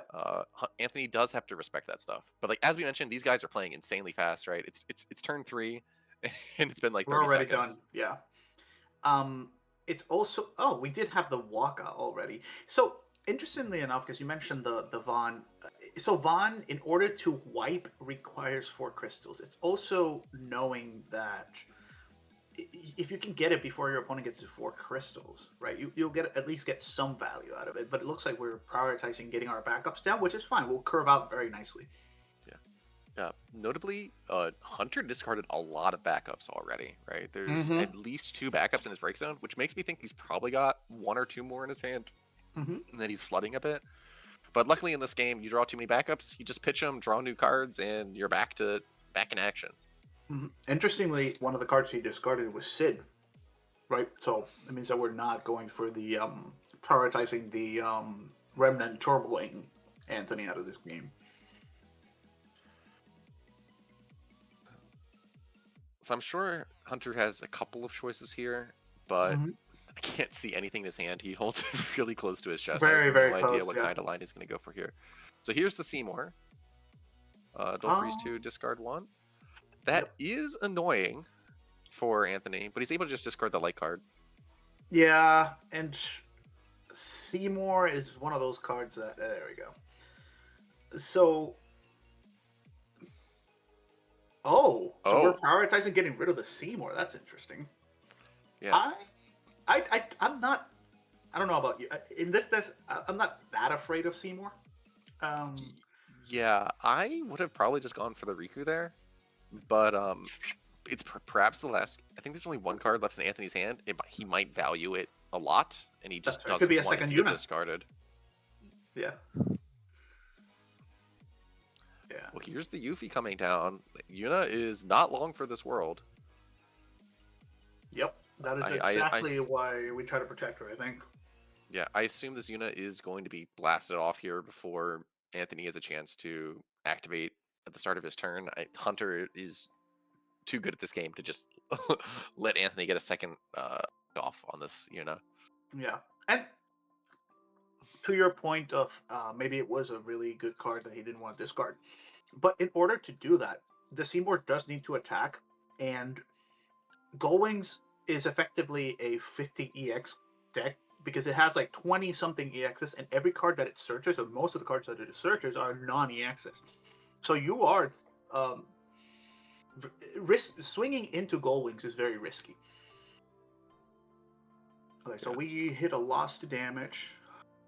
Yeah, something else interesting about this Yuffie, right, is Hunter has 2 crystals. The shot is up. So if Anthony were to say play a Yuna here, Hunter could shoot it in response to the ability. Of course, Anthony could pull another Yuna out of the deck and then just respin a second time. Yep. But then he'd be on his final Yuna. And remember, Anthony has no way to get the Yunas back from the break zone once they are discarded. So every Yuna that is gone is a permanent Yuna out of the game. Correct. We don't have a Lulu. Well, he could hit like Leviathan 6. Oh, okay. There is Leviathan 6, but yeah, it's not a reliable way. I know what you're saying, and so I think Anthony put himself in a position where he kind of has to draw both Yuna and Riku, so he can Yuna and Riku. Hunter will not have a chance to respond, right? Because there's no entry abilities on either. Well, speaking of losing Yunas, that's a Yuna to damage. So if getting a second Yuffie is very scary now, right? Because if we exile that Yuna from Break Zone, actually we do have Edge, right? So Edge can get rid of that. Yeah, and there is an Edge in Hunter's Break Zone, so we can get the Yuna gone. Yeah, I think we overvalued getting rid of Seymour here early. I agree, but so Hunter's now on how many crystals? 4 crystals. 4. That is a lot of crystals. Yep. So it looks like we're paying 2 for the Tidus. Mm-hmm. Are we grabbing the untargetable Riku here? You can't. He grabs that's right. Tidus or Yuna. So here's the final Yuna. But if we just play this, we just kill it in response to the trigger. Yeah, I don't think he's gonna play it. I think he's getting it out of the deck to keep it safe from damage. Because if that third Yuna goes to damage, it's over, right? Like we have no way to get it back. We are swinging. There's no reason not to. There's no EXs on this list, right? Maybe is there anything? I don't think so. I don't think so because he's not on the Penelo to search the Vaughn, considering there's no Vaughn. Oh, so here's Jekt, and we're doing the Jet block. The Tidus to hand. Interesting. So now we could shoot it, play Yuna, and then immediately play Tidus. Okay, so we're canceling the action. Yeah, well, I think we're canceling the bounce because I think we're trying to. So we're canceling the action because he's trying to shoot the Tidus so it doesn't go back to hand. Correct. So Anthony might be in a position here where he's saying, okay, you either give me all of your crystals, and there you go. But now Yuna's kind of safer, right? Yeah. Anthony has to get 2 crystals. But again, we are like all he has to do is draw any remnant, and we're, we're in business again. Yeah, we're Gucci. We have seen 2 losses. Oh, here's a Shantoto for 1, because there's only the 1 card in hand, the 1 Yuffie. So if we grab back Undead Princess, we can discard that final Yuffie. Oh yeah. Oh, he does have. Wait, is this He's using Magna Rotor. Magna Rotor? Yeah. Well, this Hunter, I know we said this was a favorable matchup for the Gold Wings, but Hunter is showing Anthony, actually, no, I do have the technology. Yeah. Again, to those at home, I think, and we'll talk afterwards with Anthony, I'm sure, but prioritizing Riku in this matchup is very important. But maybe it's what you said. Maybe he's respecting the bond that's not there, right? Yeah. Yeah, like in Swiss, the deck lists are blind. You have no way of knowing what cards your opponent has. Like, you can make educated guesses based on what is common, but well, there's the Zidane for the Marsh. Yep. Is that a non-foil Zidane? Wow. I didn't know it came in full art It does. non-foil. Yeah, it's a monthly promo. Before my time. True. Wow. So how many cards? Anthony has 1? Anthony has 1 card in hand. Hunter has 0 crystals right now. Yeah. And he has, what, 4 attackers? He can put Anthony to 5. Attacking this game is not over. No, in not any even way. close. Anthony is winning the race right now. Yeah, and like I said, Gold Wings has so many EXs and very powerful EXs too. That, like, if he swings here and hits something like a Lev 6, right? Gets back a Yuna, yeah. He can instantly swing this game, right? Yeah. Lev 6 kills the Magna Rotor, gets back the Yuna, and then. Yeah, I almost wouldn't even kill the Magna Rotor because I don't want it to take my Yuna. Oh, there's a Riku. That's unfortunate. Yeah, that's a really bad damage for Anthony there. Yeah. Especially knowing the density of burst in his deck. I'm sure he's like, where's my Lev 6s? Where's my Lenas? Yeah. Where's my Wakas? There's the Magna. Azura. And the Azura. Yeah, so we talked about, yeah. He's really afraid of Witch, huh? Yeah, water cards in general, it seems. Also, like, Charlotte and stuff like that, I think. Yeah. I don't know. All right, so what did we... Oh, we drew the EXs. That's awesome. That's Yeah, you love it. Yeah. So one of the sad things is the more non-EXs you get hit to damage, the more likely you are to draw your EXs and vice versa. Yep. So it's a little bit of a snowball effect where bad beats just get worse. Yes. Yeah, and one of the unfortunate things as well is that all of the backups that Gold Wings run are named backups. So every Waka you draw, every Shinra, everybody is just a dead card right now. Wonder what Anthony's gonna do here. He might go for like a Luna Freya or something. Sid Highwind. Oh, that's never gonna hit, right? Not likely. I wouldn't put my life on it. I think he's digging for dead or something. Oh, not only did he hit, there was a Lev 6 on top of the deck. You hate to see it. If he had gone for the Luna Freya, like you said. Yeah, he would have been in a much better spot. But he wanted the wind forward to enable his Alex 4. I believe he wanted to go for Zidane LB, but he had the Zidane on field already. Oh, you're right. Yeah. Honestly, that might be a reason not to overvalue the Zidane. Zidane LB is a very good enabler for Alexander plays. Okay, so we did get rid of the Kuja, which was gonna stun lock us for a long time. Yeah. I think we swing here, right? It's dangerous though because it's very hard for Anthony to actually kill Hunter here. Yeah.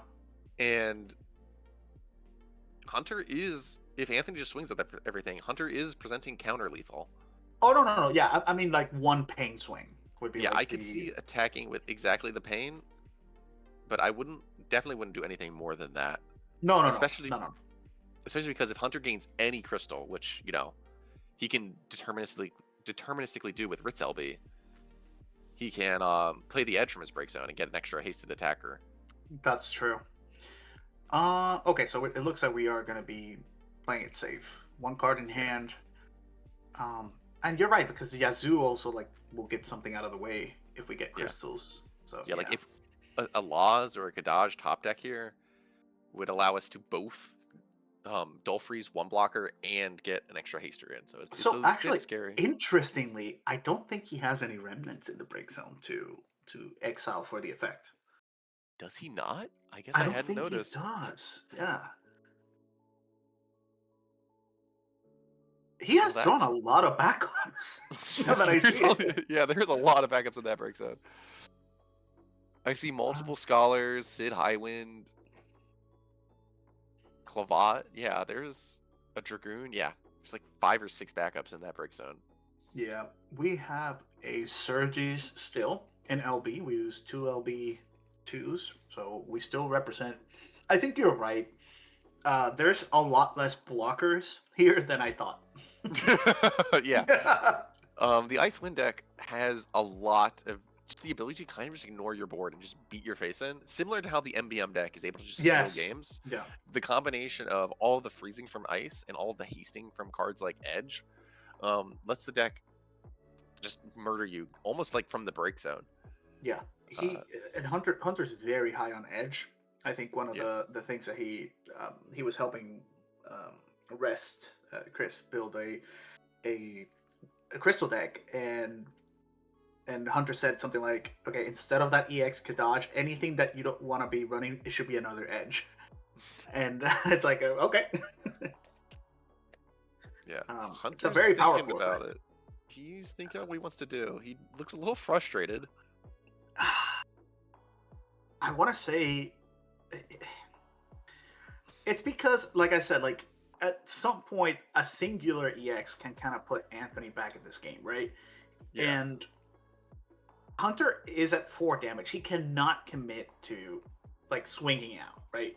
It can come back to bite him. But if you also commit only to little pokes, you're giving Anthony more time. Yeah. So it looks like we're gaining a crystal, but we're doing it via playing the Ritz, which instead of the we wanted the wind. Okay. I think he was debating, all right, if that last card is Jet. Okay. Okay, so this will deal 7K. No, 8K, sorry. Yeah, so you definitely kill a Yuffie here. Mm-hmm. Or do you kill the Yazoo to get the Dull Freeze off the board? But turn on all the other remnants also. The thing is, you also kind of don't want to kill the Yuffie because you don't want to allow Hunter to play a new Yuffie. Oh yeah, absolutely. Like I said, this deck, every top deck is good. Like there's no. Yeah, it's really awkward playing against the Icewind deck because when all their forwards are on board, if they have no crystals, they can get in an awkward position trying to generate new crystals when all the names are already in play. Yeah. So like you don't want to kill anything, but if you don't kill anything, they just kill you. So yeah, exactly. you have to kill their things. It can be a little frustrating. And this is one of those situations, like if you look at Hunter's board, right? He only has 1 crystal, all this stuff. So any Bards that he draws is dead. Any of these named characters are dead. So Hunter's top decks are becoming less and less scary. But on that same note, so are Anthony's, right? With all these named backups. Oh, did we just pass? We just passed. Uh-oh. Is Anthony's hand just a bunch of summons? Bunch of jets. It's just 3 jets. So both players are at damage 4. Mm-hmm.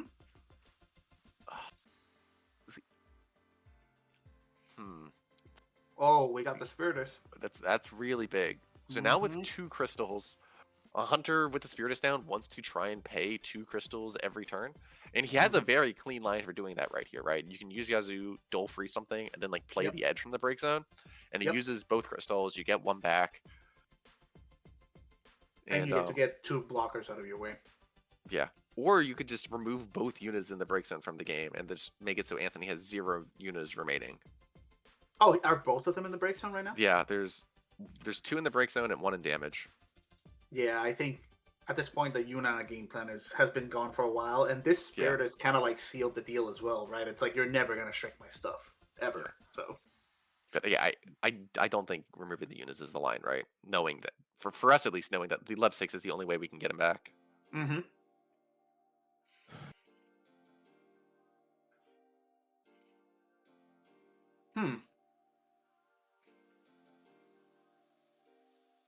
Knowing Hunter, I think the line that you saw with Yazoo into Edge, that's probably what he's going for, right?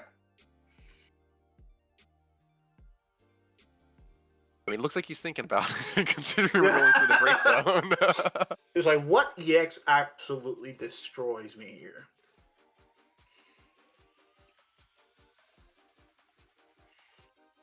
Yeah. And how bad is a jet block? I think that's one of the things to consider as well, right? Yeah. I don't think it's that bad. Oh, right, we're trying to build freeze.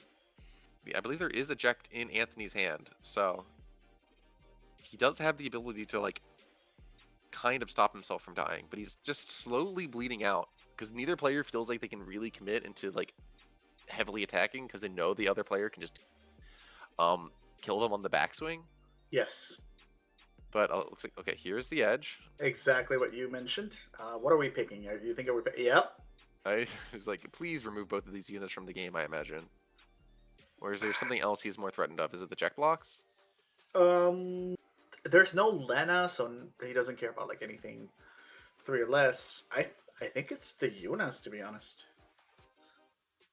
Oh, well, no, never mind. If he thinks that Anthony's on Lulu, he could also consider getting rid of like the summons, like the Alexanders. Yeah. Well, it looks like Anthony said, no, we're leaving the units in the break zone. We check blocked the edge. Sure. I mean, are we at a point where Yuna would make a difference? I mean, right now, if he were to like Lev 6, grab back Yuna, he could Yuna for Riku and like try and stabilize. Yeah, you get rid of like Ritz, right? Or the Magna Rotor. Yeah. The Ragnar Rotor's the bigger body. Yeah. And we can't play another one, so are we Titus it? Yep, we have enough I didn't see that. Titus LB. Yeah. Hold on. Obviously we get rid of Spiritus. Yeah. Yazoo. Oh, do we get rid of the Spiritus? If we're gonna we need to be able to hit it to damage, because if Hunter just plays it again next turn, it doesn't feel great. Okay, so we're activating. Oh yeah, because this activates Jet. So now Jet can swing, but I think we block with Edge here, right? We try to no. Okay. No. Okay.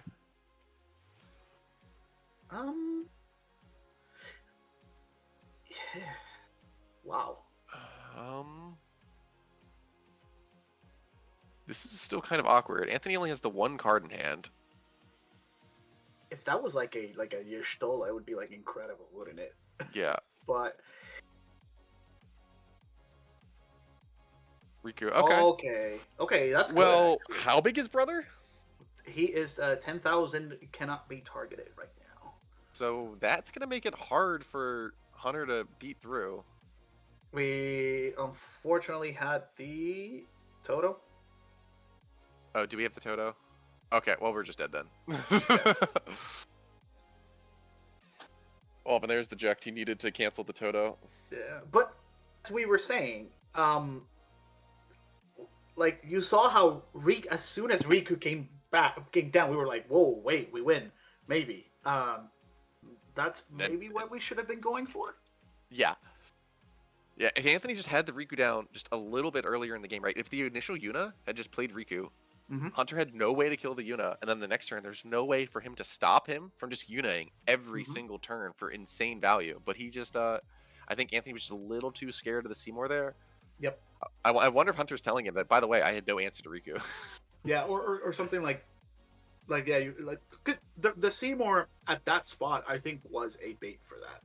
Like Yeah. that is it's like damned if you do, damned if you don't, right? If you don't answer it, if you go for the Riku, then I'll get some value out of the Seymour, but maybe you can stabilize later, especially because Anthony runs, I think, 2 Alexanders, so we do have a clean answer to it. Yeah, I don't know, man. Well, Seymour is a scary card. Seymour's a scary card, and congrats for Hunter for taking that. Oh, Yeah, it looks perfectly like executed. Yeah, it really does look like he's trying to tell Anthony, by the way, on this turn, you were supposed to do that. And on turn 3, don't you know you were supposed to do X and Y? He likes to, Hunter likes to talk and kind of coach his opponents sometimes and let them know after the game. Yep. I mean, yeah. But there's this guy I know. His name's Tori. Oh, He does it too. I don't know what you're talking about. I would never do a post-mortem with my opponent. Hey, Manuel, you missed your Tita search, you dumbass. That was awesome. Did I tell you that day? The day after. It was worse. Yeah, I told you the day after. I didn't want to tell you right after because I didn't want to tell you. JG says in chat, could he have lived if he used Ject on, saved the Ject for like the Shantoto instead of using it on the edge? And the answer is probably. Probably yes. Mm-hmm. Yeah, but the thing is, he didn't know he was going to top deck. I think he top decked Riku plus Brother, which is what makes it like so powerful. So it's hard to say, well, if he should have known he was going to top deck it, right? Okay, so my question that I would ask is, so we knew that the Edge's intent was to remove the Eunice. Why was that ejectable, right? If it was like, oh, the Edge gains haste and they'll deal 1 more point of damage, then maybe we can talk about it. But I think kind of like how Anthony overvalued the Seymour, Hunter kind of overvalued the Eunice there, not knowing that that he had no way to get them back anyway. Exactly. So Anthony should probably just have let it go. Okay, yeah, they're gone. Yeah, I think Anthony should have let them go, knowing because Anthony knows his list. He knows that he took the Lulus out. Exactly. I mean, yeah. So Hunter was playing around the Lulus in the same way that Anthony was playing around the non-existent pawns. Both of them cut like quote unquote key cards out of the deck, and they both were respecting them anyway. I think that match would have looked extremely different if it was Top Cut and they had the opportunity to look at each other's lists. 100,000%. That's something that, you know, we're backseat driving in a way where we're looking at their decisions, and sometimes when you're in chat looking at it, you kind of say, I wonder why they did that play. There are considerations in Swiss where you are playing against non-existent cards and you might make some less than optimal plays playing around those cards, but that is the difference between often like good players and less than good players playing against the threats that are possible versus the things that you can see in front of you. Yeah, I mean, I think we even said that before the match too, right? Like, Hunter could get Anthony to play in such a way to play around the Vaughn that he didn't have. Yep. The fact, it's just so interesting. That's the best of one thing, right? Like, my deck is 50 cards, but you're threatened by 60 of them. It's super interesting, the things that it create. I think you're right. If this was open deck list and Anthony sees where's your Vons, you immediately slam that Riku. Like, what the heck are you? You're not doing anything. Like, this is not doing anything to me. Yeah, for sure. So I am glad, however, that those guys, they kept at a really good pace, as they always do. There was 1 or 2 turns later in the game where they took their time and thought about their plays, but because these guys know their decks and they know how they work and they know how the early games goes, they're able to play those early turns really fast and get into the meat of the game in those mid-game turns, and that gives them the extra time to make those hard decisions in the mid-game. Exactly. That is the turns where you want to be spending the time. If you're taking more than 5 seconds to think about your turn 1 play, I think you need a little bit more reps on your deck. it's very important, and because we're like a 30-minute match, right? It's important that you learn your early lines well enough to play at the pace that we just saw. Yeah. And thankfully, everybody has been playing at a decent pace today, right? Yeah, I don't. I think we've only had one game go to time, and they finished in like turn 1 of time. It was Yeah. very reasonable from everyone today. I'm very glad that we're getting not some Resident Sleeper matches on stream. And like that match was extremely tense in that mid game when they both were at damage like 3 or 4 and had like 5 forwards on board, and either one could die at any moment. Like you could see the stress. You could see like Hunter pulling out his hair on stream. Like, what do I do here? How am I supposed to win? Can I kill you this turn? And the answer for that turn was no, but maybe like the turn after was yes. Yeah, and there's a lot. The game has gotten to a point where those situations are way more common, where you see your board, you see your opponent, and at a glance you're like, "Oh, I'm winning this." But there are very simple lines that take you from 3 damage to dead in a lot of the decks. MBM is, I think, the king of that now, which it can take you from 0 to dead, but more often than not, from like 2 damage, you're in like dead zone if you're at 2 damage against that. Yeah. MBM, Icewind, and Wall 7 are all decks of the, I'd say the 3 of the big 5 that just kill you like out of nowhere. They just boom, boom, boom, boom, boom. Yeah. Wall 7 even is like immune to EX burst while they're doing it. They're like, I will just preemptively wall special, and then Gilgamesh will rip your soul out. Yeah. Very, very good and fair card. I love that card. Mm-hmm.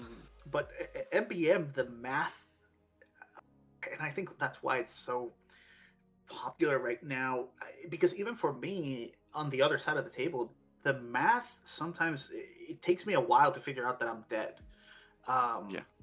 And that puts like extra stress if you're not very familiar with the deck, where you say, okay, I know that I'm safe based on what I've seen. I don't know. I'm like, I think I'm dead. But very important that you practice against those decks and with those decks to understand what the lines are that take you from safe to OTK. Yeah.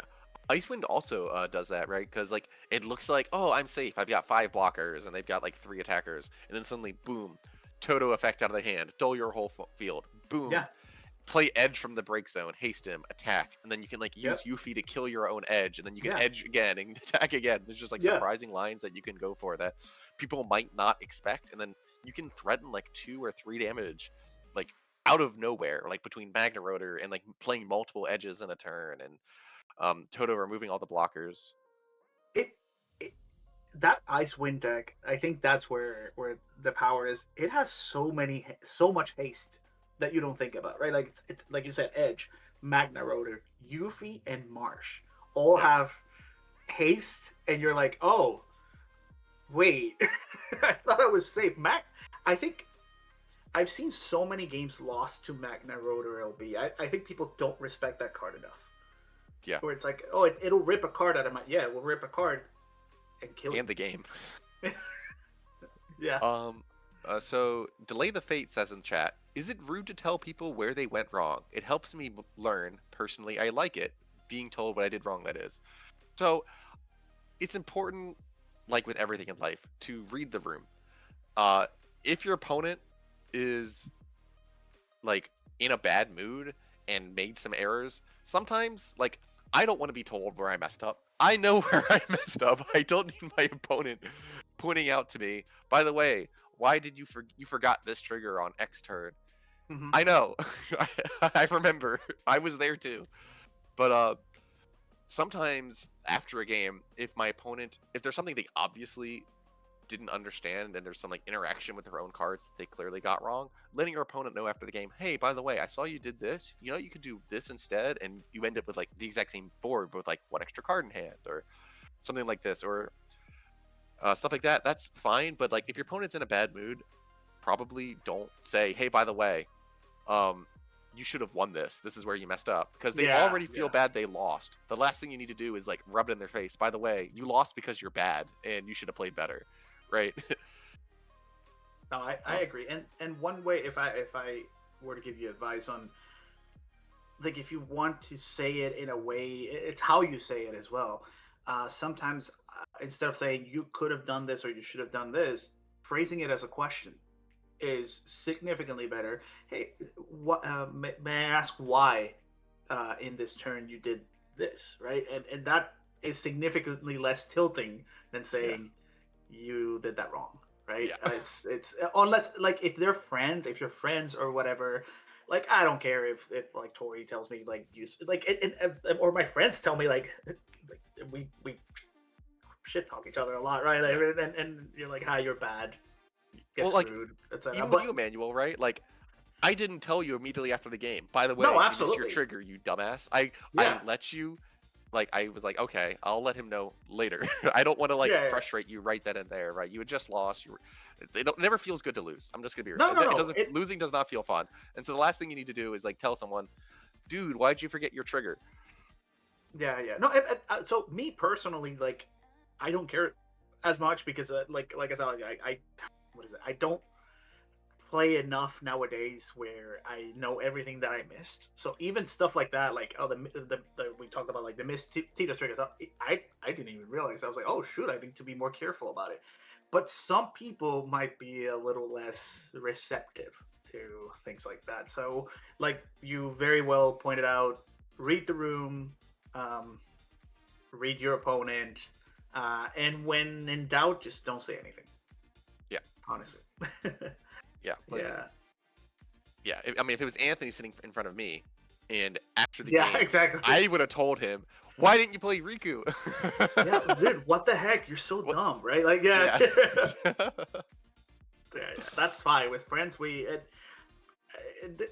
think it's a matter of the age group that we have in this game combined with how small the community is. But outsiders looking in, seeing me play against my friends, they would think that I hate these people. Like they generally, if you don't know who I am, and you see me playing like Pat or Chris or any of my locals, you will genuinely think that we hate each other. But it's just the banter and the fun part of it, right? Like, and I've seen you play Anthony and Karan and be like, wow. Yeah, I know you guys are friends. Wow, I can't believe you're slandering me like this. Yeah. No, but again, that's what we all do because we're we're very tight knit community. Yeah, it's important to just have fun and just at the end of the day, even when we're playing in these like official tournaments and like there's a lot on the line, we're still here to have fun. It's just a game, and this is our hobby. It's all for just for our enjoyment, and I'm glad that we're able to have fun even when there's like thousands of dollars worth of prizing on the line, like there are this weekend. Yeah, absolutely. And thankfully, you know, the oh my goodness, excuse me. There are other games in which, and it kind of sometimes the way that people act towards each other kind of scales up with how much is on the line. So there are other TCGs where there's more on the line, and therefore people behave differently towards each other. I'm very happy where we're at with this game. I do obviously would love to see it grow because I love it as a game. But also I am a little afraid of what would happen if suddenly this game became like the premium competitive game. Like what kind of people we would start seeing, right? It's kind of like a balance. Yeah, and just as a reminder though, like if you are unfamiliar with whoever you're in front of, just don't just be nice. Like social skills 101. Yeah, social skills 101. Like when in doubt, just be kind to people. But like, yeah, I mean, if I'm playing against someone, I know we're talking about errors and whatnot, but if I'm playing against someone in a bracket and they are clearly like new or unfamiliar, I'll sometimes help my opponents like with their triggers, or like I'll like attack with something, and my opponent will go to block, and I'll be like, "Are you sure about that? My guy has an ability that like pumps his power, for instance. Yeah. Like I don't think that would. Are you aware of this extra line of text on my card?" Like, and they'll be like, wait, what's that? Oh, never mind. And I think it's important that we just try and just like make it as fun for everyone as we can. Yeah, and I think we're succeeding based on the experiences that I've seen, especially this year, has been very good. Very, very good. I can't complain. Yeah. So that was the end of round 5. We have 2 rounds left. From what I understand, we went to time as of 7 or so minutes ago. So we should be finishing up the round shortly. Yeah. Let me see here. I'm just checking things for you guys. Anyone in chat have any questions? Anything they want to hear from us?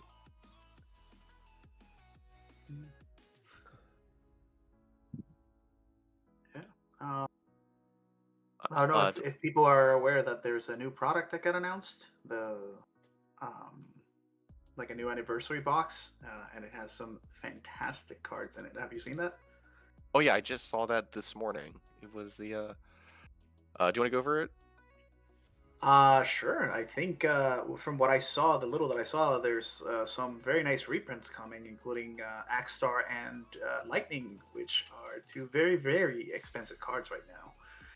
People like this is something that this game does. It just gives you so much in these products. We're talking how much value is just those cards? We're talking like $150 worth of value there. Probably? Something like that, yeah. If you were to buy them on off a secondary website right now, they would be run you a pretty penny. Yeah, Ingus, Axstar, Lightning, and Irvine, those are all extremely expensive cards. Yeah. Most of which we have seen on stream today, actually. I think just Axstar is missing. Surprisingly, by the way. Yeah, Axstar missing is... I hear there's a lot of Axstars in the room. They've just been dodging the stream table, apparently. But, I don't know if you have, like... So, locally, we have a... You know, we give cards names, right? I don't know if you do that with your homies, but I have some friends that call Axstar the Make-A-Wish card.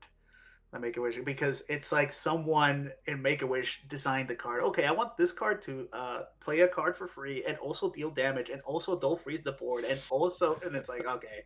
And it also does the damage on attack as well. Yeah. And on attack, yeah. It's a warrior and it's an AK and it's, yeah. So it's very... 2 Ingus is like 40, 2 Irvine is like 6. Irvine's $30 per card. It's an older card, I guess. Yeah. He was from a world set, right? And because the world sets come out during the off season, they tend to have less in circulation. I think you're right. Because less people play them. It's the same reason why the Lena backup was so sought after for so long. Is that the multiple of 3 sets, 21, 24, 27, 30, those sets tend to have the more expensive cards in them, just because people like to, during the off season, take a break and not grind as hard and not buy as much product, etc. Yeah. But these recent sets have accrued value significantly faster than older sets, just because every set that passes we get more original art as well. Yeah. Like the Cloud, isn't the 5CP Cloud like $60 or something like ridiculous? I do not keep track of the secondary market. And I get most of my cards when they come out before the price explodes. Same. We got a question in the chat. You want to answer? Yeah, Giant Wonton says in the chat, I sold my collection a while back, but recently got back into it. What's the most efficient way to quote-unquote recover old inventory so I can build decks organically? For example, what set should I buy / not buy? Lately, I've just been buying random foil bulk. What I would recommend as someone who plays this game a lot is, in general, you should just buy the exact cards you want. It's less expensive than opening packs and randomly getting the stuff you want. But in general, the best products for getting the cards that you want to play with would be the Worlds decks from 2024. Those have amazing cards in them. Those are the 2 decks that our previous world champion Hara used to win the Worlds. These are incredible, powerful cards in those decks, as well as the last few anniversary boxes, which is why we were just hyping up this anniversary box that was just announced either this morning or yesterday, because they tend to be full of amazing playsets of meta reprints. Yeah. And you can't go wrong with the anniversary boxes. I think the World's deck is maybe the best product I've seen for a TCG ever. I think a lot of those cards, had they not been reprinted there, like especially like something like Clive. Clive was already like going up there to $50, and then it got printed in the World's Deck. The only thing that World's Deck is missing, it has one blue worm. That's the only issue with that deck. Why was Hara on one blue worm? I need to ask him. I should have asked him when I was in Japan last year. Yeah, the world champion, like, sir.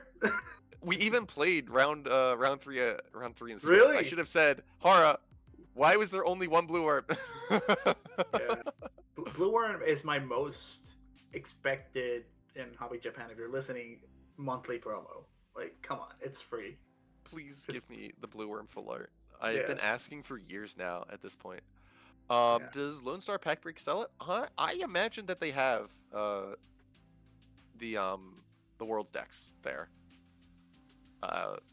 If they don't, lots of places have them, but Yeah. it should not be hard to find them. Not at all. No, they're still around, and they're still going for MSRP. So Yeah. And they're worth MSRP. They're full of amazing cards. yeah, Even if they- there's a couple cards that I wouldn't recommend sleeving up for tournament play anymore, if you Yeah. don't want to get DQ'd. That's true. For $20, yeah. So, like I said, like that is a great place to start. And like Tori said, like the anniversary boxes, we talk about the full arts and the reprints, but even like the common and rare bulk that it has in it, it's always like really good cards as well. I find myself being able to build multiple decks just because I have extra copies of common and rare cards because of those products. Also, the anniversary boxes tend to include a lot of searcher cards. And even though some of them aren't like currently seeing play in the current meta, searchers are just evergreen. Like eventually a card will be printed that any given searcher can find that you will want to include in your deck. So you never know when something like currently no one's playing Marrowwave right now to search water forwards. But if they print Realm 2 Electric Boogaloo, people are going to be putting Marrowwave back in their decks, right? So Exactly. these kind of cards are really good, and you'll just have a lot of just variety in cards you can include in your decks. Yeah, that's one of the that's one of the fun exercises. Whenever they reveal a new set, going through the backup specifically and being, did we get any new backup chains that we didn't have before? It's a very fun exercise. In the newer set, there's the Aerith's mom. Yeah. And I Wait, that's forgot not her mom, right? Is her it adopted mom. Okay, I was. The one that raised her. Yes. And I completely forgot that there's a water backup Aerith that costs 2, and I was like, well, it doesn't need it, but here's another wind water backup line that we didn't have before, right? And stuff like that is super good, and I think that's what defines this game. There's so much searching that the skill expression and the the difficulty of the game comes in knowing what and where to find it, because your deck is mostly searchable in most of the decks. Yeah, your deck is a toolbox, and Exactly. knowing how and when to like sculpt your hand for the current matchup is very skill expressive. Yeah. I love the anniversary Okay. boxes. Larsa's gonna be in this. Yeah, Larsa needs to be a promo as well. There's a couple of cards, man. Do you notice we're talking all water cards? It's almost like that element is good. I mean, it's okay. It's okay. Oh yeah, it's okay. It's only been in every. I've played a couple water decks in my life. True. Larsa and Edgar Wolf. Larsa promo would make me go broke as a knight's. Just go to locals and win, and you'll Yeah. get your Larsa promo in full art. Yeah. That deck is only missing like 3 cards to be full art, anyways. Yeah, the anniversary collection also just gave us so many cards. I was when I was building the wind water deck, I was like, where do I have any zoos in this house? I need to find some zoos. And I remembered, oh wait, I have anniversary collection or legacy collection bulk. Let me go through Here's that. the Zeus. Yeah. Grab some zoos out of it. Also, going through it, I just found this the other day. I forgot I have a full art Azura just sitting on my desk that apparently I pulled from Legacy Collection. And I have not been playing this. I've been playing a non-foil. The like, fourth, yeah. I think it's an anniversary box Azura that I've been using. And I have That's the four awesome. sitting on my desk. I need to sleeve that sucker up. Yeah, no, it's a good card. That 1 CP Asura. Every time I see it played against me, I'm like, this card has way too much text. What? It's Opus 2, right? Yeah, It's 2. Opus 2. We printed really good cards. Once in a blue moon. We are getting it's August, right? Like the Lulu promo. Oh yeah. Oof. Yeah. I'm very excited. If you were to ask me 3 months ago if I'd be excited for the Lulu promo, I'd probably be like, eh. But now that it seems to be the premier way to cast Witch of the Fens, I'm a little hyped for the Lulu promo. Yeah. Lulu, and it kind of needed a reprint, I think.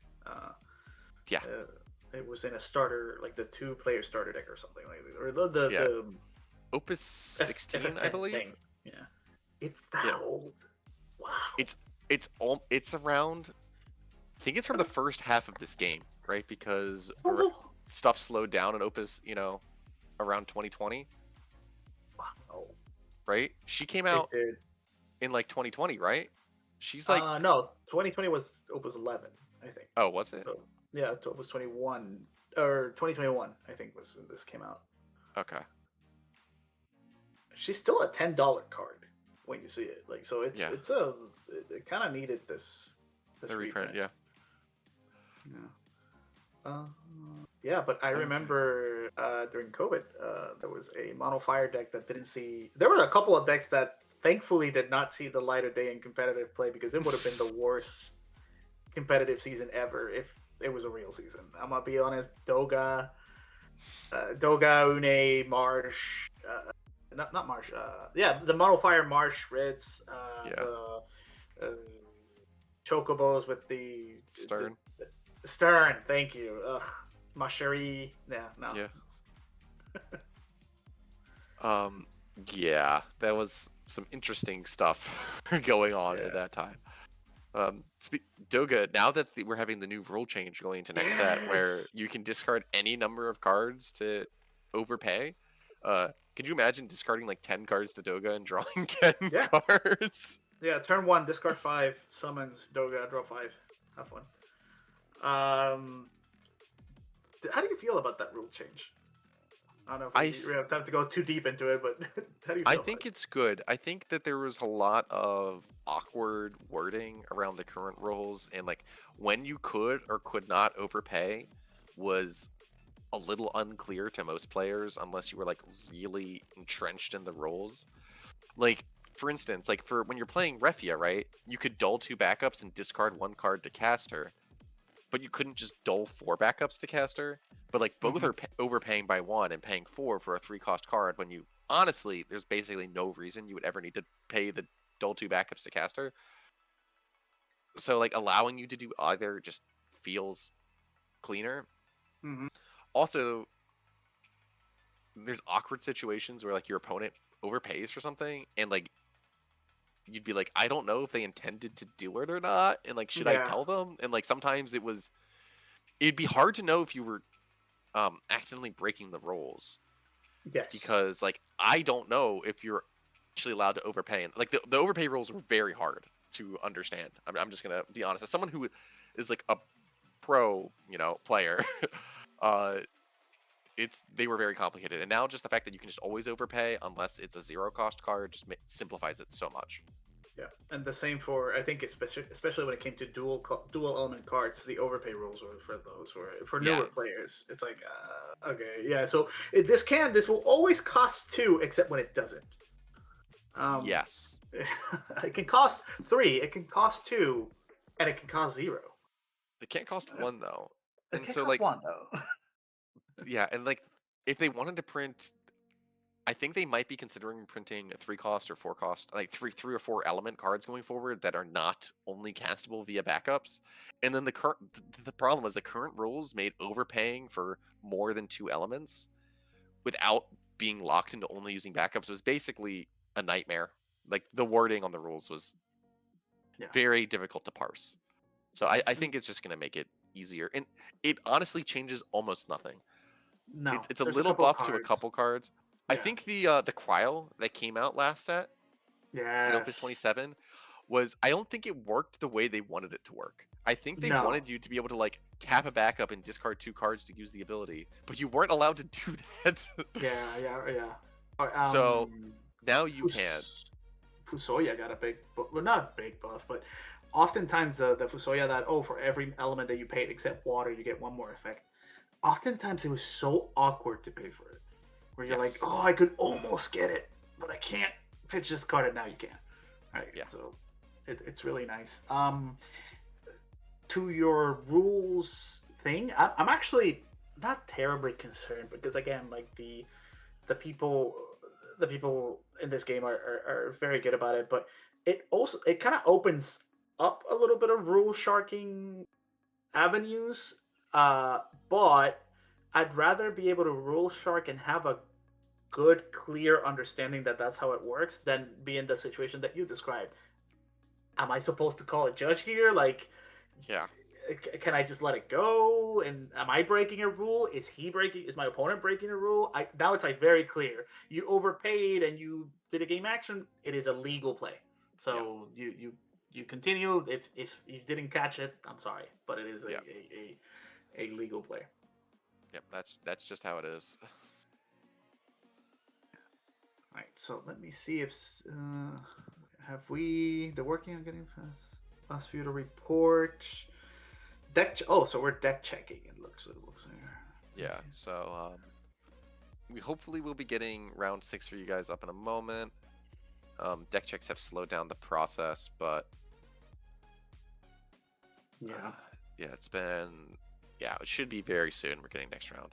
I hope everyone in chat is enjoying hearing us yap. We're just trying to burn the time. I know a lot of Materia Cups just go to blank between rounds, but it's like, I don't know. It's so sad when I tune in and then there's just nothing on screen.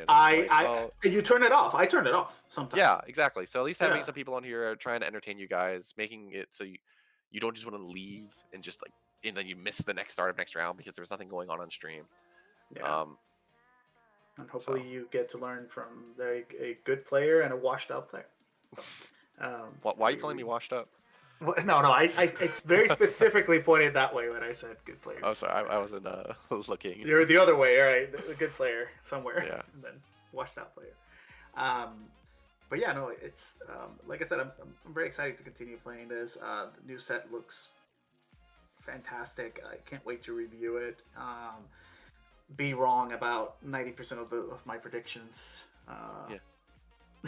Reading everything. I missed the you and Rest and the pet videos where he would make like a PowerPoint and you guys. That's what we were going to do, yeah. But Rest is, I think they're moving, so they said it's not a good time. So it might just be Pat and me. If we might get some. What's it called? If you're interested in yapping with for a couple of hours, we would be very happy to have you. I don't think I'm currently scheduled for anyone else's, so maybe we can do something like that. All right, we'll talk. We'll talk. But you guys don't hear anything. Yeah. You're muted. So looks like next round has been paired and it has been posted. A lot of good names near the top of the sheet I'm seeing. Hopefully we can figure out who we're going to have on stream in a moment. Mm-hmm. It depends on the table, right? Because we're not necessarily getting table 1. Yeah, I imagine now that table 1 is locked in for Top Cut, more or less, it's unlikely their breakers are going to be poor enough to not make it. That we'll probably get something in a little bit lower down. Yeah. I think they are doing it that way, right? Like players that we haven't seen, maybe matchups that we haven't seen. I think what was the only repeat was a MBM and Icewind. Everything else has been new, right? Yeah. And Icewind lost both times, and MBM won both times. No, Hunter Icewind won. Yeah, never mind. Hunter won. Hunter beat up Anthony. In our hearts and brains. I wouldn't say hearts. Okay, true. But anything meta relevant that you want to see in this new like in this next match? I mean, Like, is there anything hopefully you we want can to see see? some warriors. Maybe I'm always a fan of seeing Tyvis come down and body some fools, especially Yeah, I because we think haven't seen nice. warriors do as well this set as you would expect for a deck that a lot of people consider to be one of the best decks in the format. I think it's the most definitely one of the most consistent decks in the format. Do you think it's becoming maybe a little too fair? Is that what's going on compared to what some of these decks are doing? I do think it's a little awkward jamming like a turn 2 Tyvis Smog on people compared to how it was in the past. I agree. Because like decks like MBM and Icewind do like almost zero searching. So like having that floodgate that just locks your opponent out of that one action isn't nearly as powerful as it's been in the past. But and like doing that like turn 2 against Wall 7 does all their searching on turn 1. We are doing table 1 this round. Interesting. Oh, so Wait, are we who's sure? undefeated? That's Hunter again. Wait. Hunter. Well, maybe it's Hunter versus something else.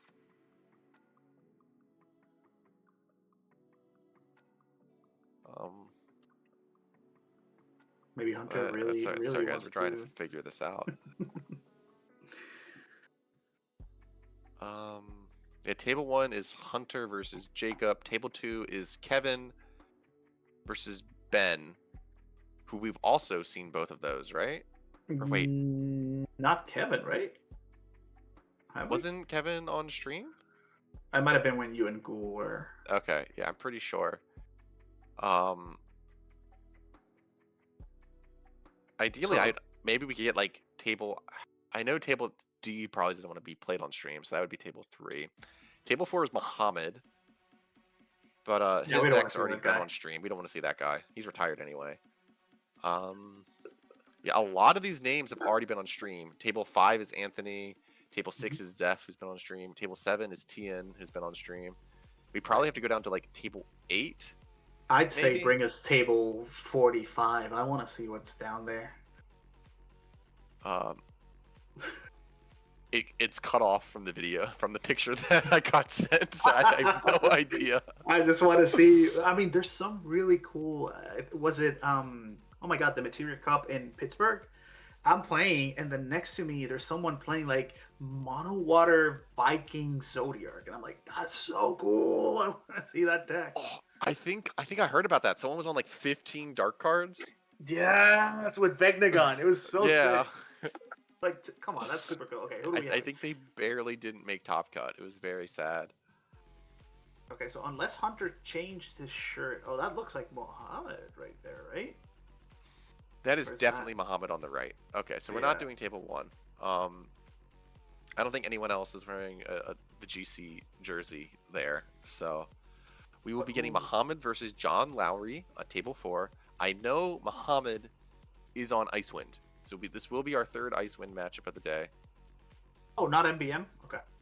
No, he's not on MBM this time. Nice. And he has sent me a message saying he is never playing this deck again. He hates it. So What, that based response? yeah, No. yeah, he's 4-1 and he's somehow not having fun. That's hilariously. Wait, oh, you mean Icewind? He Yeah. hates it? No, I thought you he's, meant like, not enjoying it. MBM. No. Okay. Because I think Mike Powell plays MBM, but I don't think he's like a huge fan of it. Yeah. Funnily enough, Muhammad also played versus Gullwings last round, presumably, because he played against Key, and he also won. So it looks like both of our Gullwings What is going on? lost Oh to my Icewind God. last round. I told you I was gonna eat crow. Muhammad actually is on the Vaughn, though. I can send you. I actually know Muhammad's list, so I can Let's let go. you guys Off know. the top of our head. It's very standard. Do we know what the other gentleman is on? I do not know what John is on. I mean, it's those beautiful Ovalia sleeves are hoping that it's knights. No, Why would you ever hope that on anyone? I don't know, because the sleeves are gorgeous and they're Final Fantasy Tactics. Yeah. Is that this a a Gune? mirror? No. Wait, I thought I saw a Dragoon in John's hand. Oh my God, is it Goons? Please tell me. No, I thought it was the Wind Goon, the one that Muhammad just played, but I could Oh, be cringe. wrong. Oh, you're right. But I don't. I see a any Bart's. I cards. think I see a Bart's. Yeah. I think I see the Dragon, but I don't see any cards that aren't green. Is this mono wind crystals, or am I just missing out on? Maybe he drew rest really of the cards? badly. Well, Oh, it is. It is a mirror match, I think, because that's a Vaughn. and an edge. Yep. Yeah. Oh Lord. Okay, so what are we looking at here? Whoever does the remnant thing first wins? Like, what's your... I am not an ice crystal gamer. I do not know the avenue for victory in this mirror match. You like to have I'm here along agency? for the ride. Yeah. Yeah. The thing is, so because these decks only really run 1 or 2 or maybe 3 search cards in the entire deck, you're kind of just. Speaking of that, here's Yep. the 1 search card basically in Muhammad's deck. You're kind of just playing what you draw. Yeah, at the mercy of your deck. Yep. So Muhammad though wants these crystal generators out, so it looks like he's probably gonna get like a Yazoo and a Laws, would be my guess, or maybe a Kadaj. You kind of want to Depends on grab the what he has. Laws because you just Yeah. want it in the break zone to remove. I know Muhammad asked me before he started today, can he cut the 3rd Laws because he never wants to draw it, and I said you still need it. You got to put it in the break zone. Yep. And we saw in Hunter's game, 2 of the losses went to damage, right? If like somehow you don't have the 3rd, you might just run out of fuel. You need those cards, unfortunately. I think John drew Oh. the 3rd Dragoon back up, but here he goes. He's going to 3 crystals, and you said there's a Bart's in that hand, right? There is, yeah. So we did get the take the tempo back from our opponent by doing this. Let's see what we flip. Ooh. I've seen better, but I've also seen worse. I mean, if there's a remnant in that hand, how many cards? No, Muhammad has too many cards to be like slamming down a Kadaj now, right? Yeah, I think you don't want to slam down the Kadaj here.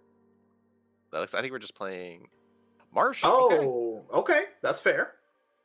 Yeah, we're using the 1 crystal generated off the Clavat backup that Bart slipped into play to pay for this 1 crystal and Seymour Ooh. into the damage. Yeah, this is. I mean, Bart's is such a good card, right? We saw how Muhammad went first. He got his turns of setting up, and then now Bart flipped that all the way around and said, "No, now I have the tempo. I have the initiative, so to speak. You have to respond to me." Yeah, Right, so absolutely. But I imagine we're just going to be getting these remnants down. are we Muhammad doing the same thing? Well, Muhammad already got a 1 Laws in the break zone, so if he is a Kadaj in hand, the Kadaj is live. Oh my But God. looks like we're doing the same thing. Yep. No. Going to 0. You know what fixes your opponent taking your tempo? Doing it to them. And then Muhammad got arguably a better backup than Yep. John did there. But unlike John, Muhammad is not color fixed. Nope. He is looking at mono wind and a colorless backup here. And looks like he is tracking. That's an interesting way to track that. Just put it on top of the Spiritus. It's a little risky though, because every time you tap it, there's a chance the die goes flying. True. So hopefully he puts it. He has the crystal token right there. He could just put it on the crystal token. A lot of cards in Muhammad's hand. He has a Marsh here, but the Marsh can't actually connect because we've got these 2 thick boys in the way. Yeah, and we don't have. Does he have? He doesn't even have a crystal right now. I think, right? Oh, he does off the Spiritus. Oh, off the Spiritus. Sorry. Yeah, Spiritus generator. I thought that what he was tracking was that he gets a crystal at the end of the turn because he spent 3. No, I think that's just his 1 crystal. Oh, okay. That's an interesting way to track that. Then I thought that's what he was doing. All right. So what do we do here? We go into tank. Yeah. I think Muhammad's a little frustrated that John was able to make such a wide board because I think he was hoping to play this Marsh in his hand this turn and like connect and get the damage in. Yeah. I don't know how much practice Muhammad has with this particular deck, right?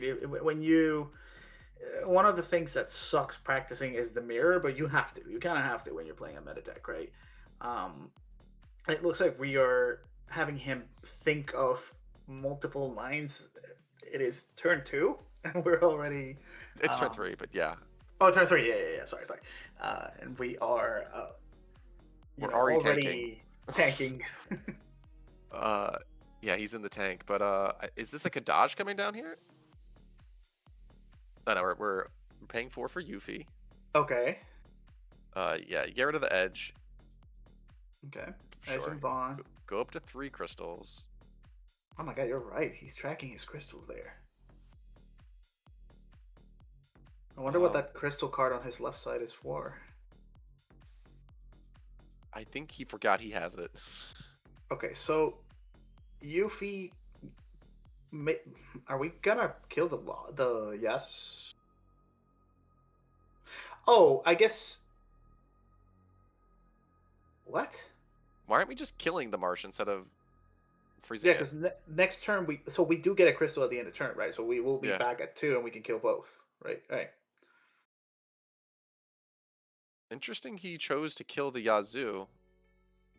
Yeah, because now we turned on the Kadaj top deck. Mm-hmm. Yeah, I would have done it in the opposite way. I would have killed the Marsh, and there's no point even freezing the Yazoo. I would have probably just frozen the backup. Yeah. But yeah, Muhammad goes back to 1 crystal. Yeah. Due to Spiritus's end of trigger, end of turn effect. Yep. And even here, the loss is in hand. Like, if he wanted crystals, he really could just get them, right? Yeah.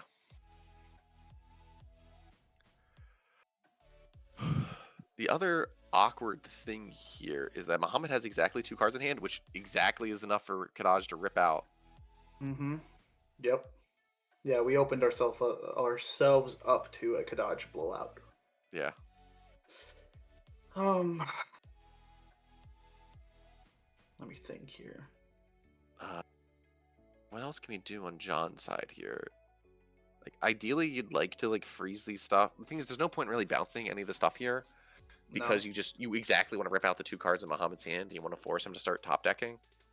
I don't. Do we even have to do anything here? Like, we could. Well, okay, Yuffie I guess is a good card, but this is like the easiest pass of my life, right? Like, it just maybe swing Bart knowing that you have the crystals and they don't. So if they decide to trade, you're ahead.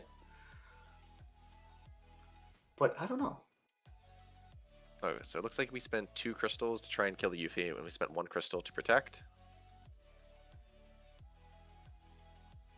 Is that what happened? I thought he did, because Muhammad spent the crystal. But I see that he still gained the 2. Yeah, I don't understand why Muhammad would spend the crystal otherwise. And Muhammad discarded a free Alex. That feels very frustrating. Horrible. When you're staring down a Kadaj. If he just had the 1 extra card in hand, he could have just cast it. I'm wondering, is John supposed to be on only 2 crystals instead of 4? Did he try to shoot the Yuffie? I have no idea. I can't think of what he was trying to do otherwise. I agree. So, yeah. All right, so Muhammad currently in top deck mode, facing down to Kadaj. Not looking great for our hero. No crystals whatsoever. We know that Yuffie has at least 1 bullet in the chamber, right? Yeah.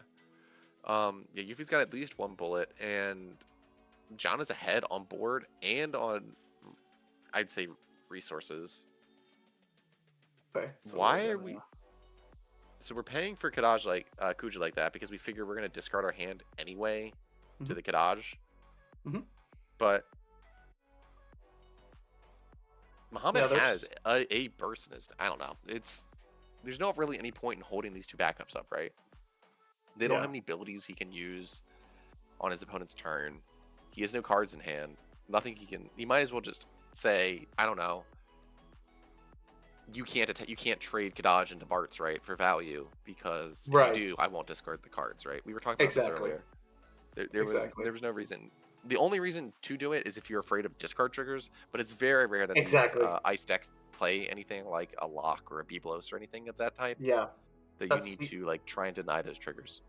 Yeah, and when you're this behind, you kind of have to assume that your opponent doesn't have those cards, and you play for your, your outs and your best case scenarios.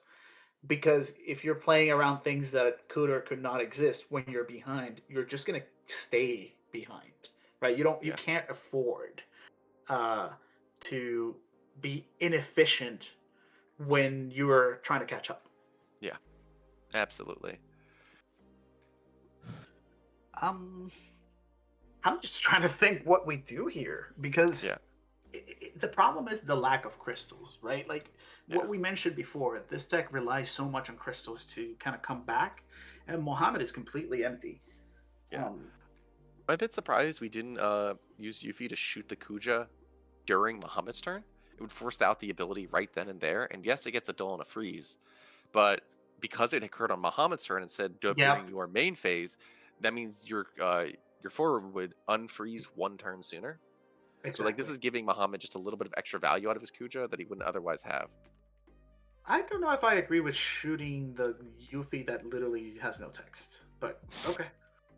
Um, Yeah, Again, either Mohammed should have one more crystal, or those two crystals shouldn't be there. I'm genuinely very curious what. because there's no world where Muhammad just spent the crystal and miss it. Like, does anyone in chat notice? Like, are we miscounting the crystals? All right, so we get laws, or not laws. I'm sorry, Yazoo again. Yeah, this is not looking very good for our friend Mohammed here. Yep. Uh, Okay, so yeah, wow, this is all a very wide board. yeah, so now we can bounce if those 4 crystals are real, and then force discard. But wait one moment. Yeah, yeah, we could do that.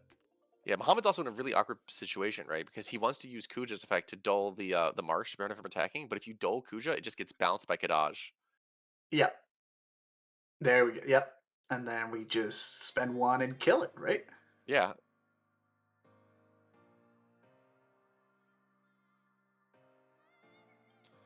That's yep, that's pretty rough.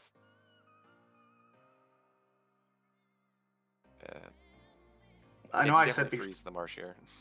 Yeah, I know I said before, like you gotta trust your deck and play to your outs, but the outs are looking kind of rough right now. Yeah, yeah, for Muhammad at least. That's one of the scary things about this ice deck, right? Like, if you can get an early Kadaj down, right, you can just run your opponent out of the game really quickly. These cards like Kadaj or Seymour um, just have brutal text if they're able to stick for multiple turns or if they come down before your opponent's ready. Yeah, it's that's one of the ways that so a lot of these top decks have a way to high roll their bad matchups or any matchup really. And this is how Icewind can just sometimes even a really bad matchup just completely steamroll it by getting the Kadaj online, right? It Yep. just happens. Vaughn So, wouldn't help us too much here. he's not really going to save us here at this point, I don't think, regardless. No. What else? I mean, if you're John, do you just basically attack with everything? Like, I don't think you're not afraid of any bursts, because even if No. Muhammad adds a card to his hand, it's just going to get discarded by Kataj anyway. Yeah. Plus, you're winning the race. Yeah, the only thing you're doing is not putting him at 5 for Sid. That's the only like concern. But like Icewind, even if it was a non what's it called? Like a non-optimal list, what EXs can it really run? I know Muhammad's only on the one Pinello. Yeah. Yeah, That's he was considering Mina, but I think he couldn't find one before the event. yeah.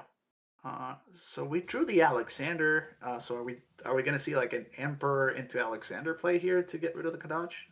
I mean, that still feels not great, especially Terrible. when Yuffie can just kill the Emperor. Yeah, but like, what are we going to do, right? Lose? Yeah. Are we allowed to say that? I'm kidding. It's Usually rough. this is at this point it's usually when I go to scoop a clock, but Oh Muhammad, yeah, he's absolutely. trying it out. He's like, what can I do here?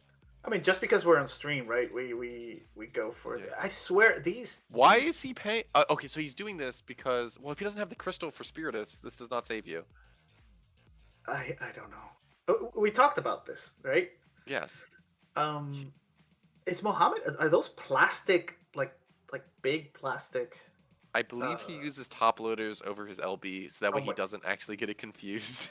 Okay, it makes it look like they're proxies. I'm gonna let him know. Yeah. So Kadaj is going to the break zone. He's turning back into Sephiroth. See, okay.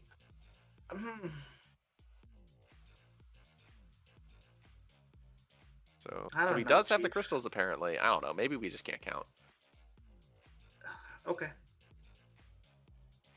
Maybe Mohammed was like, I'm just gonna spend my crystal on Yuffie just because. There we go. Oh my god, Mohammed knowing how much you're gonna tell him about this game. Well, both of us actually. Yeah, I'll have to review this afterwards to see what I missed. Texting him right now. Hey, you suck, and I'm kidding. Mohammed's a great player. Yeah, I mean, he's won a Materia Cup this season. He is an accomplished gamer. Yeah. But I have a feeling that this game is not going to last much longer. No, so I easily here John can just play Surges, dole one blocker, use Yazoo, dole freeze the other blocker, and then get in for 5 points of damage per game. Yep, we're done. Right. We just finish it up right now. Yep. Or you could just use Magna Rotor, discard a card, gain haste, and then attack with everything. Yeah. We got lots of options here. You know what the last card is. It's Bart. So yeah. We're reading. Okay. Yeah, and there's no EX burst you're worried about at this point. Yeah. Okay. Sure. I mean, having a haster isn't really that different from just freezing a blocker, right? Arguably worse when you have to pay 5 for it instead of 3, but I mean, it discards the card though. So like in terms of net card economy, it's the same. If this was another, like if we were not this one-sided, then yeah. Yeah. But at this point, yeah. Yeah, I think this is going to be over very swiftly here. We'll probably be seeing the hunter table in a moment. Yeah. So John's deciding the order he wants to attack in.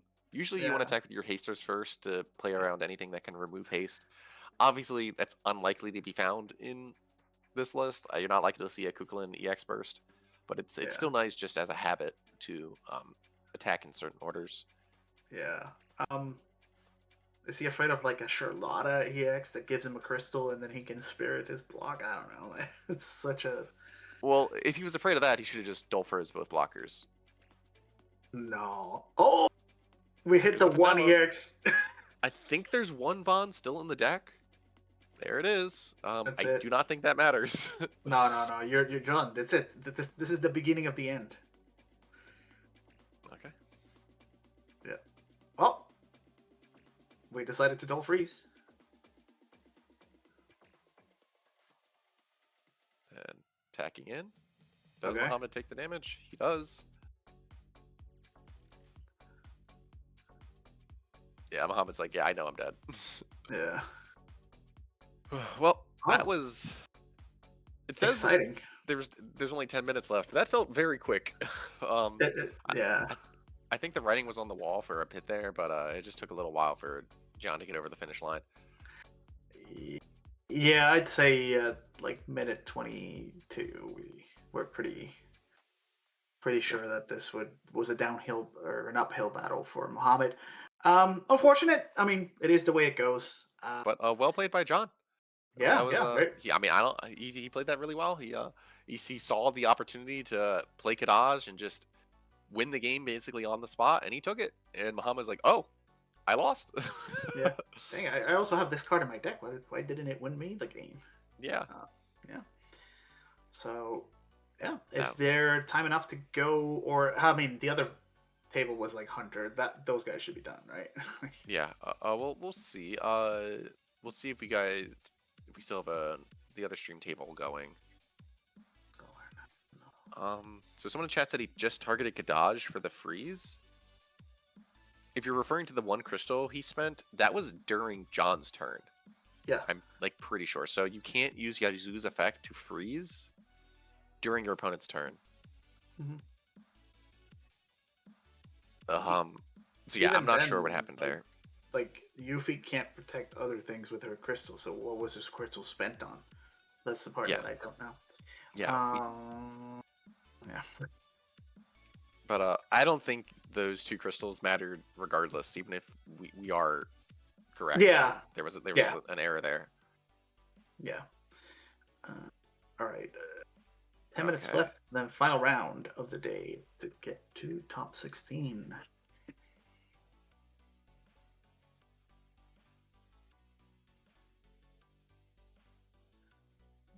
So pretty good. Like this has gone relatively quickly. I mean, it's 4 p.m. local, right? So it should be done by 5 in time for people to go home and chill.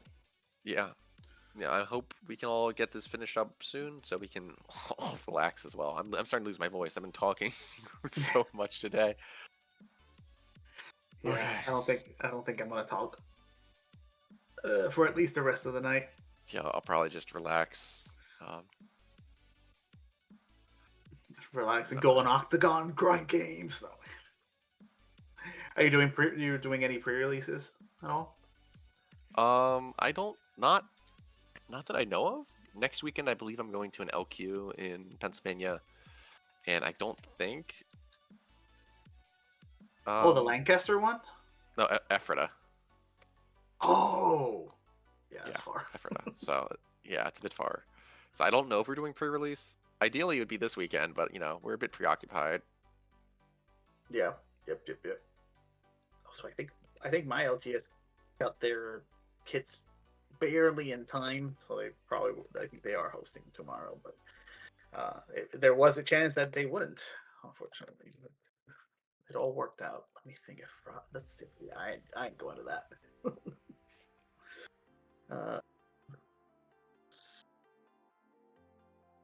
Okay.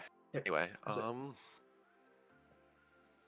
yeah, Emerald, I know I have another day of yapping. I am well aware that y'all are gonna, like, by the end of tomorrow, like during the finals, I'm gonna be like this, and you're not gonna understand a word I'm saying. But we're trying to keep the energy up, trying to keep this exciting. If we get a fourth round of Icewind today, though, it's gonna be hard. I certainly would like to see any of the. I'll take a Wall 7 at this point. I can't believe I'm saying that, but yes, I would take a Wall 7 at this point. I just want them to flip 5 and do their thing. All right, so sorry, I'm just checking some stuff over here. We still have another day of yapping. Yeah. So from what we've seen, it looks like guaranteed we'll have multiple Icewinds on top, right? So Hunter is very likely on top. If Muhammad wins his next one, he potentially could go to top 16. His opponent certainly will be making top 16. So it's looking like a very icy, windy top 16. Just ask Muhammad what happened that turn, and Muhammad just blew the crystal for no reason, apparently. So there wasn't an error. Muhammad just made a mistake. On what? He said, I was trying to protect before he got 2 more crystals, not realizing that he could have still just shot him there. You can respond to it. I know. I don't know. Anyway, whatever. It's fine. Trying to understand Muhammad's brain is not worth the effort. Okay. This is some retired player shenanigans. It's wild. All right, flip 5 is starting to wear out its welcome. Yeah, starting. kinda. Um, but now we have like flip 7, right? Because doesn't Setzer look at 7? So yeah, Setzer flip 7. Is that the first flip 7 in the game? No, there's a Stranger of Paradise guy that flips 7. Oh, the one that like turns into Jack Garland or something. It turns into it takes a Sapphire character and puts it becomes dark. It becomes dark, yeah. Ace. What ace flips? Oh yeah, the 5-drop ace. I don't think we have anything that reveals more than 7, right? I want to say no. Chaos Advent, yeah. No, I don't think we do have anything that flips more than 7. But yeah, the only reason I know about Chaos Advent is because I said that's gonna be like my fun deck of the season. Like the one I'll bring to locals, it's the Sapphire deck. Yeah. So Ace, Setzer, Chaos Advent, Light Barts from 27, Light and Barts. 1-cost Wind Valor from 24 all reveal top 7. There's no top 8s. Oh, yeah. And I don't think there's any 9s. No, there's nothing. It's 5 or 7. Or 3 and 4. Yeah. There's no 6s either. That's very interesting. You know, that's some design space where if they wanted to make it slightly more consistent, but not that consistent, you know? Yeah. It's interesting because we do have top 4, top 3, top 2.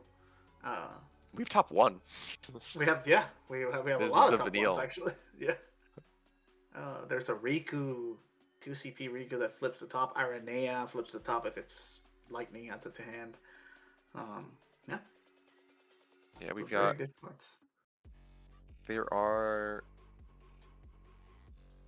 How many cards is this? I don't see the number.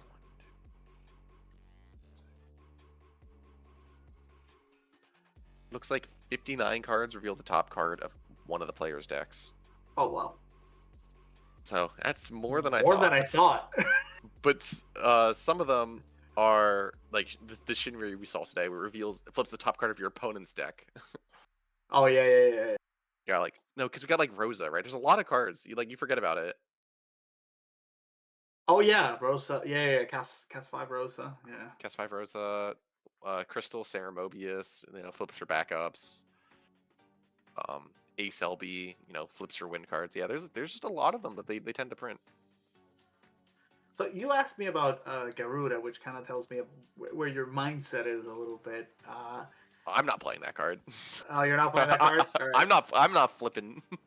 They're not. Yeah, I don't. Random? Are you kidding? No. Is there anything here that's not random? That's good? I think. How do you feel about the Final Fantasy 16 stuff? I think a lot of it reads well, but I just don't know if there's a home for it. Like the Barnabas and the Cid. In a vacuum, specifically the Cid in a vacuum is a very good card. I just don't know if it has like a home. I think the new Sidolphus is an insane card. I mean, I'm not gonna lie. Right? It's an even costed primer, which is amazing because it means you can pitch one to play him and pitch another card to prime. Yeah. So you can do it like as early as turn 1, and then if you prime into the old Ramuh, you can cast a summon of cost 5 or less from your hand for free. And since he adds that, you can add that summon back from the break zone to your hand when you do this. He effectively lets you pay 4 mana to cast any lightning summon from your hand for free. Yeah, from your break zone. From your break zone, actually. Yeah. Sorry, 4 mana. So like, you're paying 1 less than market value, and you get a body on top. And that body says whenever you cast a lightning summon, shoot something. Kill something else. Yeah, that's what I'm saying. Yeah. Card read's insane. It's incredible. The issue is you have to play Mono Lightning, and Mono Lightning is really good at removing things, and this leans into that even more. It's even more good at removing things than it was before. But the one issue that Mono Lightning has is that it can struggle with value generation. It can struggle to keep up in the long-term resource game. Yeah. Now, and I don't know if the Sidolphus and the Ramuh fixes that. However, there is a card coming out next set that every time it attacks, it flips top card, and if it's lightning, it draws it. That is, of course, the new signature Toto, who is also a lightning board wipe. Lightning is really good at killing singular things, but can struggle a bit dealing with wide boards. So also giving it a board wipe that also is a value engine, that could be the missing piece that we're looking for Mono Lightning. Yeah. It also could just be that Sidolphus is just good enough. and honestly, like Sidolphus is almost a board wipe in and of itself, right? Specifically if you get back the what's it called, like the Bahamut Sin, the one from last set. If Ramu casts it, you get both effects. You get to break an active forward, you get to break a 3-drop, and you get to do the 8K. Like, so you have like almost a built-in quote unquote board wipe. But even if it's any other summon, you're killing 2 things for, like you said, 4 mana. Like, and you get a 9K. And you get a 9K. He's a big boy. He lives Amat. He's chunky. Yeah. It's I don't know, and like that's the card that I'm like, this is perhaps the best reading card in this whole thing. I don't know if he has a home, but this card's way undercosted. Yeah. He also gets you a lightning summon every time you prime. That's crazy. Every time you prime. Yep. So the only awkward thing with that is that there's only 2 primers in Lightning. There's him, and there's the brand new Barnabas. Yep. And Lightning summons tend to be xenophobic. They tend to not like being played outside of Lightning, right? Yep. So, like, you kind of, Sidolphus feels a bit shoehorned into mono Lightning, so it's a little hard to use that priming text outside, like, with any other forward, because there's just not many other choices. And while the Sidolphus feels like a control card, the Barnabas Odin stuff is pretty aggressive, although the new Odin could be considered a control card. It is. The only problem that I have with it is, and it's what you mentioned before, like the half of the text that says your opponent dull freezes all their stuff when they come in, really cool. I kind of want that effect in Lightning, but the ETB is break a forward. It's like, am I adding a card just for this, a dark card specifically, by the way, just for that second effect? Because I don't really need that first effect in mono Lightning. I think we're pretty good at breaking forwards. Yeah. So it's like you're almost adding half a dark card. Is that enough? I don't think so. Yeah, I mean, Lightning does have some ways to circumvent the dark issue. There's Castalian Empire Sid, who lets you discard a card to get any forward back from your break zone. So it lets you like launder your dark cards and turn them back into cards that discard for crystal points again. I can't think of any other cards in Mono Lightning you'd be playing that do that, but I'm sure there is. Sure. There's an Alvarisha that does it, but she only does summons. She doesn't let you do forwards. Because I know people used to run that with Chaos Arc in order to either search the Arc or to convert the Arc into an actual card they wanted to play. Yeah. I will say, I mean, Lightning, in my opinion, was a pretty big winner this set. Looking at all the cards, ignoring Sephiroth, because, What an interesting card, yeah. Maya, I don't know how you pronounce that card, is a really, really cool, like, EX searcher. Even Omega Weapon, I think in Mono Lightning, that is like the easiest one-off of your life. You are playing Mono Lightning, very likely you're playing like Zandy. That's another body for your Zandy, because Zandy does count monsters. Yes, he does. It's a break it forward or clear weenies, and then eventually it's like a big 10k, or you can just sack it to Sephiroth to draw 2 cards. Like, it's a win-win-win-win. Insane win. And obviously Jesse is the best Lightning card. Jesse is very nice. Getting another Fire Lightning backup engine. I know Fire Lightning isn't the most popular color combo right now, but it's possible that you could do something with that, especially because you can use her to search like the Cloud that's coming out in the same set, and then when you play Cloud, he can remove a Sephiroth from your break zone from the game to discount all your Sephiroths. Exactly. And then you can, like, I don't know, play Furion from deck, start drawing cards. I don't know. I just love Furion. What's your pick for best card of the set? Like, unironically, like you say, all right, this is the best card. It can be something boring. Yeah, it could be. Like, if you say Jesse, I'm not gonna say. I don't think Jesse's the best card in the set. No, but like, if you said something like that, I'd be like, yeah, absolutely, I could see that. Like, what's your pick? If I were to be completely honest with you guys, right now, I think Zidane is the card I'm hypest for. Okay. Would you say it's the best card in the set? Maybe. I have not done. I mean, it's been less than a week. I haven't had a chance to play with them all yet. But I think there's a potential for Zidane to be the best card in the set. I think that's I am not gonna uh, disagree with your assessment. My pick is the Earth LB. Micah. Really?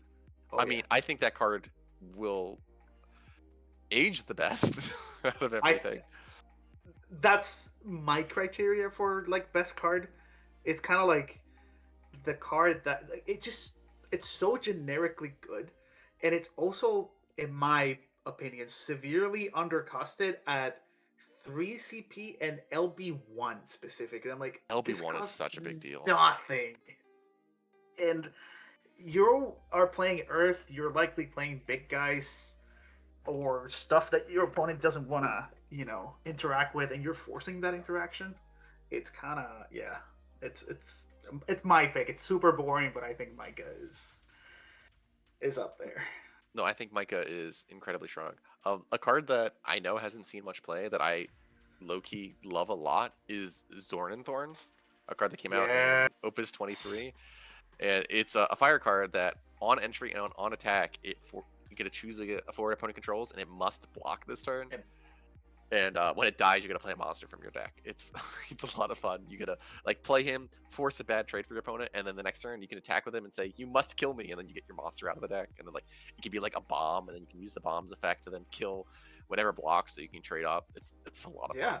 I mean, we were joking. I was talking to you about the low to the ground fire deck that I've been just messing around with. I can get that off of Cloud. Yep. And then you know what I'm saying? It's oh, and then block, and then I get a bomb that I'm already playing because bombs are sorry, not bombs, goblins. Yes, which are goblins. Fantastic with Zidane anyway. So yeah, it's insane. What do you think of, what card? I was like, oh, it's bad. And then there's a line of text that I misread. Did you know that Diamond Weapon does its effect when it leaves the field? I thought it was when it died. That it gets a weapon from your deck and plays it. Wait, one moment. I thought it was when it died. And I'm like, this sucks. And then so wait, if I Renoa this card, oh my god, I get to get a weapon, play it, and then he comes in and forces a sack again. It's like, wait, why? I mean, the weapons, again, the cards that it gets are horrendous, but that leaves the field, I don't know, it's kind of cooking, actually. That is very funny with Renoa. It's hilarious. That's a lot of value, actually. With Renoa. Right. That was me yesterday. I was like, wait a minute. Hold on. Is that why this is a legend? I think it is. Yeah, I didn't read this card right. If I was doing the original review, I would have been like, the card sucks, ignore it. And then I'm reading it, I'm like, oh, leaves the field. I can chocobo this back to my hand. This reminds me a bit of the Zac legend from Opus 20, which is a 5-cost 9K with when I attack, I deal 5,000 damage for each soldier you control. Mm-hmm. And then when he had the same exact leave the field trigger, except his was play a Cat 7 character of cost 4 or less. Or is it forward? It might have been forward from the deck. And what people would do is, because Cat 7 also happens to have a lot of ice cards, right? That was the same exact set Rufus came out in. Right, you'd play an ice fire deck, and then you cast Renoa on your Zac, flicker the Zac, and you get a Rufus from your deck. Yep. Turns out, now you got me looking for this card, because I'm like, well, turns out now it has really good targets. So what? I can get a 4 CP Cloud out of my deck? Are you kidding me? Yeah, you can get a Tifa, and then Tifa can search a Cloud, and then you can use the goblins to haste the Cloud. And oh my god, kill that's what I'm trying. I'm like, oh, I know people are gonna figure this out quick, but the fact that because you look at the new Tifa, ooh, shiny new toy and new art, it's like, no, you're not seeing the 2 CP Tifa that says I have special in my hand next turn. Yeah, don't look at it; it doesn't exist. I mean, if you were getting real spicy running the goblins with Cloud, you can run Princess Goblin to search a light Cloud and then use that as Yes, you can. As someone who has searched a lot of special fodder with Princess Goblin in his day. I did that with when the 60p Ace came out, like the one that deals you damage and has a special. I did that. I searched the light Ace with the Princess Goblin for it. So I just saw the pairings going in, not the pairings, the standings going into the last round. It looks like Jacob is our sole undefeated right now. Oh. Followed by our X1s are Kevin, Anthony, Mike Powell, Hunter, Benjamin, Mr. Snodgrass, Thomas. I don't know which Thomas this is. Sydney, Zeph, and John Lowry. Okay. And then we have a whole plethora of X2s who are still in contention. I wonder what Cody's playing. I wonder. It's Will 7. Come on. It's probably Will 7. It's Will 7. It could be Knights. Oh dang it! You're right that it's when Zach leaves the field. I didn't know that. I'm gonna be honest with you. I'm see, dang. Yeah, no, I can't think about this now. Anyway. No. Well, the thing is, when I was looking up every card that leaves the field trigger because of Sephiroth, right? Yeah. The Lightning Sephiroth. Oh, sadly, fair. He doesn't get death triggers, right? Because he removes your guys from the game, so you need leave the field triggers. Now, if someone can build a Sephiroth diamond weapon deck where they use Sephiroth to sacrifice no, a please diamond don't weapon, build please that. send Oh that my to god. me. Oh. I need to see it. Oh, you know what the funny part is? That it's all, a lot of it is just Cat 7 as well. Yeah. So it just works out. Like the Jesse will search all your pieces. There's something there. There might be. I don't know. Yeah, you can even if someone can find out a way to use like Red 13 to cheat this guy into play, and then he dies during the end phase as well, and then you get your weapon. You do that too. Yeah. 6-drop. It's searchable by Olmia and Lightning as well. One thing that I really wanted to try, you saw the Maya that gives haste to Mobius. Yeah. So now we have 2 cards in the last 2 sets that both search and haste Griever. Olmia and Maya. And they're in Lightning. They're in the same element. And they're both in this. I was like, okay. Griever, however, does not have a leaves the field trigger. It is definitely a death trigger. So you got to be real careful. Can you imagine? Like, no. Let's not imagine it. But Griever is still one of those cards where it had its moment where it shone, right, and it did a lot. But the cards that it needed to work were kind of bad on their own. Like you were drawing like Sages and weird cards, but drawing like Omias and Mayas is not as bad as drawing your other cards, right? Yeah. Whereas then Griever has the thing of when it dies, you get to search one of your 2 5-drops that do really good things. So I don't know. There might be something there. Yeah, no, absolutely. I could, if someone figures out a Griever turbo deck where they just rip every card out of my hand on the first turn of the game, I'm gonna be very upset. I think someone tried 2 tournaments ago. I want to say there was like a Griever deck that used Golbez to search Sanctuary Keeper, the one that says on my attack phase and on your attack phase and on tap. So it would Griever and then Golbez Sanctuary Keeper. In response, Dull Griever, untap Griever with Golbez, Dull Griever in my attack phase, activate Griever, Dull Griever. Yeah. Oh my god. Yeah. If you find a way to allow people to ruin their opponent's day, they will do it. I mean, were you around when the Griever Neo X deck was a thing, or was that before your time? Griever came out in 21. I was playing that. Okay, yeah. I hated that deck with like a burning passion. There was ways to answer it, but if you didn't have the answer, getting Grievered and Neo Exit was literally you don't get to play the game. Like quite literally, you don't get to play the game. Yeah. I remember when Zach came out, and my first thought process was Zach LB. I was like, finally. Zach plus Amat kills Griever. So as long as I draw an Amat, I can Zach him and Amat him. Yeah. And he's dead. Yeah. I was also really happy we got Leo at that point. So it was just like, well, Neo X, that's a lot worse when you can just sacrifice a Leo to him every turn. Yeah, I don't have to like lose a backup. He was kind of just like discarding a card every turn, and like spending 6 to discard a card every turn is a lot worse than like casting Rufus, who costs 4 and like does the same thing, right? Exactly. No, LB changed a lot. It was revolutionary. Yeah. Yeah. It was the biggest change in this game since dual element cards, I think, and we haven't quite seen anything like it. I hope this is the last big change, unless they go something like, oh, we're introducing items in the next set or something. I mean, I wouldn't mind weapons, right? Like, I think there's a lot of very interesting, and I mean, we were just talking about, diamond weapon, but I was like gonna say equipable weapons. I get you. But like, I think the weapons in Final Fantasy are like a key part of the franchise for people, and like being able to like equip Cloud with the Buster Sword. Like, why can we do this in other games, but not the actual Final Fantasy trading card game?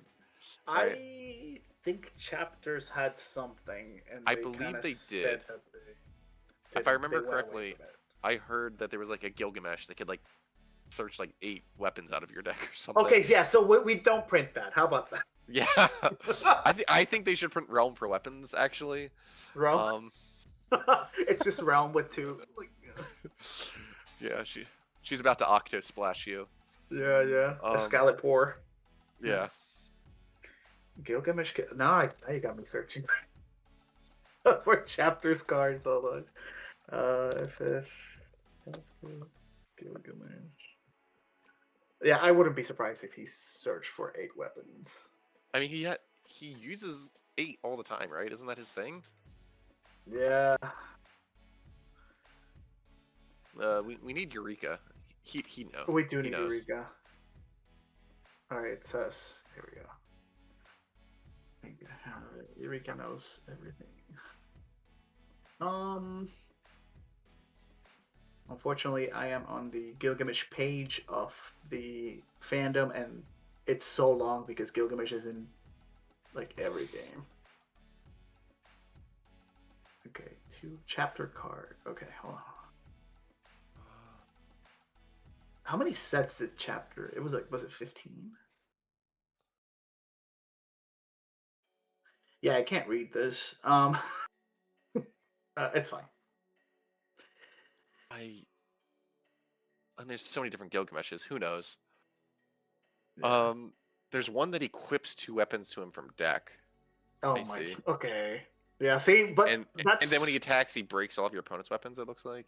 I don't know. There's a lot of Chapters cards. They were willing to put anything on a card. Yeah. Yeah. Oh, they did. They did. Wasn't there like a 1 CP lightning that was like 9K or 10K haste? Something ridiculous. It was like a promo lightning.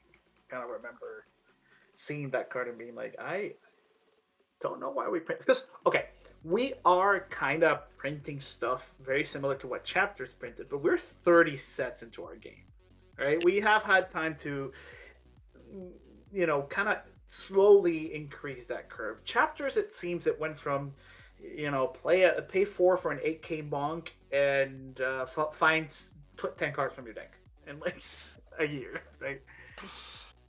Yeah. So, I mean, I'm still next set. There's some. You read the cards coming out next set, and like, I'm looking at them, and I'm just like, they better be careful. That's all I gotta say. I'm on the same boat. Yeah. The last set, or this set, right? The set that we're currently playing, it kind of got bogged down a lot by stuff like MBM taking up 2 elements. Basically the entirety of 2 elements, but I felt that overall it was kind of a weaker set. Like it had its thing. I mean, but Ice, Water, Lightning add an archetype. Ice, Wind add an archetype. It's just right. Earth, Fire. That I mean, like, but if 66% of the set's doing well. So let me rephrase that. It was less scary because you they were like self-contained archetypes where you are like, all right, but here there's a lot of cards that I feel like I haven't figured. Like we're talking about the weapon, and I'm like, oh yeah, I didn't figure that out. There's like individual cards that I feel maybe do something, but I just don't know the entire pool of cards off the top of my head to know, oh, maybe this breaks something that I haven't even thought about. And that scares me. Yeah, no, it does. But it's looking fun as hell. So. Yeah, no, next set's looking so fun. Let's see. Hopefully we get less Icewind mirrors. Careful what you wish for. Right. We're posting rankings before we're going into round 7. Almost there. Okay. Yeah. Did we get a... Because we're supposed to get the starter, like the Final Fantasy 14 starter soon as well, right? Or is that something that comes out with Opus 30? The starter deck will not be legal for the Nationals. I believe it's an Opus 30 product. Okay. Yeah. Okay, that's fair. So, starters come out before their equivalent set. I believe Europe and other regions will be able to use the 30 starter for their continentals or / national championships. Oh, interesting. But North America, because we always have the first event of the national season or continental season, whatever you want to call it, it will not be legal for us. Like, for instance, last year, I know Australia was allowed to use the dual starters, the Water, Fire, and Earth Lightning starters for their continental championship, whereas in North America, we couldn't. Okay. So we don't have anything as transformative as Woklamat was in those decks, right? But it's unfortunate because I like that Tataru backup.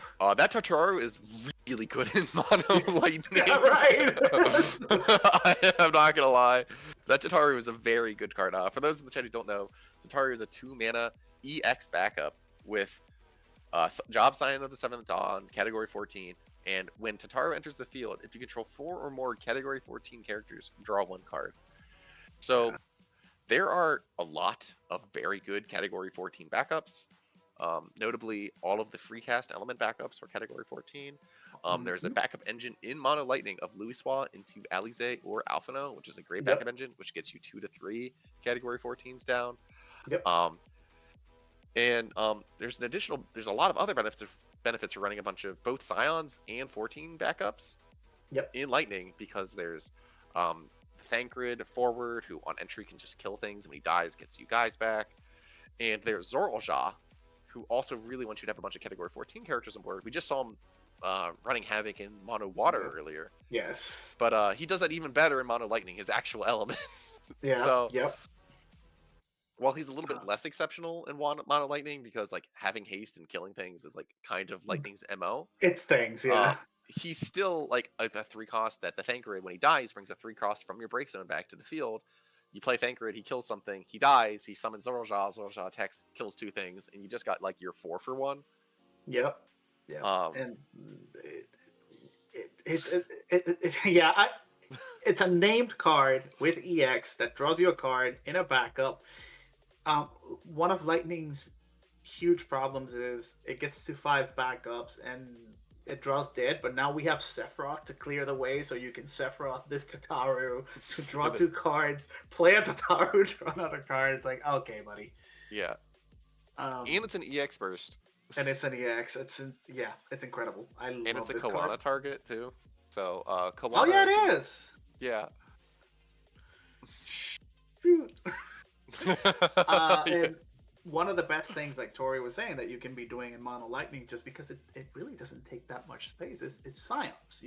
You play the because you're playing the free backup, that's a 14 standard unit, Grahatia gets buffed to a 10k. Well, Tataru isn't standard unit, right? No, but because you're running a 14 backup lineup. Yes, yeah, exactly. The Grahatia gets larger, yeah. Yeah, your Grahatia is larger, and it's your Zoralja's online. Your Thancred is online quicker. There's a lot going on with that card. No, there's a lot going on. Now, I don't know if you'd see play in Water Lightning variants of 14 decks, because the Water Tataru is just such an incredible card. Good. Yeah. But if you're playing a Water Lightning deck that's 14 focused, but not Scion focused, you could also play the Tataru, because Tataru is one of the few Scions that cares about 14 characters and not just only Scions, right? Yep. Tataru doesn't care if you're Y'shtola or your Xenos. They'll help you out either way. No, and as we know, like the best water backups are all 14, right? Like your Thordans, your Merlwebs, your Astrologians, your Loporits. Astrologians. It's wild to me that those two are 14. Yeah, I love Loporit. Loporit is the best. Yeah, It's okay. Just because I'm not gonna play in my version of Gold Wings now. I'm playing Loporit. I was like, I missed this card. I'm playing a deck with 3 light cards. How do I fix these bad draws? And then Loporit just came through, just shining like a beacon. yeah. Like, The last time I played against Key, he mulliganed into triple Light Titas, and he was tilted out of his mind. I've the done whole it. It's game. happened to me where I'm like, I have 2 or 3 Tituses, and the problem with Gold Wings sometimes is you draw the wrong half of your deck. Like you draw all your Gold Wings, and you're like, I have nothing to search with you. And oh no, if only I could put it back in the deck. And then Loporit comes back shining from the like a beacon from the darkness. Like, come here. Wait. It's okay. Yeah. I see Ghoul, our co-host, is back in the chat, and he tells us, if you Sephiroth away a Tataru, I'm locking in and beating you. You got some pent-up frustrations going on you tell us about? Because she's a cutie. I mean, if they don't want us to kill cute things, why did they make Torgal? Why are they forcing us to target Torgal? Oh my god. Okay, never mind. Oh, look, I don't want to talk about it. I need to talk to Kageyama. We just want to talk. I honestly, like, I showed that to everybody who doesn't play the game but like 16. I'm like, look at this card. Look what it does. And they're like, wait. It makes us kick the doggo. Yeah, you have to kick the doggo. All right, who do we have today? Oh, I see the Kefka sleeves. Are we? Is this Zeph again? Yes. Okay, it's Hunter on the right. Yep, because because they have a 9 shirt for some reason.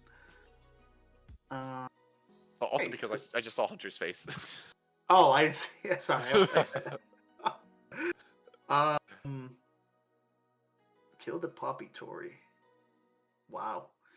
Okay, so Zeph, he is on Kefka, right? Yes. Okay. I believe that's Zeph. He was on.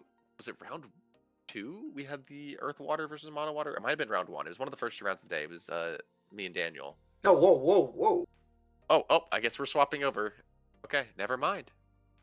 Can you take me back to the Kefka? I like that one. I'm messing. Who do we have here? Okay, we're switching. You're good, my friend. A different table. Okay, so we have MBM versus Icewind. Or, so what is that, a Mont Blanc? Did we Mont Blanc into Fran and got the Baknami town? I think so, yeah. Okay, hold on. Did we not just see this exact Icewind play in the other table, like pitching the loss for a backup? That's just how it is. There's only so many cards in these decks. That's true. There's only so many things you can do, right? Yeah.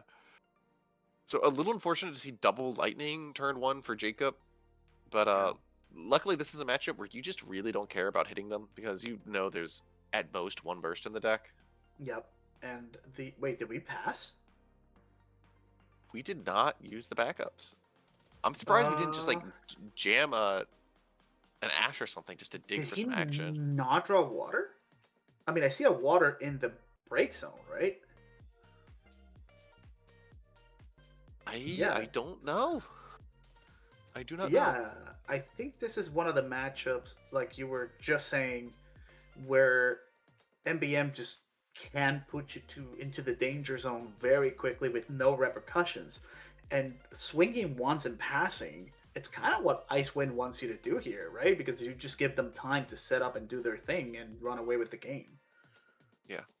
I do see a Bartz in Thomas's hand here on the right. So I wonder if he's thinking about jam Yuffie, jam Bartz, and see what we get.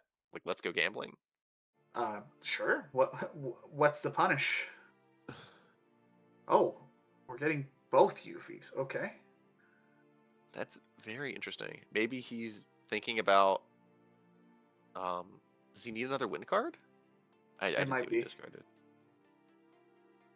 So we're removing both cards in the break zone from the game. King And of we're Three jamming Crystals, Barts, yep. and we're jamming Barts.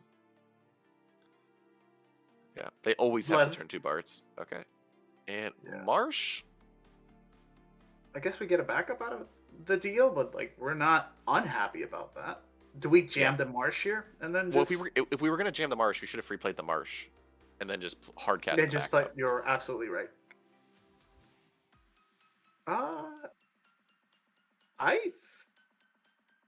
I don't know. I'm greedy. I would have. I would have free played the Marsh and played and jammed the backup afterwards. Maybe I he see doesn't draw have the 2. ice. Yeah. No, he has Seymour in hand. Does he he? just didn't want to pitch the Seymour. But like, I'm gonna be real. Seymour isn't. I find that Seymour is not that great against MBM. It just dies to Nono for free. Yeah. Especially because it's not like Nono can target your other big things like Yuffie. Yeah. And you don't want to kill like a Bartz with it and give him another Bartz, right? No, absolutely. I don't know. I see draw 2, and like my eyes turn into like flashing pot of greeds, and I'm like, oh my god, I must do it. Neuron activation. Yeah. So here's the Ash. Still surprised we didn't do it last turn. It's possible we just didn't have the water in hand. It could be. So we're gonna flip top 5 and add 1 MBM card we find to our hand. Alright, we see a Fran. Is it just the? It's just the Fran. That is not the card we wanted to see. Yeah. I'm hoping we have something else. Hopefully we have something in hand, like a Pinello that we can play here. No. Oh. Did we have nothing? Are we in Brick City right now? What?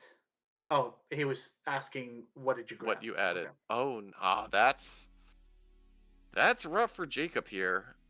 You hate to see it. I imagine things are about to get a lot worse for him. Yeah. Yeah, given this much time to Ice Wind when you could be pressuring at least their life total is not ideal. Are we marshing? No, we're lost. Okay. And then we play Marsh. Yeah.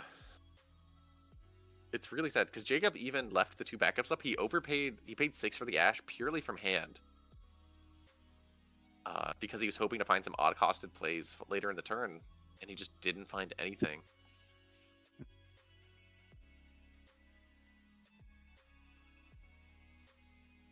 Okay, he's gonna... Yeah, and not only that, he gets one of them frozen now, right? So yeah, he's choosing to dull freeze the backups before any damage goes through because he's trying to play around any potential bursts, like a Leviathan 6. Does that even do anything here? That's the problem. Like, you don't want to bounce any of this field. Well, at least we get Vaughn back. But you don't really want to bounce this because you do not want to give him more crystal generation. You don't want to let him hurt your break zone. You don't want him to let him get more remnants RFG'd.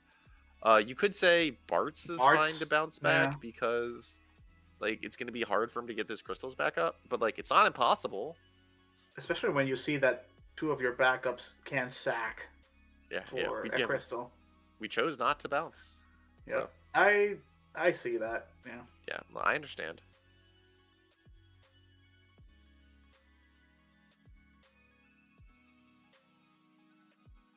Oh, okay, that's very cute. Yeah.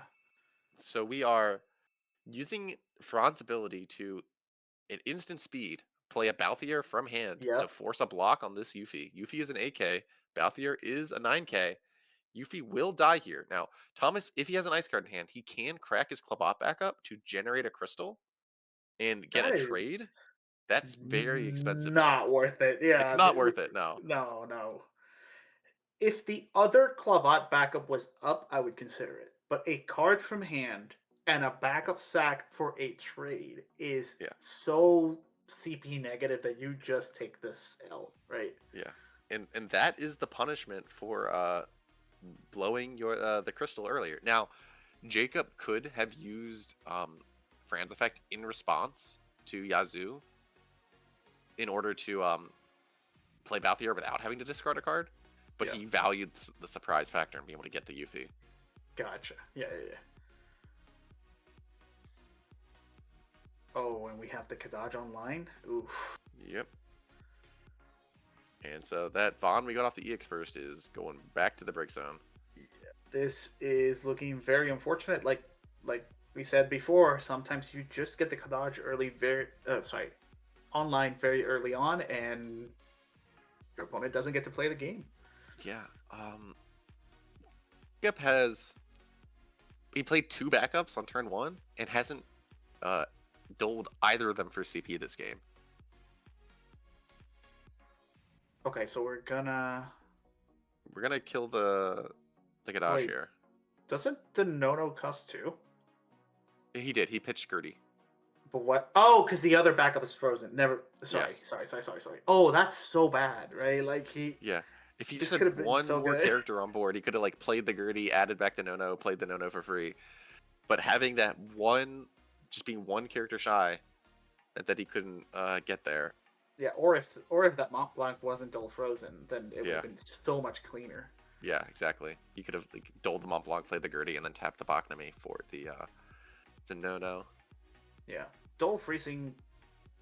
Like it seems like you're taking away 1 CP from your opponent, but in situations like this, we saw that it represented what, like 3 more CP that we had to spend. It effectively broke a backup, right? Because it's denied Jacob's ability to play a backup last turn. Yep. Incredible. So what do we do here? Because now we know, based on the flips that we saw, a lot of those EXs and Lightnings are at the bottom. So at the top, there has to be a lot of these MBM cards that we haven't seen that don't have EX. So,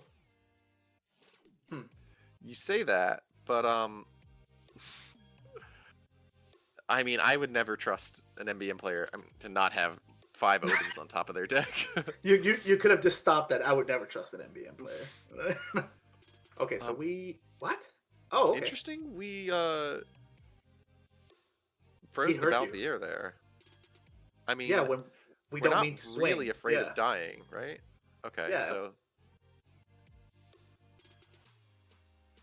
we got the Pinello. We can get the Gertie. We can't play the Gertie here. Yeah. But now that we have Pinello online, we can start forcing Chipping Thomas away. to sacrifice his guys. The only issue here is that because we only have we're attacking? we're attacking, and we're using Balthier's ability to dull the Bart to allow the no to get in. That's a really good damage for Jacob. Thomas is probably not happy about that. But the awkward thing here is because we are hand empty, it's really easy to just get this Pinello off the board, right? We can just, we only have the 1 card in hand. Victoria's still online. Yeah, Victoria is just online. Yeah, but we do have the. Sorry, my name of these guys are. That's Gertie, right? We know that we have Gertie, so the Pinello will die to Victoria, but then Gertie will get her back anyway. So it's true, but we would need a water card. So we'd have to. Jacob would need to top deck a water card if you wanted to go for that kind of line. Yeah, I think at this point we kind of have to bank on our deck bailing us out of this, right? Yeah. It is incredible how much the MBM deck has bounced back here. Thomas has kind of just done nothing the past few turns, but it's the one no killing the Kadaj there did so much to get Jacob back in this game. Yep, and that was with a very inefficiently played no. If it played on curve as it should have, then he would be significantly more ahead. Yeah. You know, that was one of the worst no-nos I've ever seen, and it was still amazing. Yeah, it was still the right play. Yeah. See, I mean, when all your forwards cost 1, it turns out you can rebuild pretty quickly, right? Yeah. Funnily enough, Jacob is threatening game here. Yes, he is. That's the funny part. Like, you play, like, Cloud and then just attack with everything. Yeah. And Balthier gives whatever LP you play haste. Oh.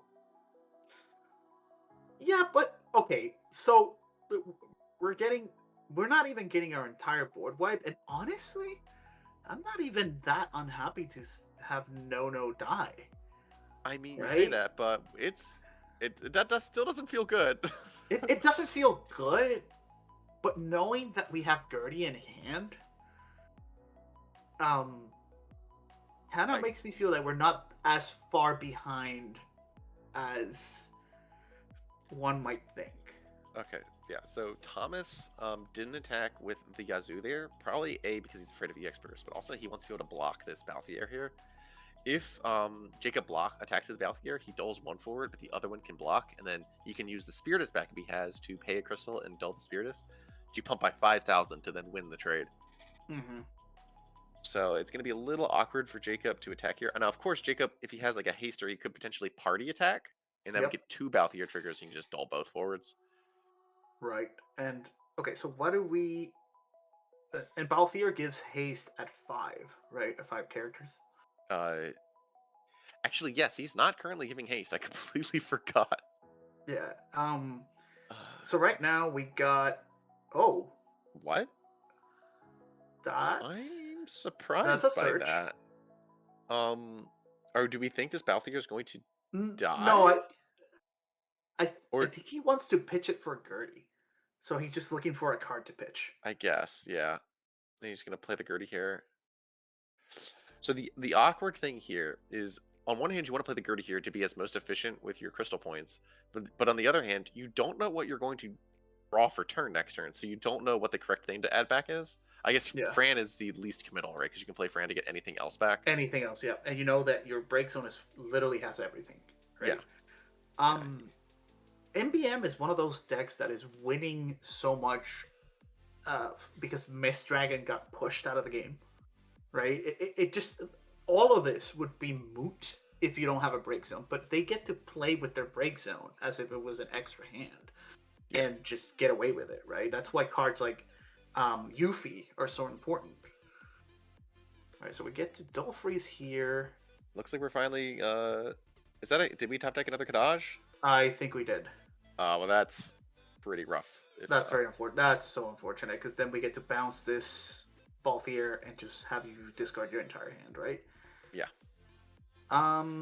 We definitely don't attack here if that's what we're doing, though, right? Because absolutely not. We do not want to give him the Jacob the ability to burst in any card draw to allow him to like sculpt his hand and keep the Fran. Yep. Yeah. Okay. Yeah, you force him to like draw the Nodo here, right? Yeah. He has to draw your second. And are we windmill slamming it? Lena, I guess that's the second Lena we've seen in MBM today. Isn't it the same person? No, maybe it is. Maybe we have had Jacob on stream. I am losing track of people. Don't worry about it. This is our 3rd time seeing MBM and our 5th Icewind player. So yeah.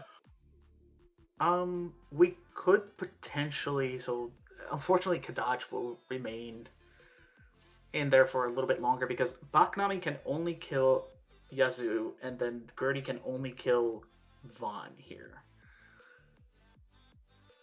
We're trying to dull freeze that. Okay, are we sacking it in response? I believe you can only sack Baknami on your own turn. Is it? Okay, see. Yeah, Gertie is on either player's turn. So he was considering using the Gertie ability. But sadly, because Lena is not an MBM backup, he could not use Gertie to kill Kadaj. Yeah, right? If that was, say, a Horn, for instance, he would have been able to use Gertie's ability to kill Kadaj. But because... Ooh. Well, that kills Kadaj. Yep. I see. This is where you have to make a decision on risk versus reward, right? I don't know if we're far ahead enough to make these committed swings, but if you don't start doing them, they will come back, right? Like, you do eventually have to attack. Yes. So exactly.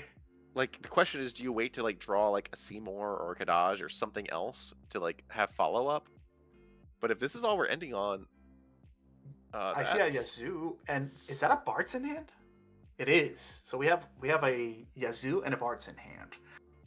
So we do have a Bart's online. We do have that backup that can give us the. Yeah. Could we die here? No, right? It's a 2 damage. Oh, so we're finally getting Ash down. Or Okay. rather, we're getting our second Ash down. So this is the final Ash. Mhm. The first one did basically nothing and then died. Hopefully we get a little bit more value out of the second Ash here for Jacob. I think we should have doled the Lena instead of the MBM Yeah. backup, right? Yeah. Again, very minor things that can come. These are the types of decisions that you have to. Yeah, these are To not the hits that Jacob was looking for. He was Right, you probably wanna- looking for Penella or for. It's funny. The first Ash hit a forward he already had on board, and the second Ash only hit backups that she can't play because he's already Yeah. has 5 backups on field. Yeah. It. I think. Do we have like a Like- Penella maybe? Oh, okay, we got a Penella. We got a Penella. Okay. Okay, so that's fine. That's fine. Okay, Ooh, okay, that monster I don't mind. Seeing. we're grabbing the bunny. So Do we this high is roll this into is the this third Yazoo? time I saw someone put Yuna on the bottom. Yep. That card doesn't exist, I'm telling you. I think we high roll this bunny, right? If we have it. Oh, we don't have the lightning for it. Well, he does. He has Gertie.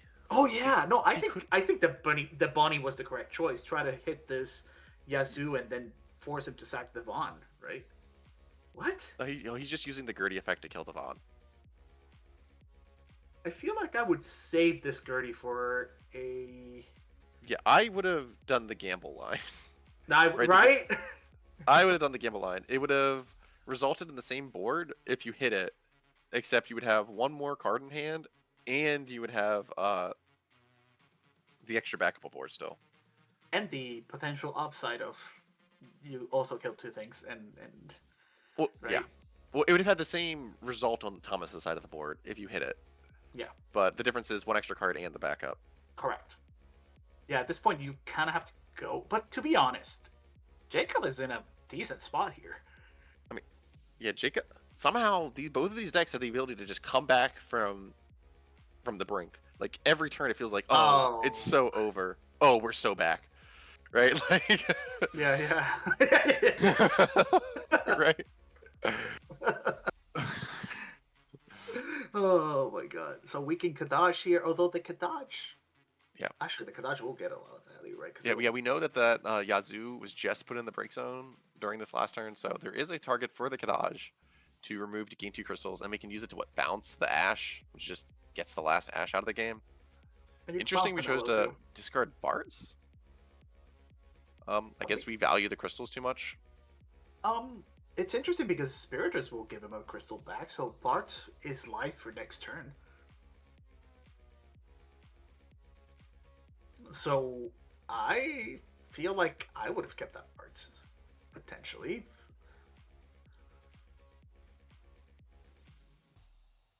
Right? So, yeah, see? Yeah. Like Yeah, I'm curious about that.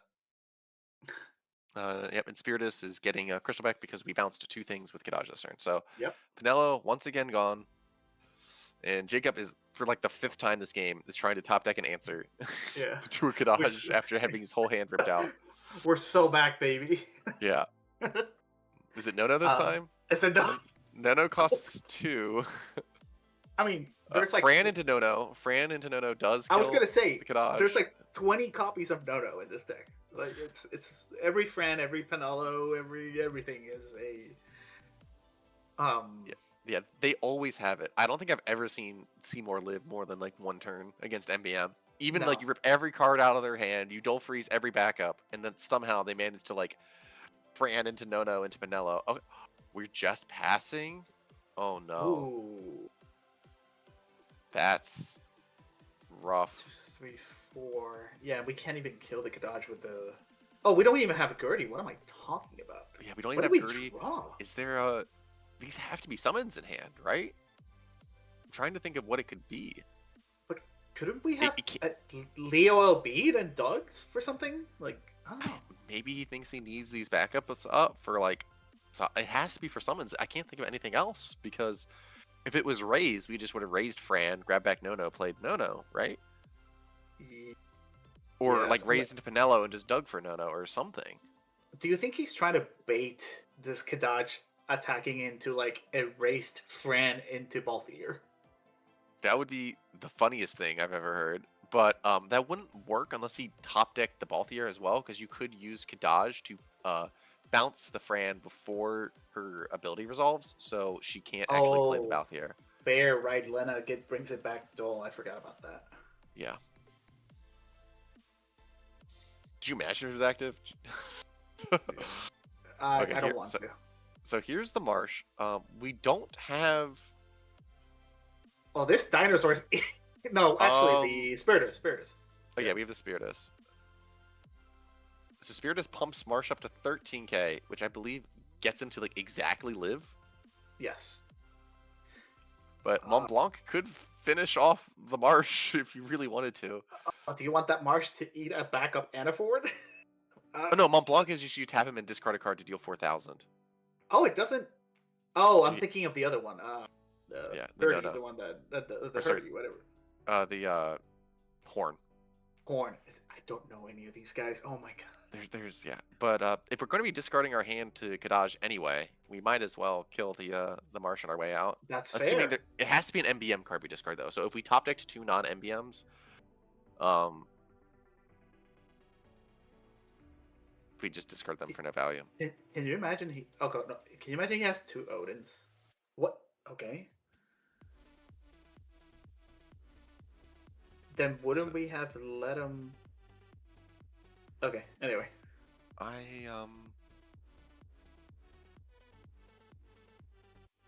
Yeah, sure. Going on? We cast the Miwa. Uh-huh. We got to discard. It was an MBM. It was an MBM card. We just didn't kill the Marsh for no reason. Okay. Okay. Because it would have been a... I mean, I'm okay with that play. Oh, we passed again. Just passing is not how you deal with Kadaj.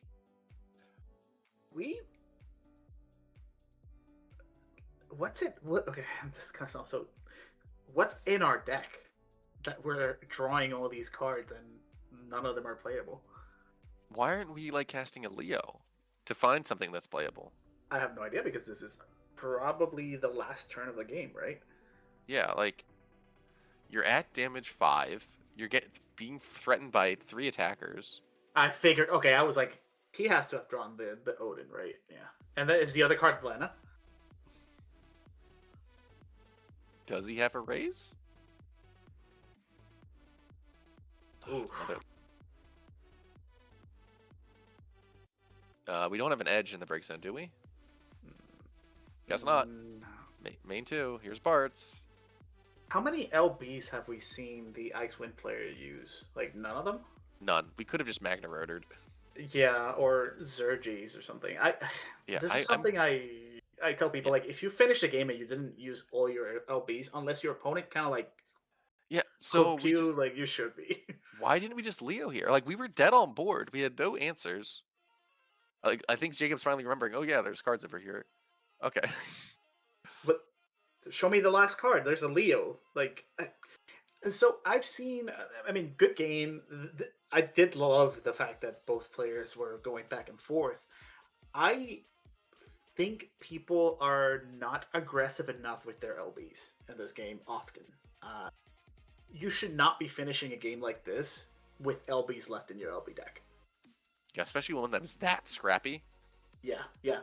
Especially when you have stuff like that's not like Leo. Leo's not a situation-specific card. It's like the most generic thing you can play. So if you have nothing else to do, there's like no reason not to play a Leo. Especially if you know that you're going to be discarding your whole hand to a Kadaj anyway. You might as well draw the 1 extra card, so now you go up to 3, and then now you can keep the best of the 3 cards rather than just discarding everything. Exactly, and block one of the attacks, right? Like it's there's definitely quite an literally interesting no reason. Choice. Yeah. But that is our last match for the day, folks. We might be on for a bit longer. I don't know if we're sticking around to get you guys the standings after this is all over. Yeah. But I am exhausted. That was a day of cards. That was a lot of Icewind. Thanks, Daniel. Thanks. Yeah, you did great comment. Like he says that as if he's not like the best commentator. Yeah. My favorite YouTuber / podcaster for Yeah. FFTCG. But yeah, I'm not sure what else there was to say there. I'm not well versed enough, and I mean, again, it's also no. You know what? I said I'm not gonna say this, but like often, like round 7, people are tired, but I don't like using that unless it's talking about myself.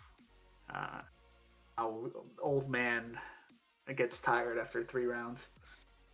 But yeah, either way, I think both players were they both X1.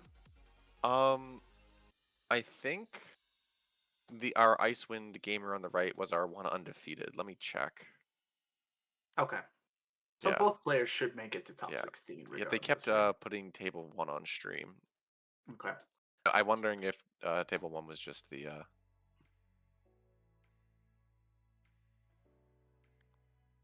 Okay. Sorry, we're trying to figure out what the plan is.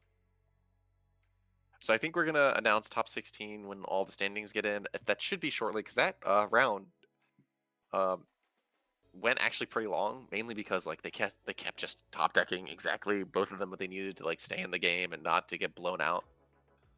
Mm-hmm. No, absolutely. And Ghoul just commented, which is good. Like I think it's good to point out mistakes, but they're always something that happened. It's why card games are cool. I agree.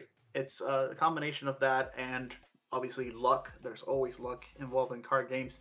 No matter what card game, there's always some element of luck. I like calling these out when we stream, etc., because the comment, for example, that I made about LBs, it's not something about this game, this particular game that we just watched. It's something that I have observed multiple times over the last few tournaments, and to be honest, that I've done myself, where I don't fully utilize my resources, and as a community, I feel like we try to elevate each other up to a really really high standard, and we have been very successful about that. The more that I can teach people to, between you and me talking about these, the more that we can teach people about these like gameplay aspects and make them better at the game, the more fun we're gonna have. Like so. Yeah. It's fantastic. I do. That's why I love this game, man. Okay, so time is up on the round. Oh. So standings should be coming up soon. We will be getting you guys up to date with that. But yeah, I enjoy it when my opponents play better because I like having fun, back and forth, interesting games. And like by hopefully giving you guys some explanation of what plays we would do here and how we would have played differently, maybe you can look at your own play and think about, what would I have done there? And then like do better going forward. And then everyone can just play better and then just have more fun. Yeah. And we're at the point of the game where thank God there's 2 of us, because there's stuff about cards that it's like, oh, Bagnami, that's only during your turn. Dang it, all right, you're right. Yeah. Or this thing. There's so much text on the cards, keeping track of every effect and what can be activated when, and that's a mistrigger. Oh, he had to have used Yuffie there. Muhammad wouldn't have used the ability otherwise, when Muhammad just blew it for no reason, right? Like, let's call him out real quick. Muhammad did spend a crystal on nothing. Yes, he just spent a crystal. Like, you know what? I feel like 1 crystal is just 1 crystal too many. Yeah, true. I mean, someone put in chat here, which we both missed. Vaughn should have gained a crystal on attack. I don't remember. Wait, did he not gain the crystal? Oh my god, there's. So Vaughn, when Vaughn attacks, it gains a crystal. Yes. I forgot. We both forgot about it. We both didn't see it. I just assumed he gained the crystal. I couldn't keep track of how many crystals he had. Yeah, I didn't. I completely forgot. And both players forgot. So, and the judge, because there was someone like next to their table as well. I saw their feet. Yeah. We all missed it. When I played against Anthony on a stream in Pittsburgh, I attacked with Seymour. He had no cards in hand. So I was like, okay, I'll Dull Freeze 2, and I guess I'll discount my next summon, right? Mm-hmm.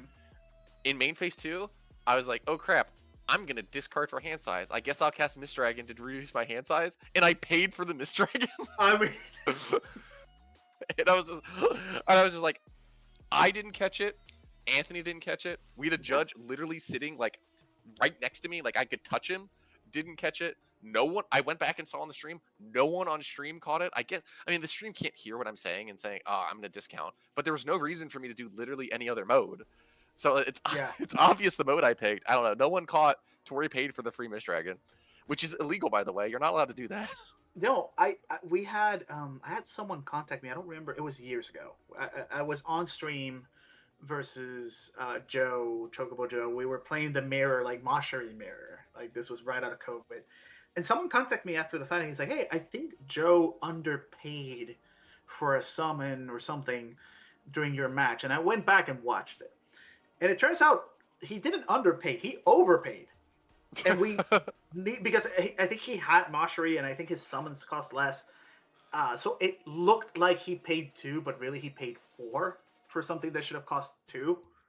So it's like none of us caught it. No one on stream caught it.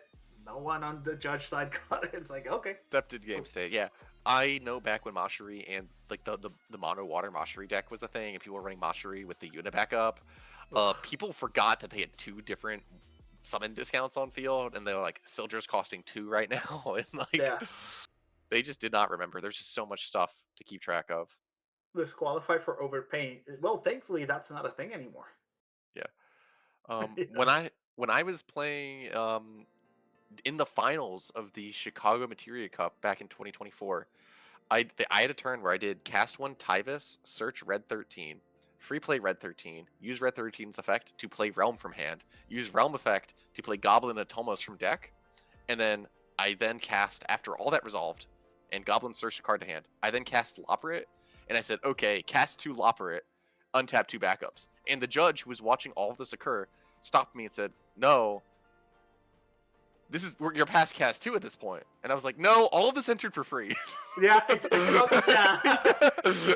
out I didn't pay for any of it. I didn't pay for any of this crap. He turns over and the head judge is like, has a notepad and is writing on the notepad. And he's just like, yeah, that was cast 2. that was turns out that's cast 2. Yeah, that was actually cast 2. And they're just like, the judge was just like, what? Yeah, like 5 things entered the board. That's what, yeah. Cast 2? There's 5 things. There's a backup, 2 forwards, 2 monsters, and you're telling me that this Tyvis played all of this? Tyvis played a backup that played a forward that played 2 monsters. Were you playing the Noir Red 13? Yeah, that was the Noir Red 13 that did it. There you go. That's why. Mm-hmm. Bonus text. It just would be cast. in Swiss in that tournament, I think it was one of the earlier rounds of Swiss in that exact tournament. I had the Noir Red 13 on board, and my opponent cast Chaos, discarding all of his hand except for the 1 arc I knew that was in his hand. And he's like, okay, Chaos for 3. And I looked at him and I said, oh no, sir, Chaos does not cost 3. He's like, no, you have 4 colors on board. And I was like, name the 4th color. And he's like, wind. And I was like, I was only playing water, fire, and wind cards in my deck. And I was like, name the 3rd color. What are you talking about? I don't know what you're talking about. And then he like looked at my board again, and he was like, oh no. And I was like, I know the last card in your hand is Arc. You can't cast that Chaos. Please put it back in your hand. That's wild. I was like, I'm so sorry, man, but Red 13 is not a light card. He's a fire card. Yeah, as much as he, and I get it. At a glance, you go like your brain just goes 1, 2, 3. Okay, 4. Let me do this. No, it turns out that's a fire card, sir. That's a fire card right there. It says on the card, red. Yeah. Oh, come on. Except for all the ones that are wind now. No. Is it just the 1? I think it's just the 1. There's 2 wind Red 13s. There's a really old one. That sucks. Yeah, I remember. Anthony was like trying to like use a card to play it from deck, and I was like, "What are you doing?" There's a Yuffie. There's a Yuffie that came out with that Red 13. That plays it from deck, right? Yeah. So, but you could play the new one from deck with that old Yuffie. That's cool. Yeah. No. This set, he was like, "I'm gonna play that Yuffie to play Red 13 from deck," and I'm just like, "Why are we not playing the Crystal Yuffie? That's good." Yeah. It's even like the same art style. It actually is. I think she's just like facing a different way. Yeah. But yeah, I'm one that I've looked at the Yuffie, and I know that it has crystals in its text, but I the more I read the card, I'm like, let's assume this wasn't crystal. let's assume this said, when it enters, pick one of these. Would I play this card? And the answer is like, maybe. Yeah. So, do I just play it in a deck with no crystals just to get rid of cards in Break Zone and kill something? I think the answer is yes. Like, would I play a 4CP 8K that says remove 2 cards in your opponent's Break Zone, break it forward? I'd consider it in certain decks. But because it has the crystal text, you kind of get like shoehorned into like, oh, crystals. It has a crystal, so it has to be, you know? Yeah, it's not, you're not playing her optimally or to the best of her ability. Sometimes you just want to pay for and kill something and get the cards. It's like Phoenix at home. Yeah. Phoenix that moves their Break Zone instead of yours. God, I love Phoenix. Is like such a such a good card. It's so funny looking at Phoenix and then seeing the monsters that came out in the current set, and we're just like, what's happened? Where did we go wrong? And it's like, well, you guys abused this one card one time for two entire world championships, so we don't want to print any of these anymore. Yeah. Monsters are in timeout right now. Yeah, and you can tell them, or you know what we could do? I don't know if this is too much work. We could tack on the text "kill a monster" into many cards. That's also an option, but we can give it to the elements that don't currently really have a card, like Mai for ice. Yeah, it's very easy. Just a little bullet point and says "or break a monster." Or break a monster. Or make Tori cry. Or make Tori cry. Yeah, that's why 3 Alexander mandatory in every win. Gosh, I love it. But yeah, we're still waiting for standings. We should be done, right? It should be very soon. Let's see. But I think some games might still be going on. Well, timer was up on the round 10 minutes ago. So, well, yeah, but some people are not the fastest about finishing their games in time. Yeah. Let me go tell Mohammed real quick to stop reading all the cards and hurry up and play. Yeah, well, I haven't gotten a message from Mohammed saying if it's put the results of his matches, so I think we might know who's still playing. Because he's been sending me his results all day. He's still spending crystals. The funny thing is, as much as we joke, he is allowed to do it. Like, he's not doing anything wrong. Yeah, he is allowed to waste his crystals for no reason. Yeah. The funny thing is, he's playing against KP this round, who is presumably on wall 7. So I don't know how they went to time. There's no shot they went to time. There's absolutely no shot. Well, I think it's really hard for wall 7 to like kill the ice win deck. So if Muhammad is just taking forever to win, it could go to time. Oh no. Alright, let me message KP real quick, see if he responds. Yeah. Tell him, can you please kill Muhammad? We want results. I want to end the stream. Please. Oh my goodness. Let me ask, are we gonna post the image here? Yeah, I don't know if they're gonna. Yeah, I mean, the whole reason I've been knowing like the standings and who's in what spot is because Mahan's been sending me the pairings each round. Gotcha. Awesome. Okay. They have names, right? Like they're not like the one we went to where it was like. Yes, it is names. If you make an official tournament using the Square Enix software, it's supposed to require you to use Square Enix IDs, and some LQs and some tournament Materia Cups actually follow the Square Enix guidelines to do it, but most tournaments just let you use your name, which is nice when you're trying to figure out who you're paired against, and you're like, I don't know who Goblin D's is, but I do know who Mike Powell is, you know? Yeah. I'm mine is like Epady or something like that, so everybody knows it's me. But you're like, who's? I don't even want to make one of those jokes here. No, yeah, I know someone who goes by Goblin D in the software, And Of course. someone got paired against them, and they thought it was me. They came up to me, and they're like, I paired with you. You're Goblin D, right? I'm like, no. Of course you're Goblin D. You're yeah. No, I'm D-Watch. I like You're at a different how table. I like how immediately their brain went to you. It's like, Yeah. oh, Goblin D. Of course it's Tori Kelly. Why wouldn't it be? It has the word goblin, right? Yeah. Your favorite monster and the D. Oh my goodness. Goblin. Oh. All right, looks like we do have the pairing, including. We do have the results. We do. All right, do you want to Okay. go over them? Okay. We have top 16th, so we don't know anyone below 17th. Mm-hmm. Do we want to start with we'll start from first, and then we'll go down from there. How about that? Yep, that works. So first seed, going 6-1 was Jeff H. Oh, we had no undefeateds. Wow. We had no undefeateds. Second seed, going 6-1, Jacob Z. Third is Kevin F. Fourth is Michael Powell. Fifth is Thomas ... I do not know Thomas's last name or last initial. Sixth is Hunter Nance.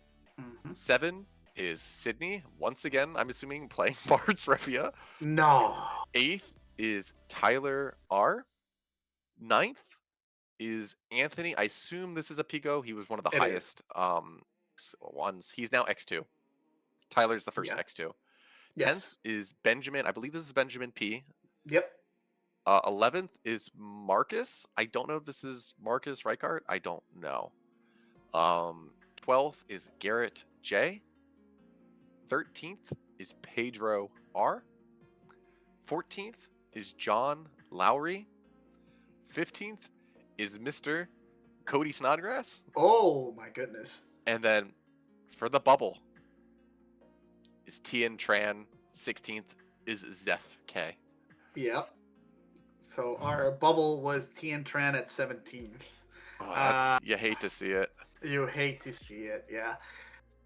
Sydney, Refia Bart's last warrior, and doing so well just shows you the quality of the player, right? Like there's no ifs, ands, or buts about it. But congratulations to our top 16 going in tomorrow. I hope we'll have some great games then. We're probably going to sign out here in a moment. Is there anything you want to say, Emmanuel, before we call it quits for today? No, apparently 18th is KP. 18th is KP. I guess he did kill Muhammad. Yes. Oh yeah, huh? So yeah, nothing from my side. I hope to have some great games tomorrow. I think we should be posting lists sometime tonight? ? So that everybody can see what if there's anything exciting here that we didn't cover. But overall, this was great fun. It was a long day, especially for you because you've been here for the entirety of the round. So thank you to you for powering through this. It's been a lot of fun, and it definitely hasn't felt as long as the 7 hours that I see on the stream timer. So yeah, hope to see everybody again tomorrow. Yep. But thank you everyone for showing up today. It was great having everyone in the chat. Absolutely. Okay. All right. Peace. Talk to you guys later.